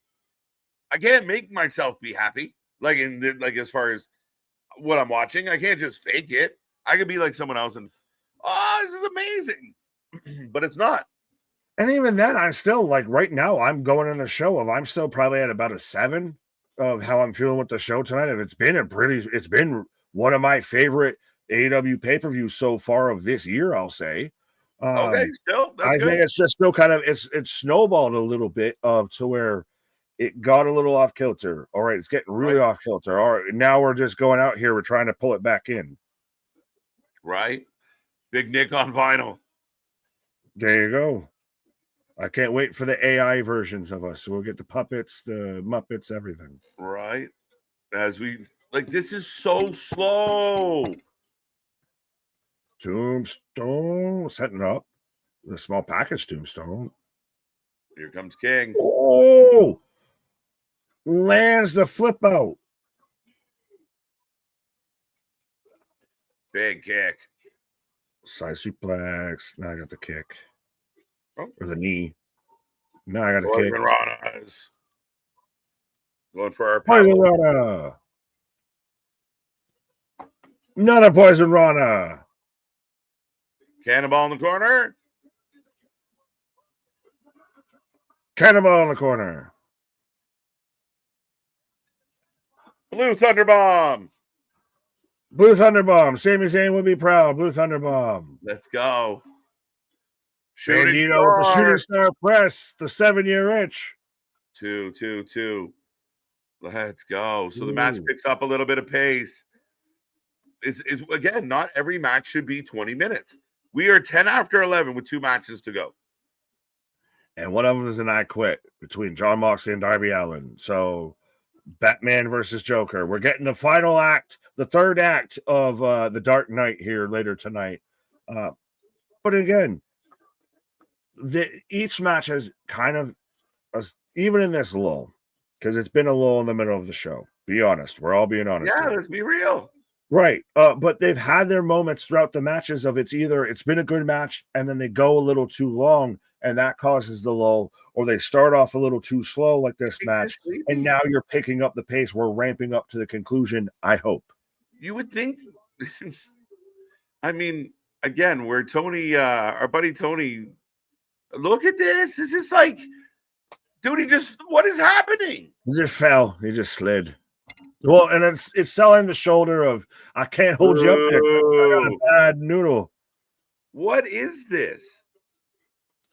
I don't know. We can ask the man himself. Tony Khan, still carrying around interim and Ring of Honor women's television. Jody Threat's local indie Winnipeg title, women's champion. She'll hold on all the belts. She's going to have 15 by Christmas. We need a Mercedes Monet advent calendar. Hey, Tony, here you go. This will remind everybody of, on this day, she won this belt. And you can remember and remind people of what belt she actually fucking has. Because people can't name anything past 3. No. This has been, let's be real, folks. Drawn out. Oh, nice. Again, but then they hit a big move and everyone goes crazy. And they're like, see, 1, 2 count. Big knee. Yo. Rose such a clutter. Bandito's brain matter went splatter. Yeah. And it just keeps going. Like, I want the show to be good, folks. And you can't listen to Nick and I like high five virtually and go back and forth about what a great match. What a great way to, kind of kick the show off. This was good. That was good. And go, I like these guys. Good opinion. But then we go, ooh, it's getting a little boring. Go, oh, come on, guys. Stop the hate. Like, you can't have it both ways, folks. I mean, at the end of the day, what is this? Is it? It's one of those. So you brought me filet and lobster and shit like that, and I'm sorry, but I got to tell you, you kind of overcooked the shit. It's well done, and the lobster is kind of rubber. And it's one of those. Every part of this, like this, should be good. Kazuchika Okada, to the AEW diehards and New Japan tryhards, he still should be great. Konosuke Takeshi's your blue chip. He's your Braun Breaker if you're AEW. Brody King, Bandito, over like Rover, your top tag team right here. This should all be good. Unfortunately, I don't know if it is. But again, like, yeah, this feels like boiled chicken, and it's a slow boil. Like it's very boring. And then every once in a while they'll hit like a cool move. Don't get me wrong. And then everybody pops for the cool move, and then it gets boring again. Like it's just it. I don't get it. I just don't get this. And we knew this was bad booking going into this match. I still also, though, wonder again, how much is the snowball in account for this of already it's been a bit of a downward trend on the show. So now it's already not had a lot of good momentum coming out of it. Well, like you said, I mean, like Adam Page and Joe should be a great match. And then for sure, be carnage. Do you think if you're running a show, and this isn't about age or staying up too late, none of that shit, folks, don't be silly. But if you're trying to market a show to people and get the maximum amount of viewership, do you not think something like an I Quit match should be starting at least 11 p.m.? Like, let's get it in where the most eyes are around. You're going to start an I Quit match at almost midnight, Nick. That seems crazy.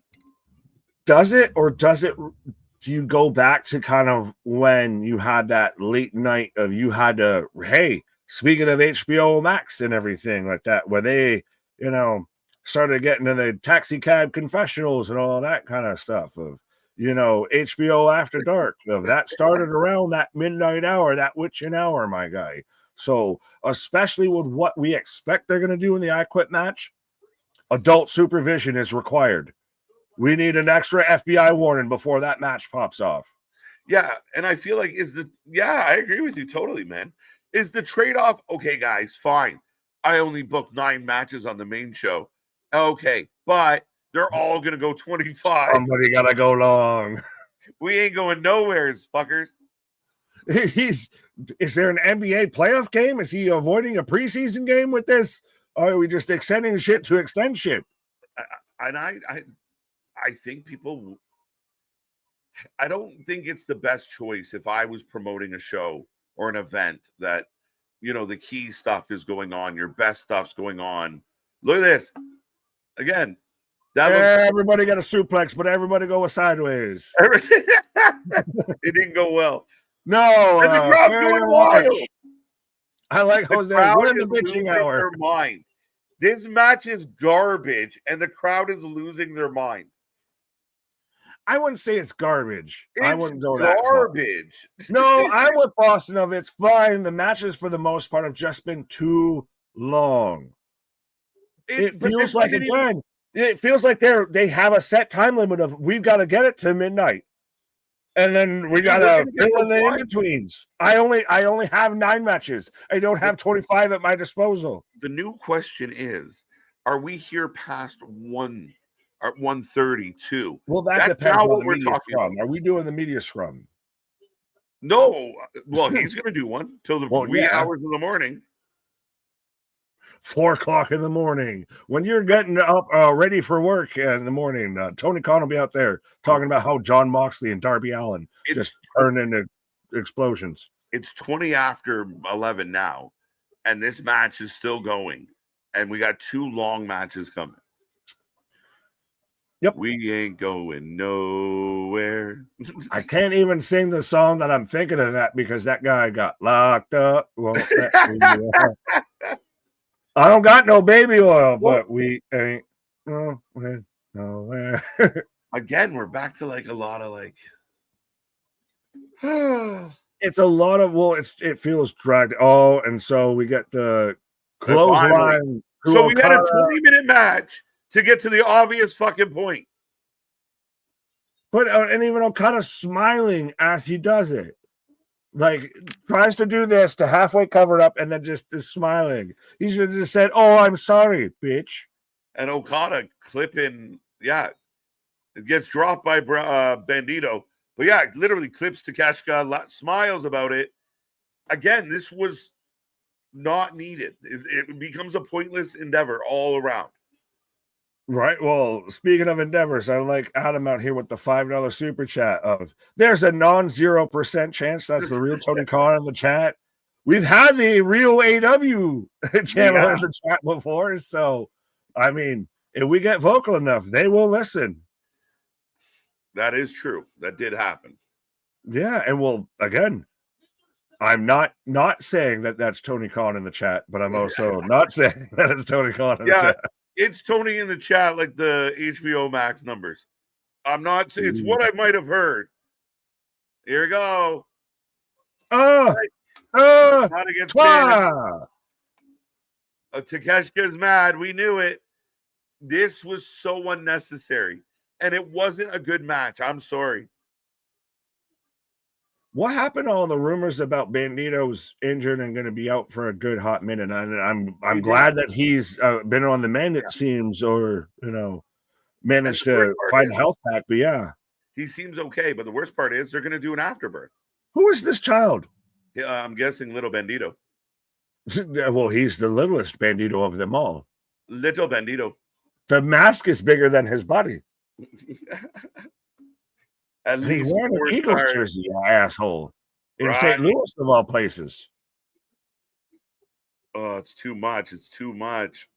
Yeah, I just see random Husky Harris there in the corner that just keeps flipping off the camera every time they go by him, especially with Don Callis. I'm like, Betty, CKY, Tony Hawk. Do you miss the Sunday night pay-per-views? Honest opinion? No. Okay. I prefer Saturdays. Fair enough. Because Monday is a thing as an adult, and work comes at you fast. I don't mind, especially Saturday. You've got to win younger viewers back instead of diehards and tryhards to fully capitalize on it, because that's still when people go out, people do shit and everything. Right. Versus we're at home tucked in bed. Let me throw on the wrestling. Let me throw on the graps. But yeah. Okay. So I don't hate a Saturday. It works to me because I'm okay with it going a bit longer on a Saturday than I am with a Sunday. Sunday, I'm definitely getting for it sure. over. They're dancing. Let's go. Move it or lose it, sister. Let's go. Move along. Your match wasn't that good. If you see the lights flicker, that's KJ in the corner. Get the fuck off stage. Get the fuck off stage. Okay, you won. Go. Come on, we're getting late. Right? We're going to Renee Paquette. I don't know why. Tony's she's the zombie in the corner. If she moves, I'd run Renee. She might be out here brains. Tony. Tony Storm. Oh, this is going to get memed a lot. Where do you go from here? The trunk take. Like I said, we got catatonic Tony Storm. Yeah. He has 1,000-yard stare. Mina says hi. We're going to have chest-to-chest resuscitation, folks. Tag champs? Oh, we got to have tag titles first out here. I was just expecting chest-to-chest resuscitation. Mina and Tony work together and become the first ever women's tag champs? Well, they both lost their belts. They both... Look, we need each other. We need a division. Hold me, brother. We got 2 matches left, folks. The show rolls on. Is it one of those things, though, too, that not only did Statlander win it, but she turns around and instantly jumps into Monet? Like, we've already solidified that in the same... Not even... You couldn't let that breathe. Yeah. Dude, I literally got a pit in my stomach when I saw it. And I think did I put the right names in this? I don't know. 1 second. But I got Hangman Adam Page. Look what I put up for the votes for predictions. Ladies and gentlemen, this is how the night's going. Hangman versus Mina. That's what I want to happen tonight. Listen, I'll own this one. That's hilarious. Hangman versus Mina coming up here on the show. She was on the screen in my defense. Mina Joseph versus and Mina might have a better chance of winning this match versus Hangman than Samoan Joseph would, to be honest. Especially, he's still a trios champion. He's not going to turn heel right now. This is going to be a good match because you have veterans, especially a guy like Samoa Joe, who also has kind of come out of, hey, let's kind of soak everybody in here because he might be done when his contract's done. He might be 1 foot out the door here, especially with all the acting gigs and everything. For sure. So we're kind of at the end of Samoa Joe here, but he's not turning heel. He's not going to be a trios champion and a world heavyweight champion. He's not going to be your world champion is not about to lose your trios championship to the Hurt Syndicate. I wish they could buy his old music off the dub. I really do. It's just farty trombone and it's good. But ladies and gentlemen, get your predictions in. The box is in the house, by the way. I'm sorry, out of all the women of all the companies, Mercedes holds a belt for, and we got Mina. May not be a popular opinion, but I literally groaned. I've been groaning. But there's hope because Joe is in the building. And what up, Box? Yeah. Welcome, sir. And folks, go check out our buddy Geek Box, bringing the community together 1 video at a time. But big shout out. And the fastest hands in the business is what I've been told. So big shout out to everyone's second favorite box. Go check them out. Subscribe today. Right. Yeah, this should be a great match. Now, again, if this goes, and this is a great match, and this goes 15, 20 minutes, we're into the midnight hour. You think this is going to go 25, 30? Oh, I was just being polite with that. I wasn't just being polite. Right? That's so funny. Oh, that is the earliest we could get out of this. No, this is going for a minute. Strap on and strap in. I know we've kind of locked in for the last little couple matches here, but yeah. Right. Well, that becomes the question. Does the Moxley match start before or after midnight? Oh, we are 34 minutes away to midnight. Tiebreaker predictions. This will be the ultimate decider. If I don't want to hear nobody say, well, technically, and something like or well, he only guessed on these matches. No, ultimate decider. Pre or post midnight. What we'll do is this for a bonus point and a really good shot to win. You give us the official what you think the start time, standard Eastern time. So some of y'all might have to do math. Now, intros or bell ring? We have to clarify what decides the start time. Bell ring. Okay. What time does the bell ring for the main event? Watch, we won't get a bell. Shit. Yeah, it's a jump. 12:15. 12:15? Yeah. Let's see I want to see who's the closest without going over, folks. Price is Right rules.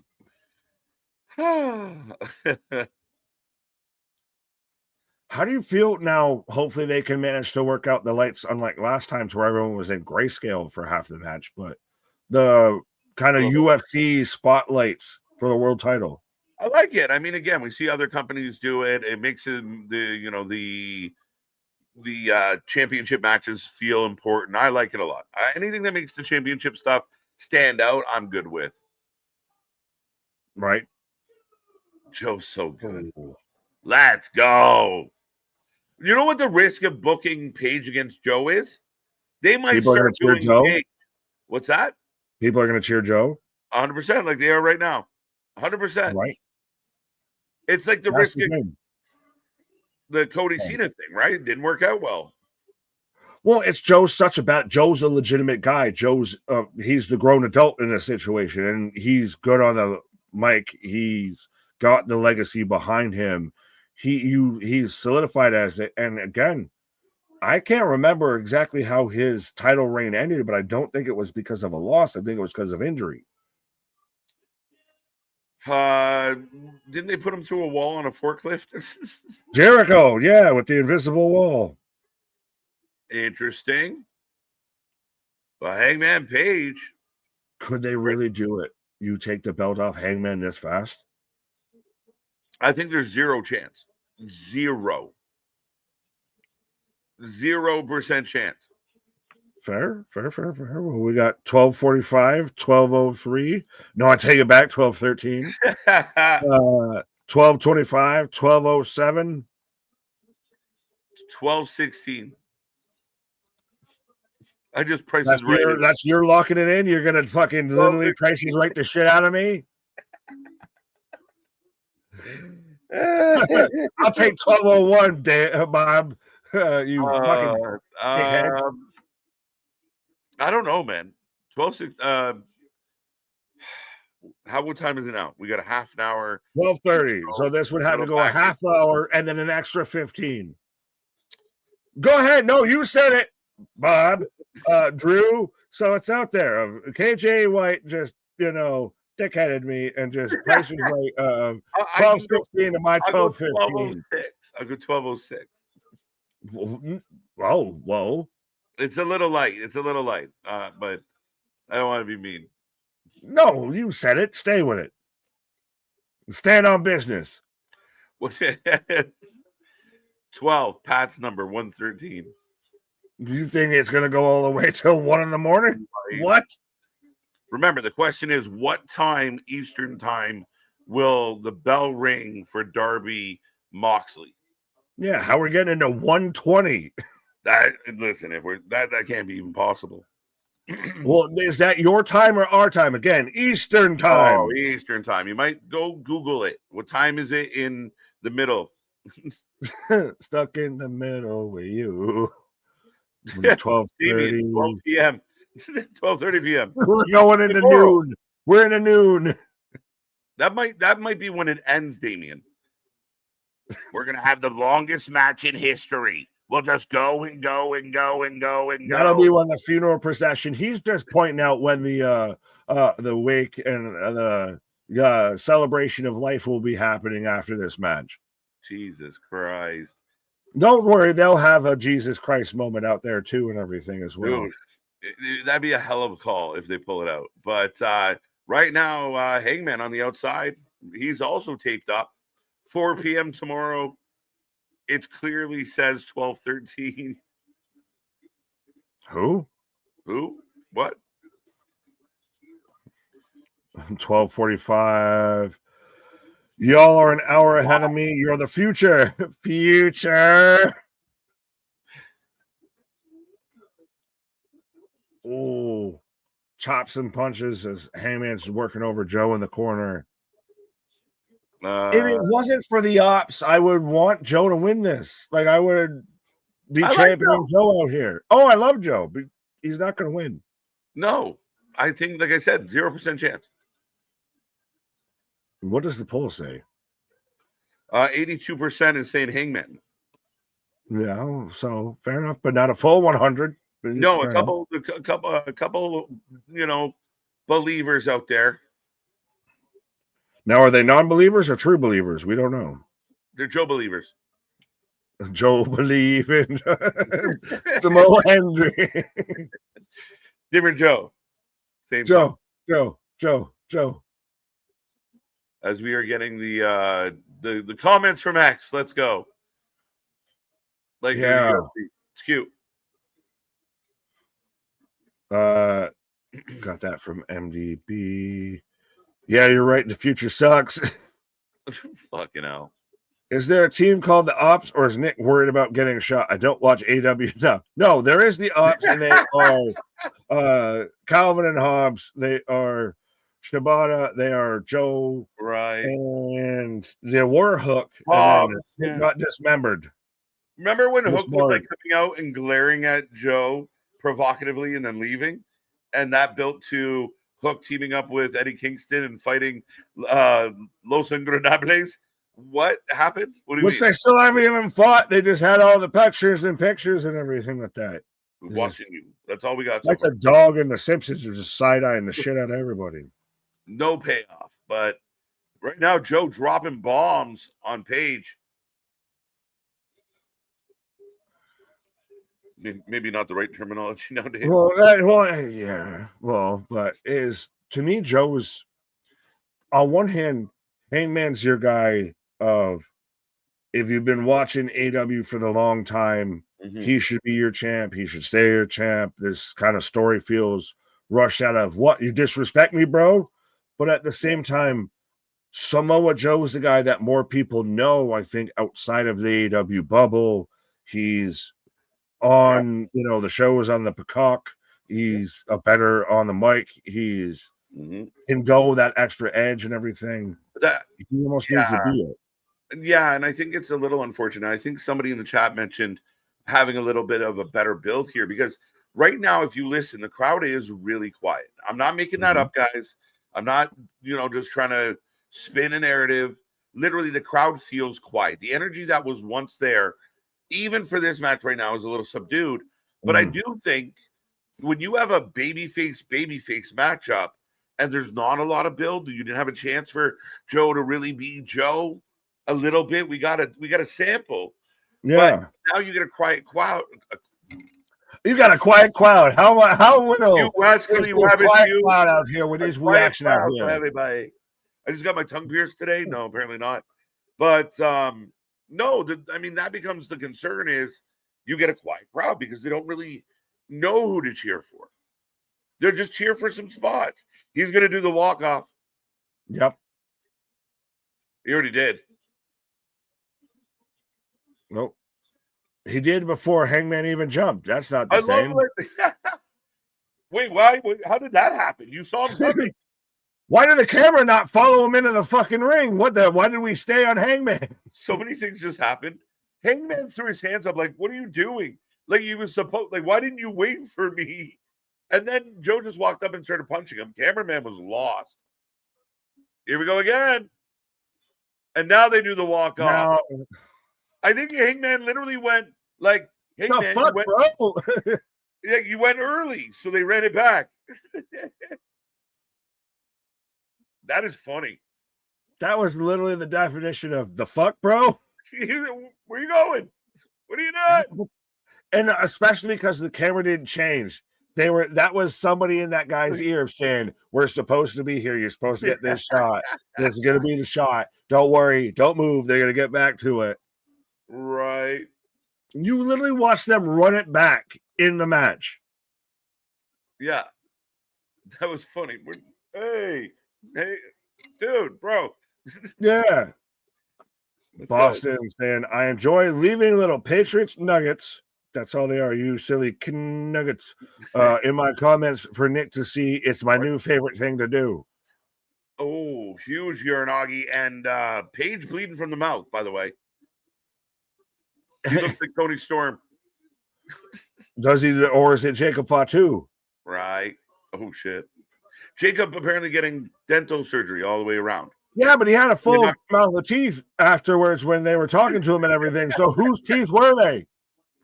He just had them in his pocket. Who has the teeth on hand? Just like how everyone's now gone into the werewolf lore about this. Well, I've seen a werewolf here before. They shed their teeth. It's fine. He's okay. Right. Huge. Ugh, Joe's a beast. But how are we feeling out there about this right now? How are you doing? How's your energy level?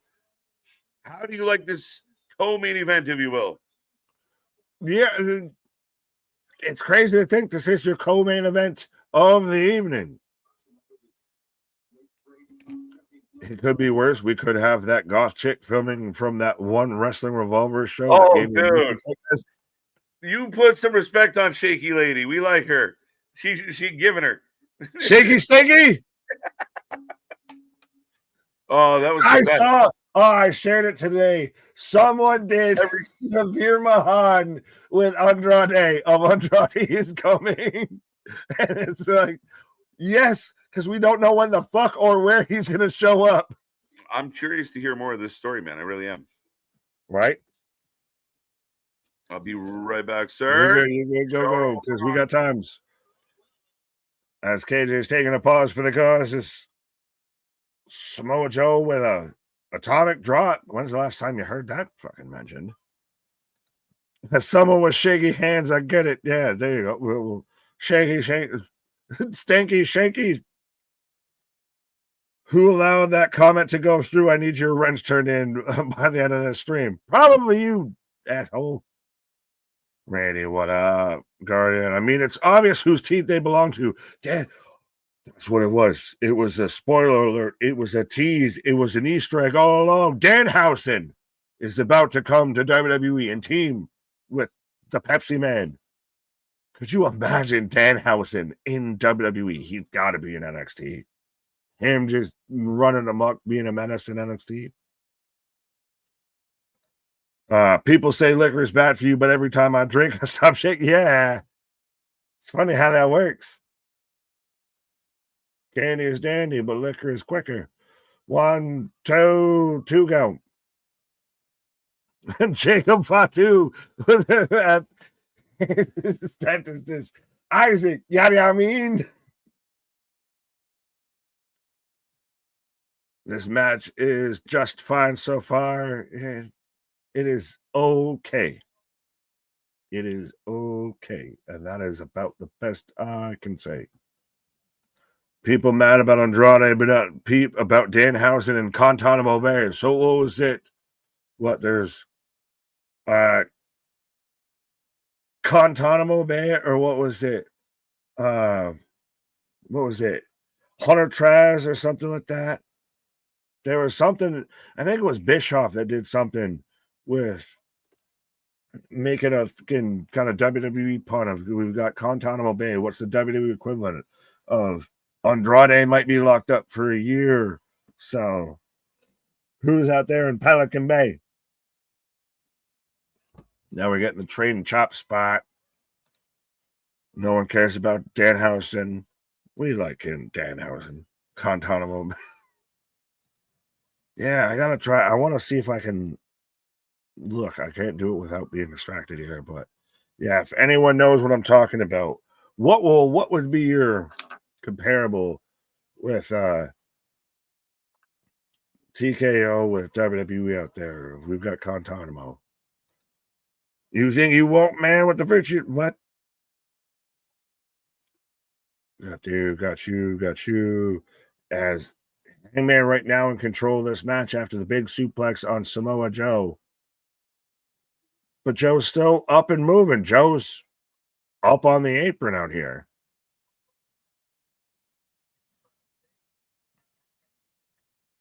Ooh. Big boot. Joe drops down. Still not a bad pace. Man, hey, we're going back to the walk-off spot again. Do we just do it? Do we attempt it a third time? Oh, we literally do almost. I'm not fucking kidding you. We literally did. So he got his moonsault in the corner spots up. Oh, holy shit. Did he miss that by a fucking mile? Everybody wants to talk about Monet's Mara Sade, Jakara Jackson spot from the showdown out there to where she missed the moonsault. Hangman missed that by a fucking mile. And we literally, I think Samoa Joe got his moonsault, his corner spots mixed up earlier of he went into the ring to do the spot that we just got when instead he was supposed to do the walkaway spot. And I hate so much that became so fucking obvious that you could see what it was. Yeah, way up by a goddamn mile. Nate, what is next for Tony Storm's new gimmick? I don't know. Well, if she's out there with Mina Shirko, it might be Swoobs. But yeah, that was just all the way fucked up. And again, it is not one of those you don't like it, you're just hating to hate. No, we got an STFU a little bit, but no, this is not lining up. This feels apropos and very fitting for the build to this match. It's going to be a good match if you got vets, but there's no real build. There's not a lot of chemistry. There's not a lot of reason or rhyme as to why we should be here. But we're here, so we're going to try and make the best out of it. And this ain't their best. This is C, B- level at best at this match, I'll say. The crowd is exhausted. Oh, I don't know if they're exhausted or we'll all just save it. We'll just put it down in the ground. We're all just gonna, a little bit louder now. We're waiting for the I Quit match. Because that's, again, that is the milk at the back of the grocery store right now, I feel, with this whole show. We're all waiting for that moment to happen and to see how crazy are they going to go. Like on Thursday, you want to get nuts? Let's get nuts. AEW Championship has had like maybe 2 good matches over the past year. Ooh. One's definitely, so one's Fletcher Hangman. I still say that would be one. What would you say is the other one? Is a Moxley one in there? Well, no, so that's shit. You have to take into account how long Moxley's had the belt. So yeah. Speaking of how long, man, I don't know. Hello. How goes the battle? It's a battle. It's a battle. So I said this. So we get a 2 count right now. And I know you at least commented on Hangman being way off on that moonsault, which the camera didn't even hide. It tried its best to hide, but even physics will tell you he missed. Unless it was a rollout spot, but it didn't look like it. Oh, no, he landed straight on his belly on the canvas. He missed him. Like I said, I think going back to the fuck bro in the corner, I think Joe got the spots mixed up, and Joe, that's why he went in the ring to do the spot we just saw. And when it was supposed to be the walkaway spot that we got immediately after. Right? Yeah. No, that was amazing. And we went from the boots to the forearms. Crowd popped for that. The crowd feels. Katahacham. No way. Katahacham. Nay. He just sounded like the Krachahajame. The Krachahajame. Now we got the Kacha. Oh, Jesus. We got the Hacha and the May. We got the Hacha, the Kacha, and the Hacha Kacha May. It's about the Hacha, the Kacha. I like to sing about the Hacha and the... Oh, God, dude. No one brought a tear to my eye. Oh. We don't know yet. Well, that's going out in St. Louis? There's no way. Zero chance. I wouldn't have laughed if there was zero chance, and there's zero chance he still had oxygen in his lungs. Wins this match, I'll eat 5 of these gross gummies that have been sitting on my desk. Well, I already told you the story how I accidentally stumbled upon a John Moxley gummy jelly bean earlier today. Ladies and gentlemen, behind the scenes, a little pull back the curtain. In preparation for John Moxley's I Quit match tonight, Nick was eating Band-Aid jelly beans. But no, well, you have to clarify now. There even needs to be fucking notes beyond that. If so, we had the Bean Boozled from, the Wing of the Wing, the King of the Ring, and everything that we did out there with Geekbox. Shout out. But yeah, still had them laying around and everything. Found one that was laying around the desk and everything. Yo, Nick. No, you're good. Gets out of the Muscle Buster into a dead eye. 1, 2, 2 count. 2.99999999. Holy shit, Excalibur.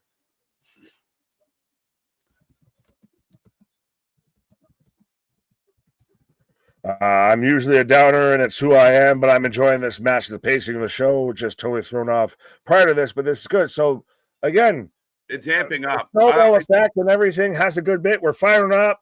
Shot. No! 1, 2, 3. Over. That's not bad. No, but I'm going to try and do something fast because I thought I had a little more time. You probably have about 15 minutes. If going by my math, we do, but yeah. But yeah, Hangman Page, Nick running off for a last minute pause and re-up as we roll into the main event. 1 match left, but Hangman Page still your world champion and a big win. Now bring out Karrion Kross. Nick would be so mad.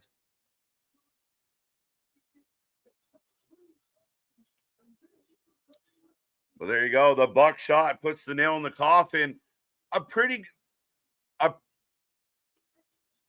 A solid match. Is that fair, folks? A solid match.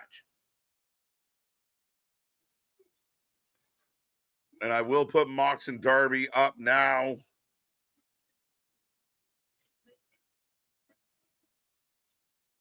But I will throw this up. Start the predictions early for the main event. Now, does something happen here, folks? Is there any tricks up our sleeve before the main event? Joe watching from behind. Pause.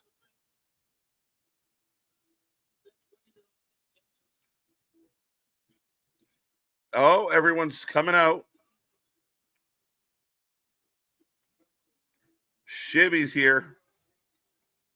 So the ops help up Joe. Big applause. How we feeling? We got 10 minutes. Will the bell for the Moxley match ring before midnight? I got just under 10 minutes away. Big applause for Joe. Respect. Not a bad match, guys. I didn't hate it. The crowd's still a little bit quiet, but I thought overall it was a good match. Is this going to go down as, one of the top 10 matches of the year? No. Is it one of the best, Adam? Oh! Okay. Told you Moxley's not starting before midnight. Joe annihilates Hangman Page, and the ops are decimating him. Who comes out? Lights out. I guess Joe's snapping. Okay. Why didn't we do this before this? soul. It is, yeah.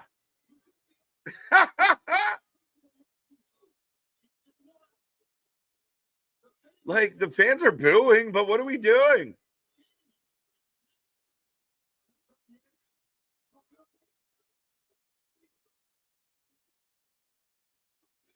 Yeah. Why not make a strong move like this leading into this match? Would that not have made this match more exciting? Muscle Buster on Hangman on the belt. You guys let me know out there if you disagree. If you are thinking this is great, this is perfect, tell us. I want to know. I just feel like this should have been used to build to this match. Moxley for the win. Heel turn, I guess. No, not yet. I was wondering. I would have just felt bad. Yeah, I guess all the ops, Joe, Hobbs, and Shibata, they've decided they're a heel group. Callis heel group, Death Riders heel group, Ops heel group, Bucks heel group, Conglomeration babyface group. Anybody else? I just think this is how you would have built this match up. Maybe you put them in a match, they seem okay. Joe does exactly what he did tonight 3 weeks ago. As we effectively, now we have 7 minutes, folks. Kind of feels late to do the turn. Yeah! Post-match. So you have a babyface match with little crowd emotion. And then do the turn after the fact, and the crowd booed the whole time. So if Joe came in as a heel, flipping the crowd off, and had a bad attitude, that would have made the match better, no? Am I crazy? Anyone out there, like, is that wrong? No Jericho, no Cross, no nobody. So, yeah, this one keeps going. No hook. Cowboy shit chance breakout. Adam, thank you so much. Predictions. Mox bleeds. Water is wet. Darby jumps off something or is suspended above the ring. There's thumbtacks and or glass involved, the usual. But that's an easy checklist, and you got most of them for sure. Absolutely. We'll see. But that's all that we got left, folks.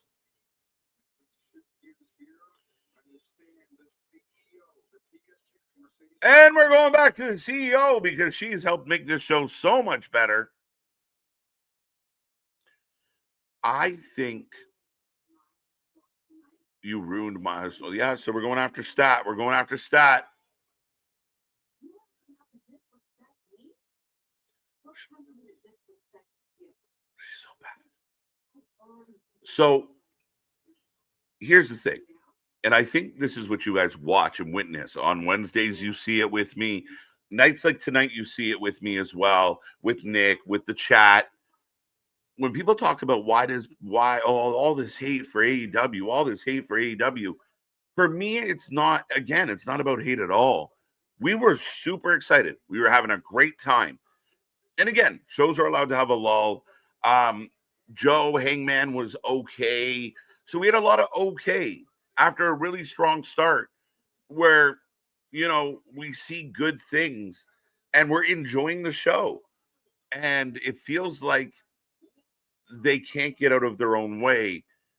And ultimately, the show gets booked kind of into a place of, we're half asleep. The energy dips.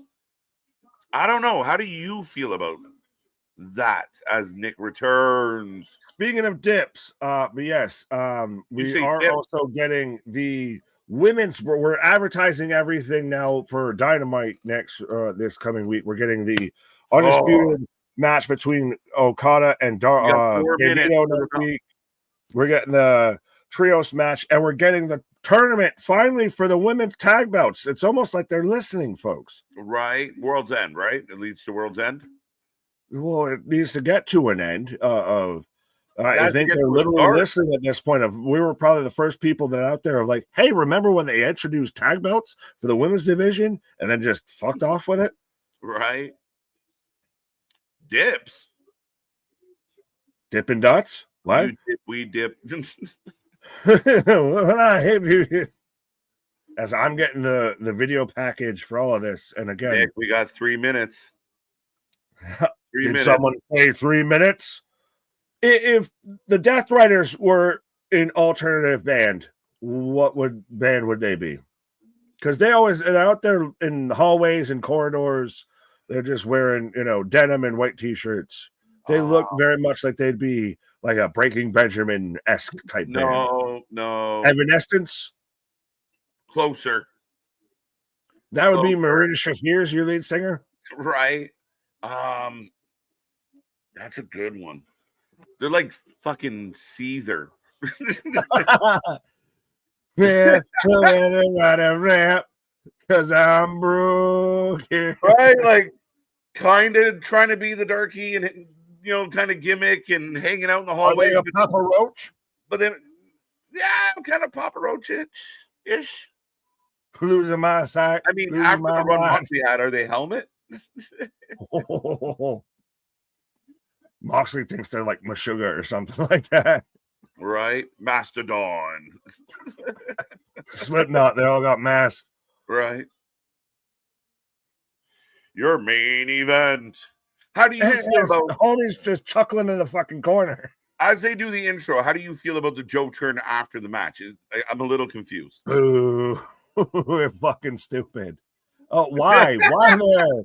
Why all the ups? Why isn't he just the one that sit there? And I got an issue with him, and like Hobbs doesn't shove him. I'm like, hey, bro, we're fucking cool. And what the fuck are you doing? Show some discontent. They're about to probably lose the belts. Show that they're an issue. We have a heel team versus a heel team. Technically, if we're looking at it on paper with the Hurt Syndicate versus the Ops. I'm just waiting for him to be like, a bird. Like, what are we doing? Oh, shadow puppets. Marina slapping John, waking him up, getting him ready. How does Renee feel that Marina's the only one that can turn Moxley on? Oh my God, Becky. No, not Becky. Here, cut with Joe. John's got a wedgie. No, he's got to make sure he's got his blade. Ride or die. Did I put it in my little pocket? I got to get it out. Which pocket can I get it out of this time? Son of a bitch. Ride or die. Run through this world. See, I told you they watched Sons of Anarchy, and now they're aces and eights in the shit out of this. Brogito did win. Yes. In a pointless match. Well, this is going to have a lot of points, a lot of sharp metal objects. 1 minute. It's going to happen. It's going to happen. The main event did not start till post midnight. Who do you think you are? The UFC? What are we doing? No, he's the fucking homeless guys from the other guys. We will have in your car. It will happen. We will go past midnight. It will happen. Right. I guess the union folk are getting paid extra tonight. Well, no, that's if they're getting paid. Right. As we head into October 19th. Happy Sunday to all. Do I feel like I need to do like the Scott Hansen, like on the Red Zone? And this is where we enter the witching hour, where wins become losses and losses become wins. That might sum up this so perfectly, actually. The situation we are in might be summed up exactly like that. There you go. This is for anyone that thought that the Domino's Nick Gage pizza cutter spot was too far.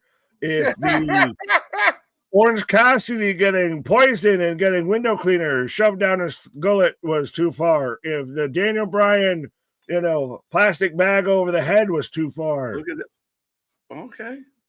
The new thing. I was trying to figure out what that squeaking was. Well, what is he, the fucking Raven? Oh, it's got to be this Sting. Hold on. Sting!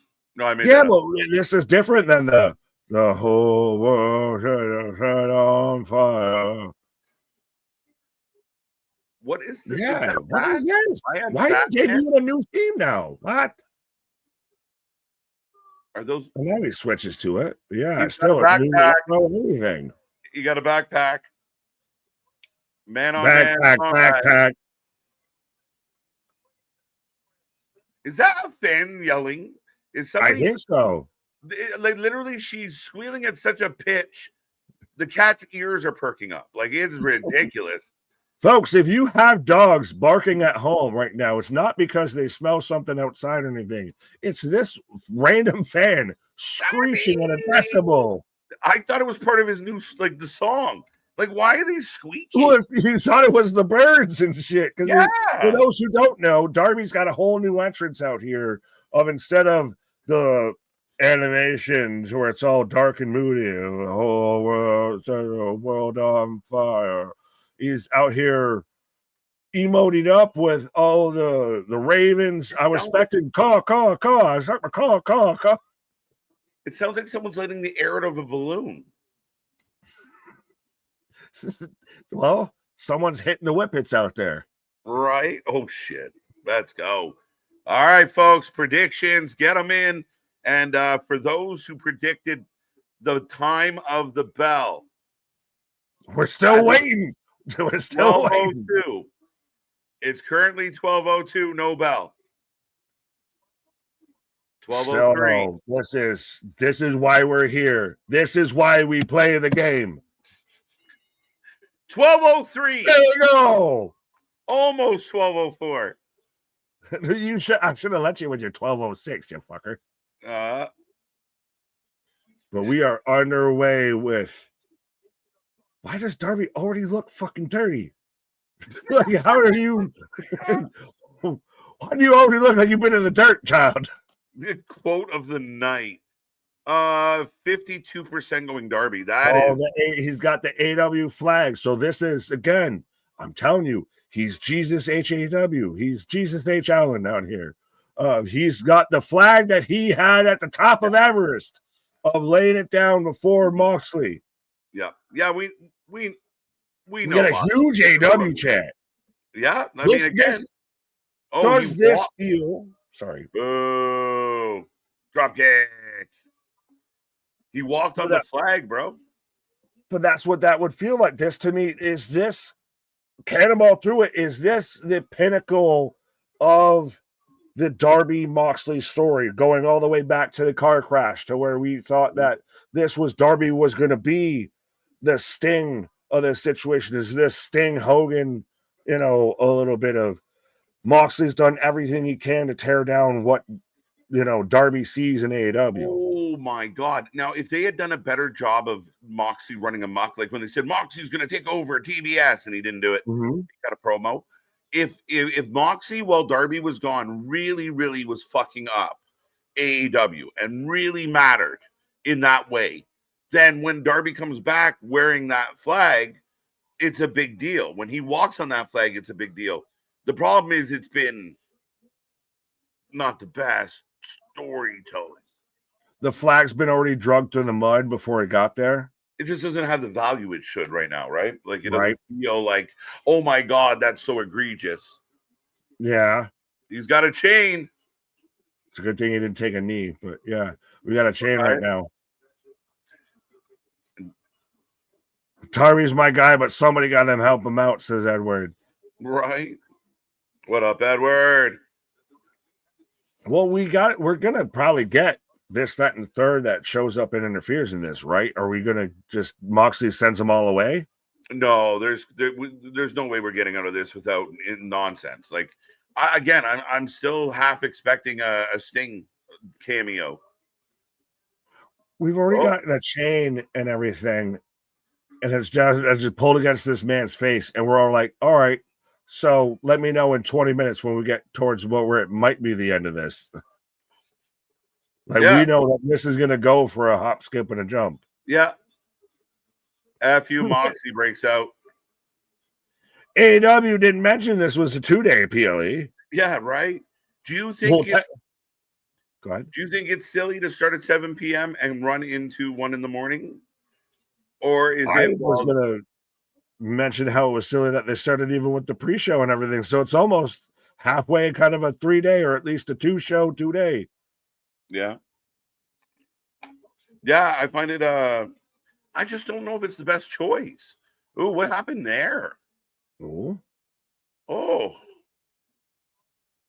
he gave him a noogie. is he gushing already? Oh, Somebody's blood bleeding. splattered everywhere. I think he pulled his tunnel. Or his oh no shit. I don't think Yo, they meant to hurt him. no, not at No, all. he got color the hard way. I've never seen someone rub the rope to get it. Well, and for those who think that, oh, it's just the rope, like, no, that's like steel cable. Yeah, his chest was supposed to hit it.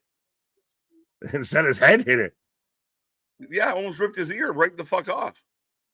Well, I mean, we've already had, fork mutilation and everything around there. So I think he's probably okay with it a little bit. That's insane. As Moxley's going to work, and it's everything we thought it was going to be. Grab your pillows, folks. Moxley's wrestling.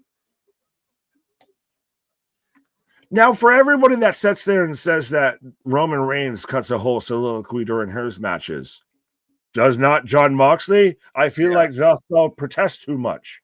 Right. Again, people love throwing stones. Yeah.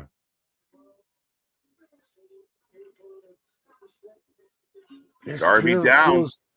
Like this is still like we're slow pacing it. Like it's going to be the last 10 matches or the last couple matches we had. I've still got another 10 minutes before this starts to pick up. Every Moxley match goes at this fucking pace, and then people get all jazzed. Again, it's very Pavlovian. You get a spot, everyone salivates, and then we sit around and wait for the next spot. Mina's got a bucket.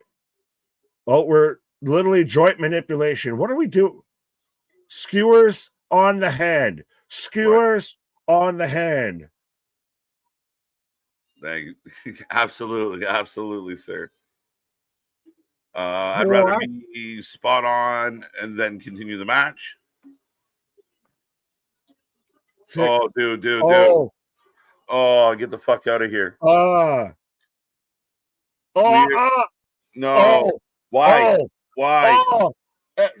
And that I lady don't even know if I want to say, but if you can't see under the fingernail of like right in that little nice little meaty bit right there of you ever roasted a weenie on a campfire? That's what John Moxley's trying to do with Darby's fingers right now. You're gonna have to ask that lady to leave the arena. She is fucking up the audio for the show. She's hurting my ears. My freaking ears. My freaking ears and my freaking eyes and my freaking stomach right now at this point, my guy. I feel like I need some ginger ale and some saltine crackers after seeing that. Oh, no, that's the cringe stuff. Now he's biting him. Like, again, real grabs, folks. Your main event. We're the best wrestling. I haven't seen anyone wrestle in this match yet. Stomped on his hand. He shoved a skewer under his fingernail. Do you understand the punishment? Under the fingernail, under the meaty shit that connects. Yeah. Get the fuck out of here.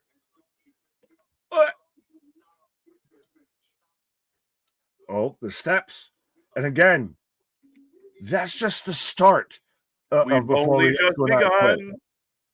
Yeah. Oh, Darby leaps over. Hiya. That is 100% the sound effect that was happening in that moment. Does Moxley have an air freshener stitched into his pants? What is the red thing? What is going on with Darby's hand? Darby is not having a good day so far. No, but what about Moxley with an air freshener stitched into his pants? Is that an air freshener on his leg? What is on his pants?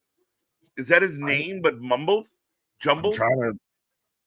Oh yeah, no, you gotta see it. I think he just borrowed the old what is that? Blackpool Comic Club fucking attire. John Moxley thinks that fucking Tyler Durden's a real character, and I hate to tell him as a grown 40-year-old adult. So He's bad. not real. So bad. He'd kill to be, but he's not a good actor and he's ugly as fuck.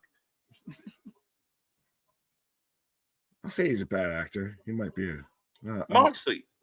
No, I said I would agree that he's a bad actor. I wasn't going to out there and say the man's ugly. Oh, you know Brad Pitt. Well, he thinks in his mind's eye. So that's it. Just like running his mouth, bobbing and weaving. Just that is what Renee climbs into bed with every fucking night. Yeah. Choking him out with the flag. Yeah, here we go. Greatest hits. The hangover spot that we've seen now half a dozen matches. What's wrong with Brad Pitt? It was the other way around, Jose. He looks homeless. Ouch. Ew. Hangnail. Yeah, isn't that the hangnail spot, actually? I don't want to talk about that spot anymore. I don't want to relive that spot anymore. Oh, I thought you were talking about with the choke. Okay. Yeah, I was thinking of the skewer. I was like, no. Yeah, it is kind of that too. Darby going up to the coffin drop. Oh. No. And he goes for his finish, hits the apron down. Marina pulls Moxie out of the way, Nick. Again, warm embrace. Everybody wants to say it's CM Punk that stuff. Moxie out here grabbing up on Marina. Right. Yeah, coffin drop, nobody home, and even hit the little stinky leg on the top there. Mox is a narcissist. It's obvious. I don't know how people don't see it. He thinks he's the coolest guy ever. Yeah, he's the guy that like everyone's having a good time, and then he shows up and he just takes the vibe out of the room. Just get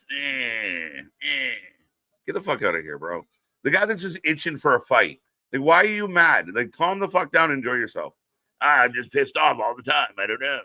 Is the closest he ever got to a reality check with the whole Stone Cold Steve Austin Brock, like that podcast and the Brock Lesnar situation of that's probably the closest he ever got to a real. Oh, he's undressed. Whoa. This is getting deep. Okay, he took his belt off. Belt's off. Darby's belt off. It's provocative. There ain't nothing wrong. We're gonna get a lashing. It's so slow. It's so slow. I think you muted yourself out of there. No, I can't hear you. I don't know if it's you or me, but I can't hear you. I heard it so slow, and then you just the audio cut out of Tony has infiltrated the hardware, the tech. I can't hear you. I don't know if people can hear me if they can't hear you. You can hear me. I can't hear you. Okay. Now that we've played the sign language, so I don't know what's going on. 2 seconds. What? Who's on first? What's on second? John Moxley. Oh, we can hear you, Nick. We can only hear Nick. There we go. Wide. Hello. Hello. Hear me. Wide. Now it works when I do the wide.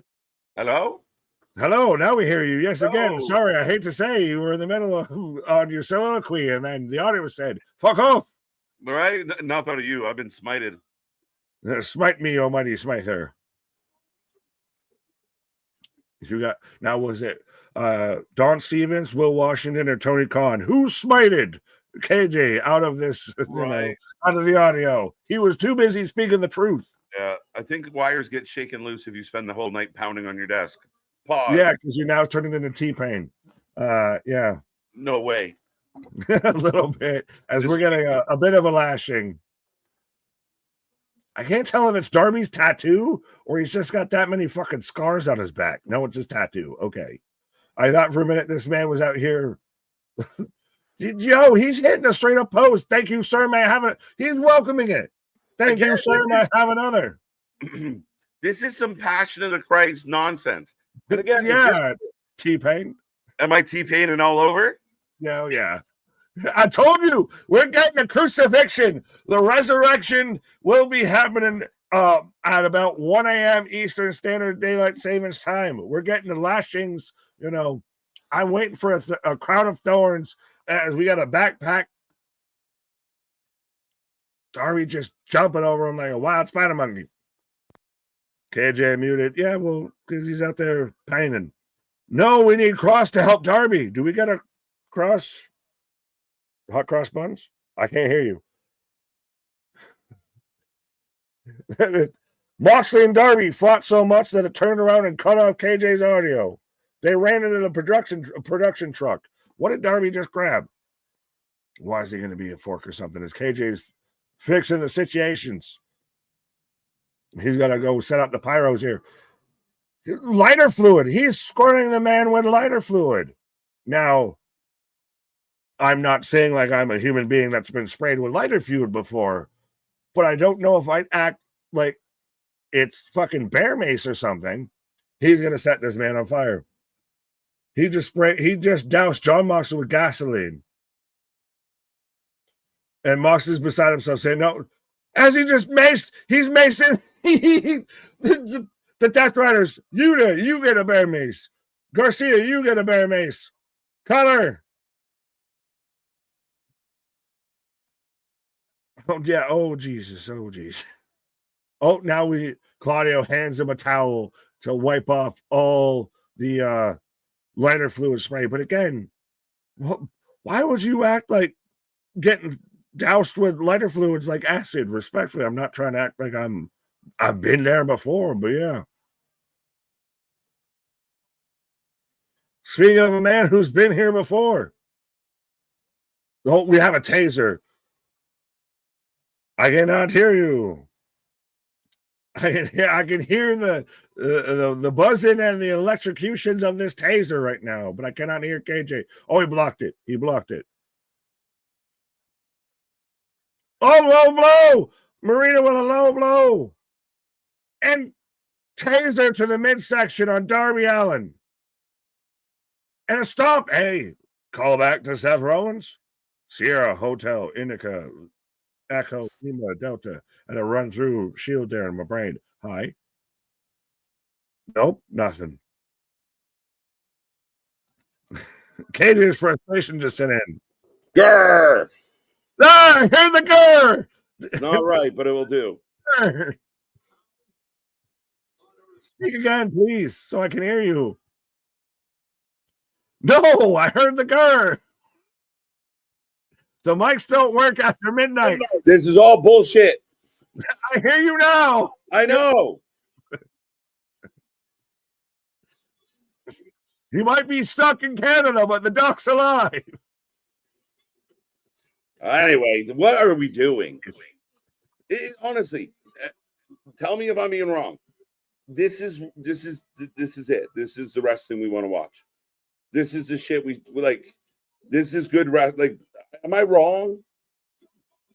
GCW puts on better matches, better death matches, better hardcore matches, better step matches than this. Okay, so he just gave up. Where did the tables get set up? We've had tasers. He had him in a bulldog choke. Just let him go.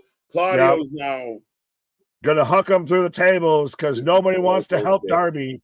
Nobody gives a shit about helping against the Death Riders. Look. So sat there and said, no, we can't do this table spot. I'll turn around and huck you over here and do this table spot. Now, I think that's Yuta. Oh, no, it's... that's Hobbit Puck. We're taking the Darby to Isengard. It's Pac Baggins here. Yeah. Pac-wise Gamgee out there. Just dragging him. Bro, pick him the fuck up. What is this? Long, drawn out. This is a glorified mugging. And again, not anyone wants to sit there and try and help. Look! Now we go to a table and a half. Why did we need to throw him through commentary to do this over here? Because Claudio, that's Moxley's spot, not your spot. You don't do that here. What are we doing? What are we doing? This is the good wrestling. Yo, he fucking bounced off that table, though, showing You're a going replay. to He kill goddamn him. hop, skipped, and jumped. You're going to kill him. Are they chanting "This is wrestling"? They can't be. They can't. I heard something. They were chanting something. They can't This be is chanting stupid. "This is wrestling." I've not seen What are we anyone doing? wrestle in this match. I've seen people crash in this match. The EMTs are on standby. They should be at fucking ringside. Darby's bleeding from the mouth. Look. John's just talking shit. The ref's there asking if he quits. Now kiss. Kurt, he's out of his mind. He's going to get himself killed. Make him quit. Now, I don't care. I'm going to do it. Anyone feel like that with Take Moxley it. yelling at Remsburg and Claudio in the background? Yes. It's kind of like the 3 stages of an evolution right there. So I'm going to talk later. But yeah, no, I don't know, man. I lost you. Sorry. This is so boring. No, what's crazy? They are putting this kid through an absolute beating, but it's boring. Like, it is boring shit. We do nothing. We drag him. We drop him on something. We do nothing. We drag him. We drop him on something. It is boring. We have literally been in this moment for how many minutes now? And Moxley's just losing his mind because you won't quit. Like, are we at holy crap, he's a crappo moment? Oh, now we got coolers. We brought the tailgate. This is boring. What are they doing? Are we going to have a fucking tarantula or something? What is What happening? is this man doing? What is he doing? They're going to waterboard him. They're going to waterboard him. Or something. Why do we have it? What do we got a fish tank for? What are you going to put him in there with fucking piranhas or something? Are you James Bond villain? This is so slow. This is so contrived. This is not an exciting I quit match. I'm This very is worried. This is shock jock. This is this is worse than Russo. Negative. What? This is worse than Russo. It's bad. It's simply boring. Tell me I'm wrong. If you can hear my voice and you think I'm crazy, I will listen. But it is just boring. There's no pace to this, Nick. No, they're waterboarding the fuck out of this man. Family friendly, y'all. We're really glad that you're our friend.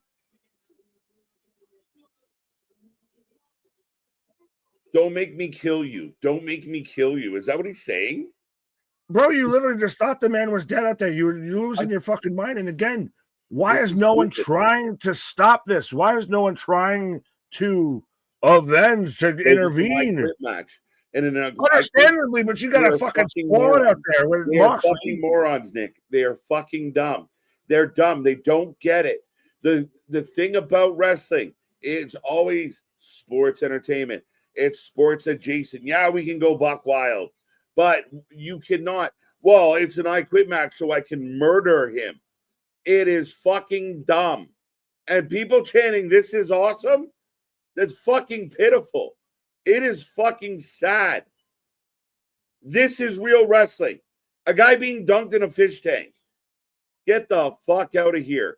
This is tragic. This is horrible. We're literally main eventing a pay-per-view essentially with a guy getting swirlies, and we're getting "This is awesome. This is wrestling." Like, what are we doing? If you think lights out, lights out, lights out.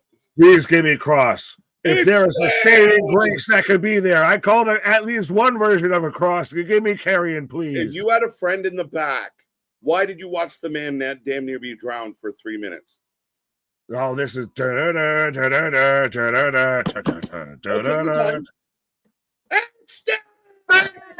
gotta be It's gonna Sting. Sting.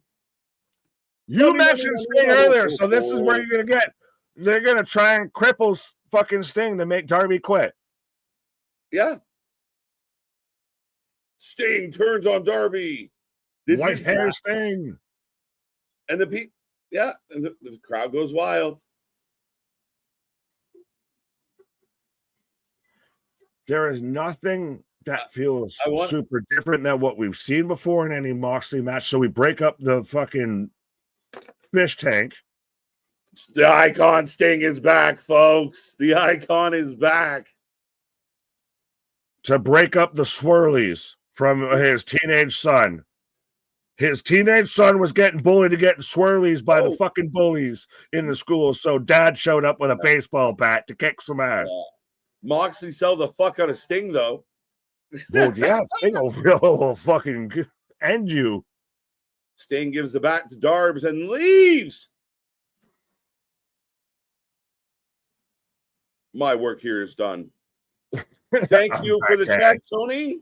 You make that, write that out. We'll be good. Have a good night. Oh, come on. Oh, come on. Just Matty has better makeup. Yeah. And Sting takes Marina away. How do you get your lines like this? I always get to say it. Going down the way. What's up? Yeah. Folks, we got Darby. We got a puddle. We got John Moxley. Why did he dip the bat in the water? He dipped the bat in water for fucking dramatic effect, you cornball ass motherfucker. Jesus Christ almighty. I said they're trying to do thematics with this. This is so fucking bad. This is cinema is so to them. Fucking bad. Tony Khan is covered in goo in the back saying cinema. Listen, if you're out there right now thinking this is the coolest shit you've ever seen, we are not on the same planet. We are not the same people. I'm sorry. This is a trash bag. Speaking. He's choking him out again with the flag. On the glass. On a Scorpion Death Drop. If this is how we end this, is this a little lackluster? This is it? Coffin drop. He has to quit still. He has to quit. If this is it, fucking. I can't stand the rain. The Scorpion Deathlock, also known as the Sharpshooter. He's too small almost. He's going to tap in the rain so you get the dramatic bullshit. You're fucking kidding me. That's how you end that match. We've had fucking goddamn everything but C4. We've had taser. Even in this match, we had tasers. We had lighter fluid. We've had King Molotov cocktails in the middle of this. We've had car crashes. And instead we end this with a Scorpion Death Drop and a Scorpion leg drop in the fucking water from a fish tank. What? This show went all the way off a cliff.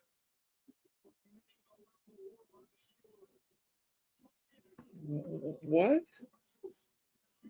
What? What? Wait, what? Wait. That's it. That's it. I have no pain threshold. I will kill you. That's it. That's it. Did you run out of time? What happened? That's it. And so you're why did they use the water so much in all this and everything? And the closing shot is Darby putting the water over. Should we have known when Darby dropped the cup of water on his face? He was telling us what was going to happen. Fucking bad. It's still bad. No bullshit. Fuck that. That is nonsense. That you cannot watch that and then turn around and go, well, it's better than the Fed. Fuck you. That is nonsense. That is child's play. Why? The whole match was built around a fish tank. Are we fucking nuts? Are we even going to try and sell that as decent? That's not even, it resembles nothing like ECW or GCW or FMW. It is fucking bullshit. Slow, boring matches that lack creativity, lack excitement, and go for bullshit spots. And I'm sorry, that was fucking atrocious. The Fuck that. coffin match that we had at the pay-per-view before was more edgy, more akin, more extreme, more akin That's to the it. stipulation than anything with this. That's it. And now we've just got Darby walking up the ramp. Dude, we were worried about how far they were going to, like, what are they going to do? We worried they might need a body bag for real. 2 table spots, Sting, and a fish tank. You mentioned what happens if we now have worst case Ontario out here with this situation of this is what happens if this is a tale of 2 shows. You had a show there that was really good, and then it just careened and went way the fuck off a cliff. This is just that didn't even need to be the main event. And again, the fans. Listen, I'm sorry. The simple fans out there that missed all the boring shit and are gonna fucking jizz over this fucking nonsense because there was a fish tank and there was Sting. That is fucking sleight of hand. It is smoke and mirrors. That's fucked. And the worst part of it is that's Moxley's fight. After all this shit, it took that to get Moxley. He quit like this. The guy that's been set on fire multiple times, the guy that's been stabbed in the face with a fork and everything like that. You put him in a submission, you put him in a sharpshooter in the water. He's a antithesis to it. He can't handle it. He actually had to be clean. That's the closest Moxley's ever gotten to a shower. Everybody's going to sell that match on the fact that Sting showed up, and it meant respectfully, fuck and all. And the most that we got out of that is we got a cute little nostalgia pop for 10 seconds, and he tosses the mat to Darby, and we move the fuck on. They oversold it. They oversold the violence. The buildup was more intense. Everybody raving about the Batman fucking pre-tape. Even that scene, like they actually did a good job with Darby coming out and everybody like taking shots at him, and he still won't quit. Moxley, this is where I say Moxley hurts your company. This is where we talk about Mercedes hurting your company. Moxley should have fought. Moxley should have battled. Darby should have damn near had to kill him to get him to say, I quit. It took less than fucking 5 seconds in a sharpshooter. Scorpion Deathlock. No, I know. But if you're going to have that visual with the flag and everything like that, should you have not, like, say, gotten blood on that flag and everything like that? If that a war felt like it was fought that day. And instead, that feels like we played patty cake. What big bump or big spot, other than the one right at the end, did Moxley take? Nothing. We chucked Darby. We brought Claudio in to chuck Darby across the fucking room like a fucking idiot, and they did. And then he gets up, and then Moxley chucks him through the other side, and then they dunk his head in water. That was the whole fucking match. Darby took every worst spot out of that. He took a Scorpion Death Drop from Sting, a 50, 60-year-old man at this point. He took the coffin drop from Darby. He maybe took a bat shot or two, and then got put in the Scorpion Deathlock, the sharpshooter. 6 to 1, half does the other. And that's it. I quit. And I don't give a fuck what anyone says. And I don't care. You guys the delusional out there can paint it as hate. Everybody was here. And if you don't believe us, go all the way back to the beginning and go check how our moods were when this show started. Could do no wrong. Nick was talking about one of the best pay-per-views of the year. Or the month, I'm sorry. Well, I'll give it the year there. We'll sell it even then it was higher there. And then here we are. And you guys think, oh, they just hate it. No, we tuned in because we love it. What are we doing?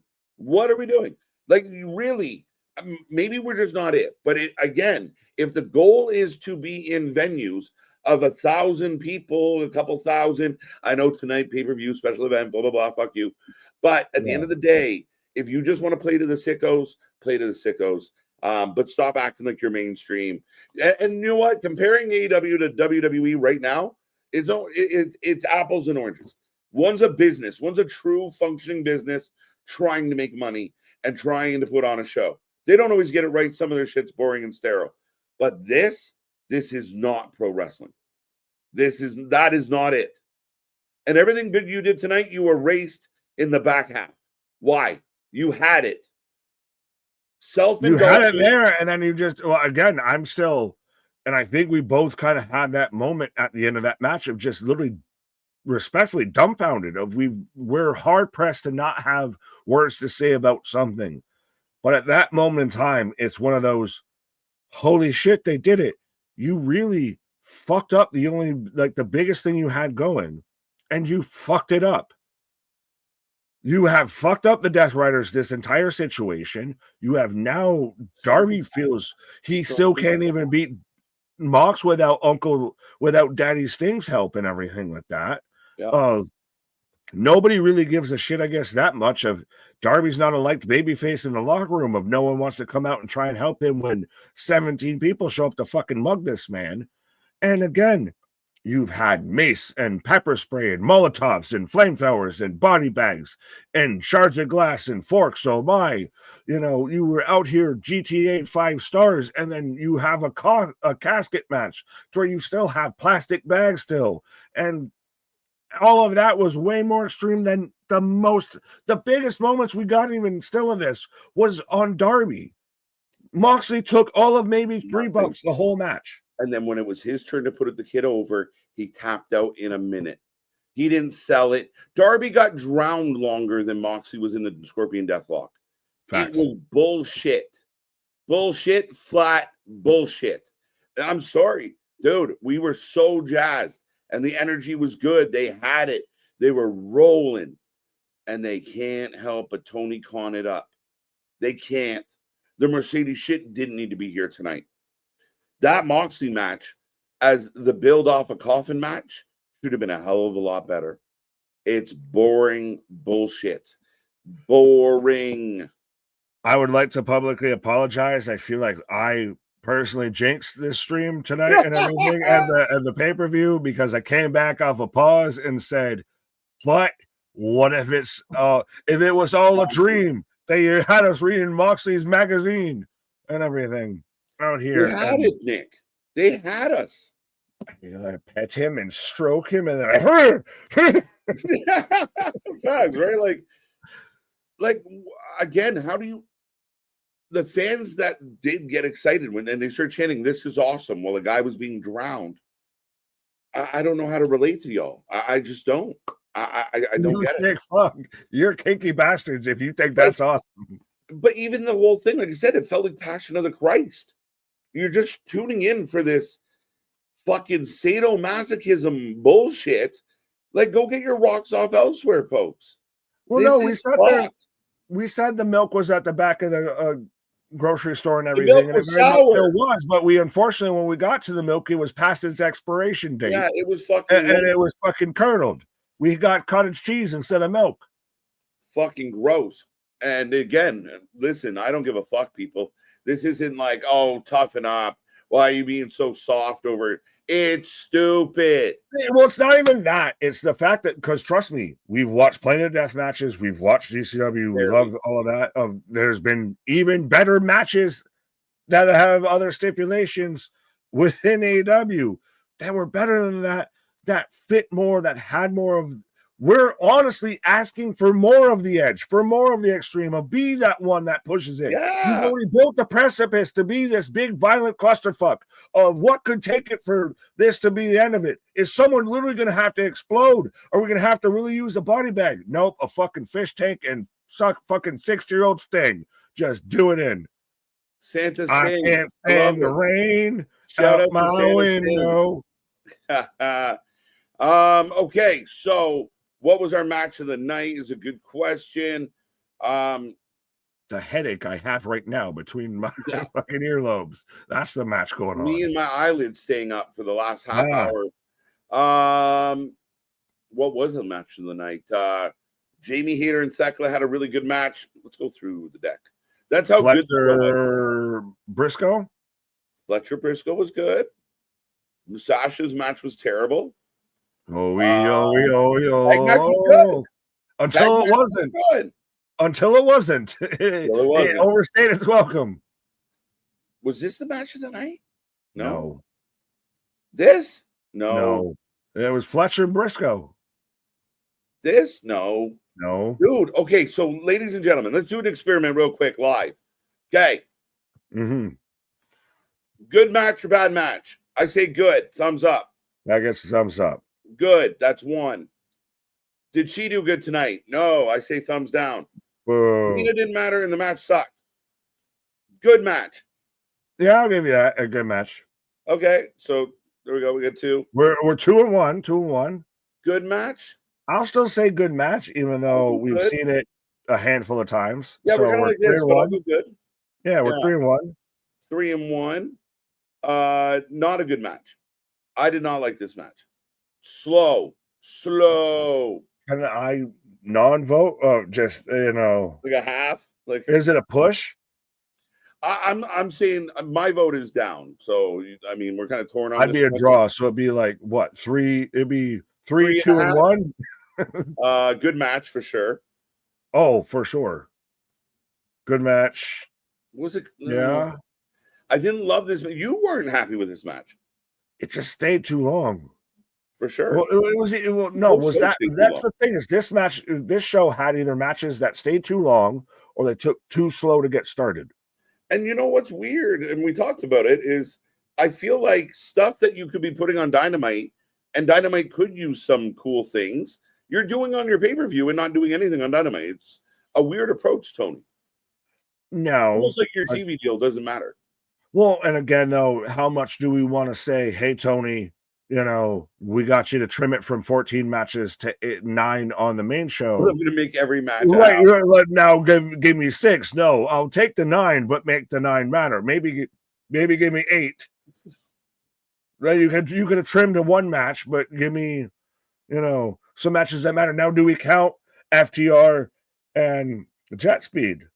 Good or bad? Does that count on the main show? That becomes a trick, right? But this is definitely a bad match.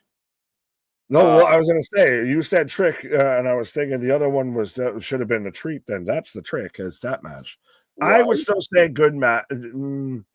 I still say good match.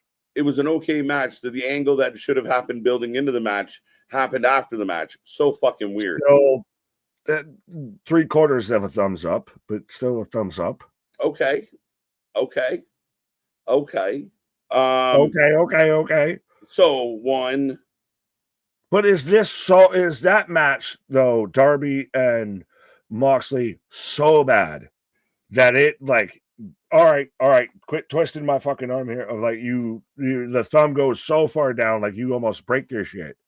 So would it be fair to say that 5 out of 9 matches were good? Yeah, I think that's about where we probably landed. Yeah.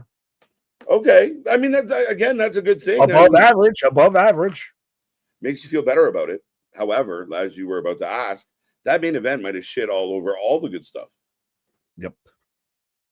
Because that's what everybody was waiting for. That is literally was the question around this whole show. No one was super excited outside of, hey, it'll probably be a good match between Hangman and Joe. Same thing with Stat and Tony. Now we've even got Stat and Monet already lined up in the crosshairs. Boo earns. Everybody was excited for this match. And boy, did it under fucking deliver. That is, as far as my memory goes, at least 3 pay-per-views in 2025 that John Moxley has single-handedly dropped his trowel and shat all over. Yep. It's bad. And I don't know why. What's that? I was just asking if it was in succession. I think we did 2 and then not. They got away from it. I think we did 2, 1, and 1. Now this one's separate. It's not a good recipe. His matches suck. No big return, no bigger surprise, nothing. Sting. I love Sting. Sir, I'm still trying to see if I can invoke again the hatred and the fucking rant rage that just happened naturally at the end of that, because my rage will know no bounds. It's just I will echo through the halls of 1,000 winds. Sorry. Right? It's just such a frustration as a fan, Nick, that But it's it genuine. makes me crazy. I don't get it. I want to enjoy this. And they've gone so far away from me as a fan. I mean, I'm not tuning in. I'm not tuning in to see that kind of shit. I'm tuning in to see the real graps, the real wrestling. Where is it? You just did a main event with no real wrestling. None. 2 moves, I think. Oh yeah, no, I 100% of there was no wrestling in that entire match. And yeah, no, that's what was best about, again, the rage and everything, and that was all everybody out there. It's all genuine. It's all honest. It's all literally, we were cheering. Go back. Go in the first hour and a half of this stream and see the joy and happiness on our faces and saying, I'm so thoroughly sports entertained, and how quickly it just went off a cliff. It just slowed so down. And again, we see it in the chat, and I don't think people are sitting around going, I can't wait to bash this show tonight. No. Nobody wanted it. Not the chat, not us. We want to enjoy it, but we got to get to a point where we admit this Moxley experiment has gone awry. It is time to shuffle and move on. But they keep doubling down on it. That's the thing, is Triple. every time that we've thought that the Death Riders were on death's door, they've sprung back to fucking life. Somehow bigger, badder, and stronger. Like, honestly, how are you going to look at the Death Riders right now and say, well, John Moxley got wet and got put in a sharpshooter, and that made him quit the match? After, again, was he Little John at the puddle in the rest of the match to even warrant that? It's not like he went through fire and went off a fucking building and got hit by a truck or anything. That's what made him tap. It's no, he took 2 bumps and got wet and said, you can have that. Daddy will want on that. Yeah, was he Little John? Like, I'm drowning. Like, stand up, you idiot. If someone would have thrown a bar of soap at him, he would have been all fucking confused. Yeah, right. Monet seemed to be working for WWE in the secret. Yeah, right. The old Russo theory. Again, like, almighty, she's a sleeper agent. 5 out of 10. Started strong and gradually. Okay, so for those who don't know, we do take a rating out of 10. I've been clicking on some of them. We appreciate them. Interesting range. And for me, I think because we had a fun time on Saturday and I'm feeling positive overall, I'm going to give it, I am going to go 6. Okay. All right. You got me scared there. No. Before I was like, it was around when you were telling me of, hey, let's see how this goes on the back end of don't get too excited. I was like a 7 minimum. 8. And so, yeah, it was up there. And that just really took. I'm all set not watching wrestling tomorrow. Respectfully, I think I've had my fill after watching what they tried to pass as wrestling, because that ain't it, dog. That ain't it. I'll fully agree with a 6. I thought you were gonna maybe be brave and go with 7. I expected like a 5 of in it. Again, I feel bad because there was so much of that show that we really liked and really enjoyed. I really enjoyed the first half of that show. And then all of a sudden they wanted to spit in my face and, slam my hot dog on the ground and everything. It was just nothing but a bad time. Yeah, no, 100%. I agree, man. Like, I think that's the disappointing part here. And you saw my frustration at the end of the show of like, so underwhelmed and you're just annoyed. And why do you get so, again, the same reason why you're on the internet losing your mind about it. At the end of the day, it's just disappointing. I'm just utterly disappointed that, and whether it was wrestling, a movie, whatever, you lay an egg on the ending. And I'm allowed to not like it. And I'm giving it a 6 because there were things I really liked. And I mean, you come out of the gate running, and I even gave the flowers to the Bucks. I thought they did well. It wasn't terrible, maybe a little long. But you see the pattern in every match where it's everybody's got to be proven to be the toughest motherfucker on the planet. Every match, every guy, babyface, heel, winner, loser, everybody has to be super fucking man. And it can't be the way. Like, you shouldn't have to hit everybody with all the moves. You don't need to. And not every match goes 15-20. It's bullshit. We got to grow up here. We got to grow up and start running this company like we're fucking adults. It's silly.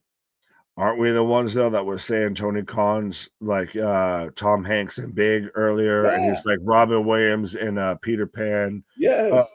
And especially it's a little when it's your closing act, when it's your main event, and that's the one that really lays the biggest egg that drops a full dookie log straight on the stage and everything like that.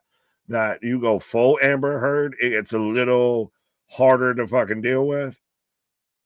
Yeah. If they die out of 10. That's what we thought we're going into the main event, and instead we got Amber Heard. 10 out of 10 streams, though. This was the most fun I've had in a minute, and I always enjoy these streams, so that's saying something. MDB, nothing but love, my guy.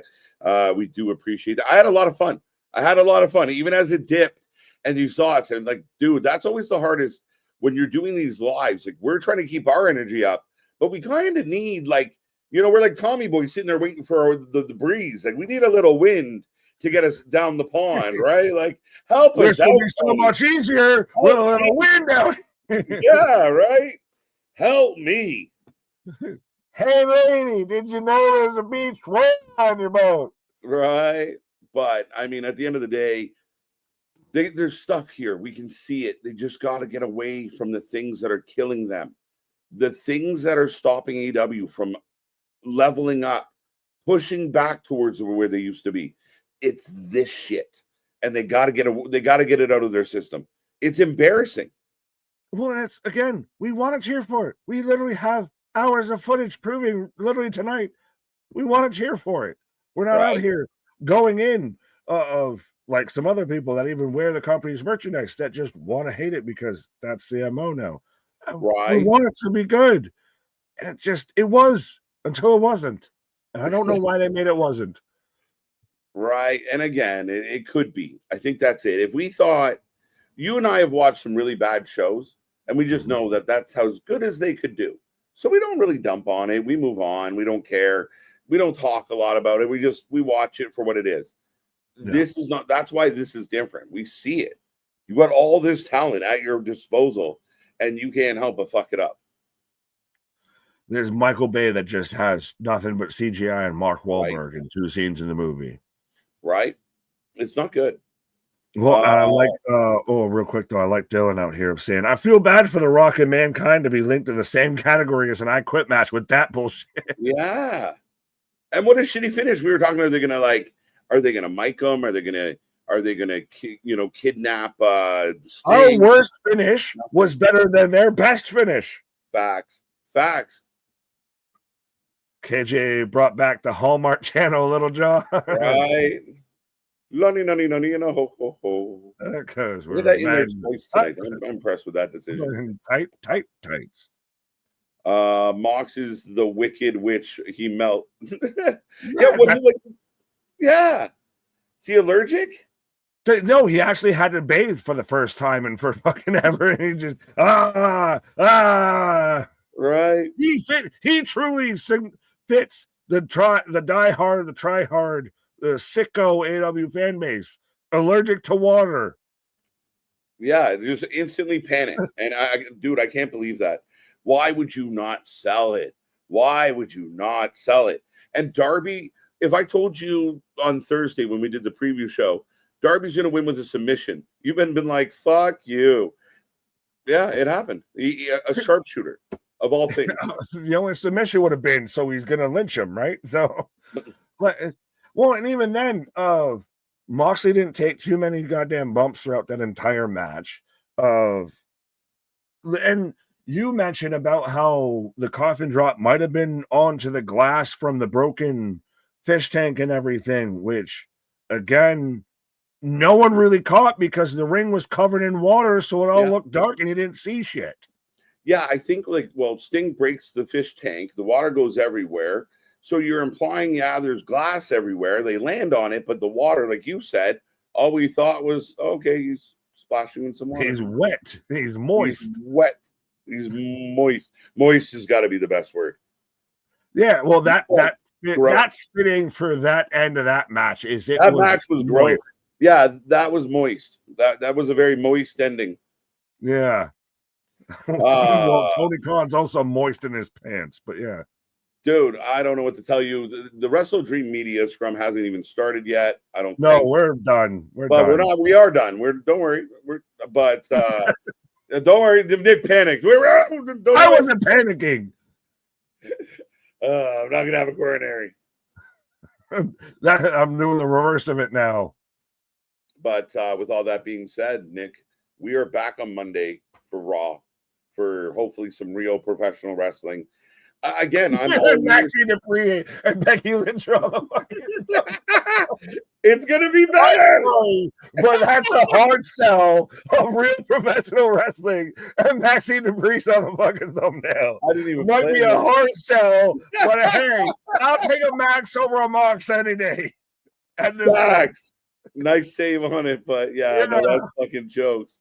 Come see the real wrestling, Max and Becky too. We're the real people wrestle. But shit, we didn't watch any wrestling in that last match. It was a good pay-per-view until it wasn't. The fucking wheels are falling off the toboggan out here. Oh. Feel the rhythm, feel the rhyme. Come on, y'all. It's bobsled time.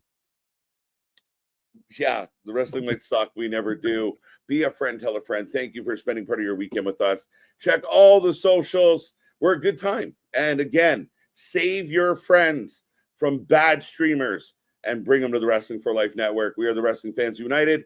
And anything you think about this show, comment down below. Give us the comments. Even if you think we're completely out to lunch, let us know. Tell us how wrong we are. Yes. Our shit is real. Our shit is raw. Our shit. No, bring it on. I can take some water. Our shit is real. Our shit is raw. Our shit is authentic. When you're talking about that rest, you're going to put that full life with it. See you on the flip side, folks. What the fuck was that? Good night.